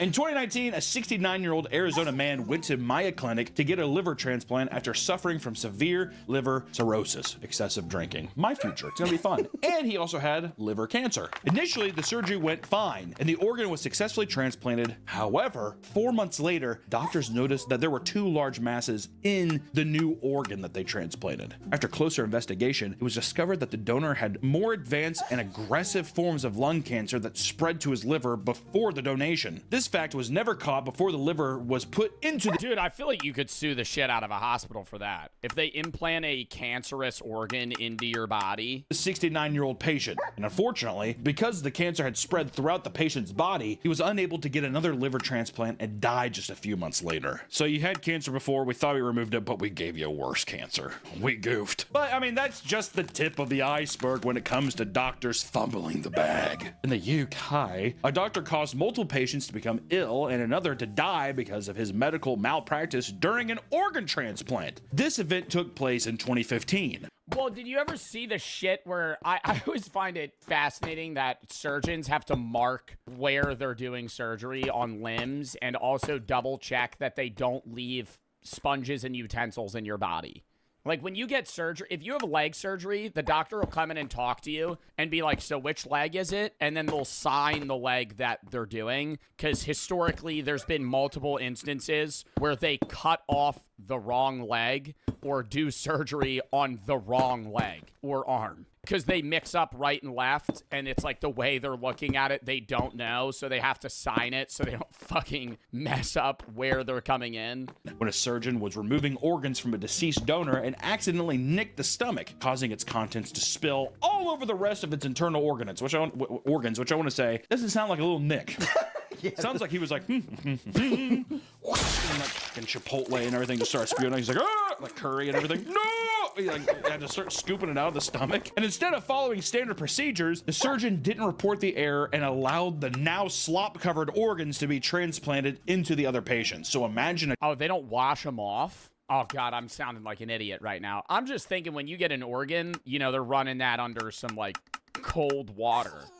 I'm not saying they soap them up, but I'm like, if you— I don't know. They don't do that. Well, I know it's inside your body, so it's not like contaminated, but I'm thinking like maybe they like rinse her off, you know? And a giant piece of like Chipotle honey chicken and brown rice just being like, all right. And then just like, you're like, F it. Hello? Hello? What? Hi. Brush that off. His gloves onto him. All right. I mean, what the f is going on? And this resulted in dangerous consequences. No. One patient received a contaminated organ that had a fungal infection called Candida which caused him to have an aneurysm and pass away. The guy had like a piece of zebra cake on his fucking organ, and he's just like, and then just short-circuited and died. Dude, it is fucking. I mean, like, holy fuck, that's so bad. This is an obvious statement. Like, this is a fungal infection gave him a brain aneurysm. Obvious, I get it, but it is frightening how fragile the human body is. Like the brain, like all we have is a fucking skull to protect it. Yeah, I'm fucked. I don't know when I see, and I'm such a hypochondriac because I think about this now and see I'm already like my brain. It feels tense. Like I'm like, there it comes, the aneurysm. Yeah, brain aneurysm would be a bad way to go. I think about that. That's a bad way to go. You're just walking randomly one day, and then you fucking die. Like, that's so shit. I mean, the same thing with, like, a heart attack, too, but I feel like heart attacks is usually, like, when you're old. Brain aneurysms are just, like, rare occurrences that happen often, and it's more likely in smokers and people who abuse drugs and all this other stuff, but it's like, You hear more about people having brain aneurysms at a young age, I feel, than heart attacks. The aneurysm here fucking comes. Sometimes I feel one coming. Banana. Because I'm like, think banana and say it. What the fuck? What the fuck is he talking about right now? You feel one coming? Why is he saying the word banana? Banana. Because I'm like, think banana and say it. Banana.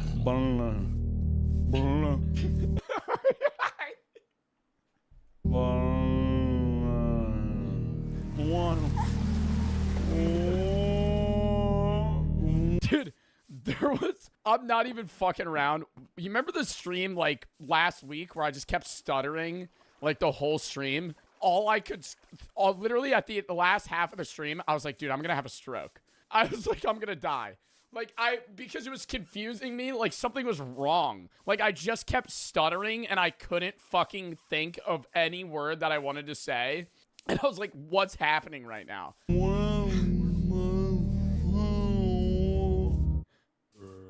It's a horrible video I did to do, dude. I'm scared now. I'm frightened.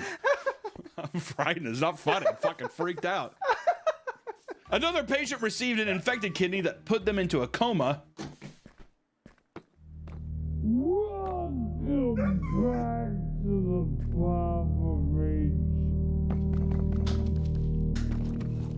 We recording?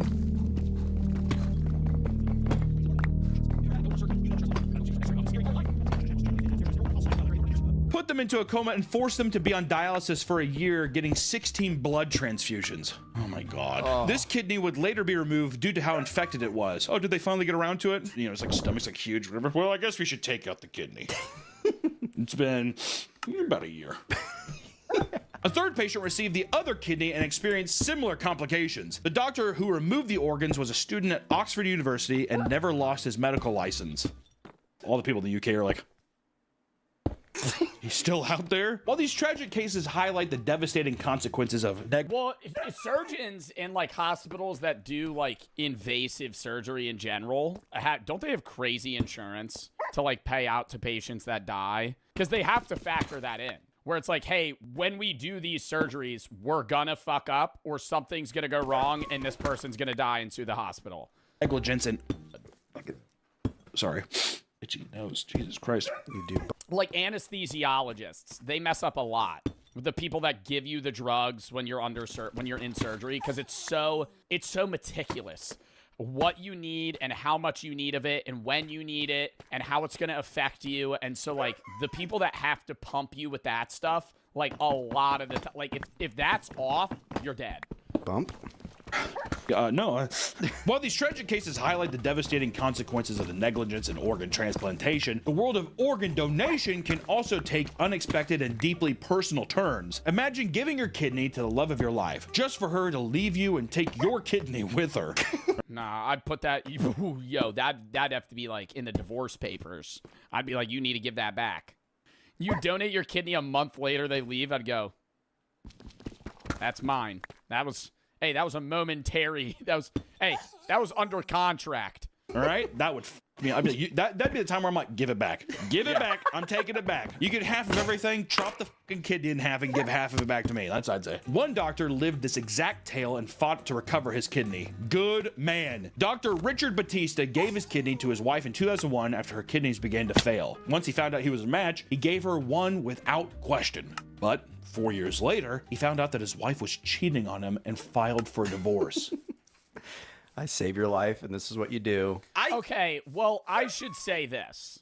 If they're married, he donates her a kidney. She's cheating on him. She should get nothing. Like, that's a scenario where I think the judge rules that as like a, wow. Like, this guy saved your life, gave you his kidney, and then you cheated on him. Well, and then cheating also applies too, where it's like whoever's at fault, like he should get just he should just get everything. Give you a fucking kidney, and And she's just like, I don't know. He still doesn't know how to really reach back there and get it. Thank you, neighbor, or whoever the she was sleeping with. Oh my God. It's normal for couples going through divorce to fight over possessions, but Richard was determined to get his kidney back because he's a fucking Chad. So he took his wife to court and demanded that she either give him the kidney back or pay $1.5 million. Yes! The story was so ridiculous that the news outlets picked it up and provided coverage for everyone to watch. And it wasn't until 4 years after the initial divorce had been filed that a Supreme Court judge denied his request. Boom! Stating that the kidney was a gift and therefore he could not get it back. Okay, was it a gift or was that he just Oh, he was claiming that the kidney was a part of marital property. like, you're gonna die, I'm gonna help you out? You fucking kidding me? That's bullshit. I'd be like, pay up, pay the piper, bitch. You know what I mean? Well, yeah, she's just a shitty wife. I mean, end of story. Like, you're dying, your husband saves your life, and then you cheat on him. Probably is like some like little fucking buck-toothed kid now from this new guy. Yeah. Do that, and I'm like, also, you have to drown your child in a river. No, I take the kid's kidney. That's such a good idea. Oh my God. Drown the kid or give me his kidney. That's only fair, because either let him die or give me his kidney. And then when he does die, you still get his kidneys. Grabbing that little motherfucker, reeling him in, cutting that bitch open myself. That's only fair, Nick. He's a doctor. All right, keep the money. I don't need money. That's fine. I want my fucking kidney, though. And I'm getting it from you. The kid's like, guess what? Mommy's a whore. That's what I'd say. Mommy's a fucking little slut. The new guy's like, yeah, she is. I love you, girl. She's like, I feel great with this kidney. She's probably flaunting it too and shit. Oh my God. I wouldn't be able to sleep at night. I bet he's thinking about his kidney getting by that guy. Oh my God. His kidney getting fucked. My kidney's there when they're doing it together. There's a piece of me still with her, and I feel it being used, betrayed. The guy's fucking jisms and spit, all kinds of stuff, just swimming past, being like, you know what I mean? Doing little drive-bys, whatever. That would f me up, dude. Also, your kidney, like, fueling that new guy's baby. Oh my God. Do you think he's done back shots on the kidney scar? Oh, absolutely. Slapped and all that kind of stuff. Yeah, fucking like ripping out. She's like, stop. He's like, yeah, I don't. New handle. Oh my God. We need to make patron saints for the channel. I don't want to say right now, Dr. Richard Batista is a patron saint of this channel. What? Am I wrong? He got fucked. Here. I would fucking happily. You know what? Next time something happens, I'm flying to that motherfucker. Take my fucking kidney. Take it. I'm fat as shit. I drink a lot. I don't know how valuable it is, but still you can have it. Put it in a fat and drink a lot. It might not have that long of a lifespan, but you know. Glass jar. I don't give a fuck what you do with it. What are we talking about? Then there's the story of one man's life hitting rock bottom after losing his penis. Not just one time, but twice. How do you lose your dick twice? In 2005, a 45-year-old Chinese man lost his penis in an undisclosed accident that, according to his surgeons, quote, left him with a small stump. Unable to urinate or have sex normally. I'd kill myself. At the request of both the man and his wife, doctors performed a penis transplant using the organ from a 22-year-old man deceased donor. Well, no, it's just surgery stuff. Doctors performed a penis transplant using the organ from a 22-year-old man deceased donor. Awesome. That young dick, too. Good for him, man. Good for him. He's just like, look at him now. Slapping against his thighs.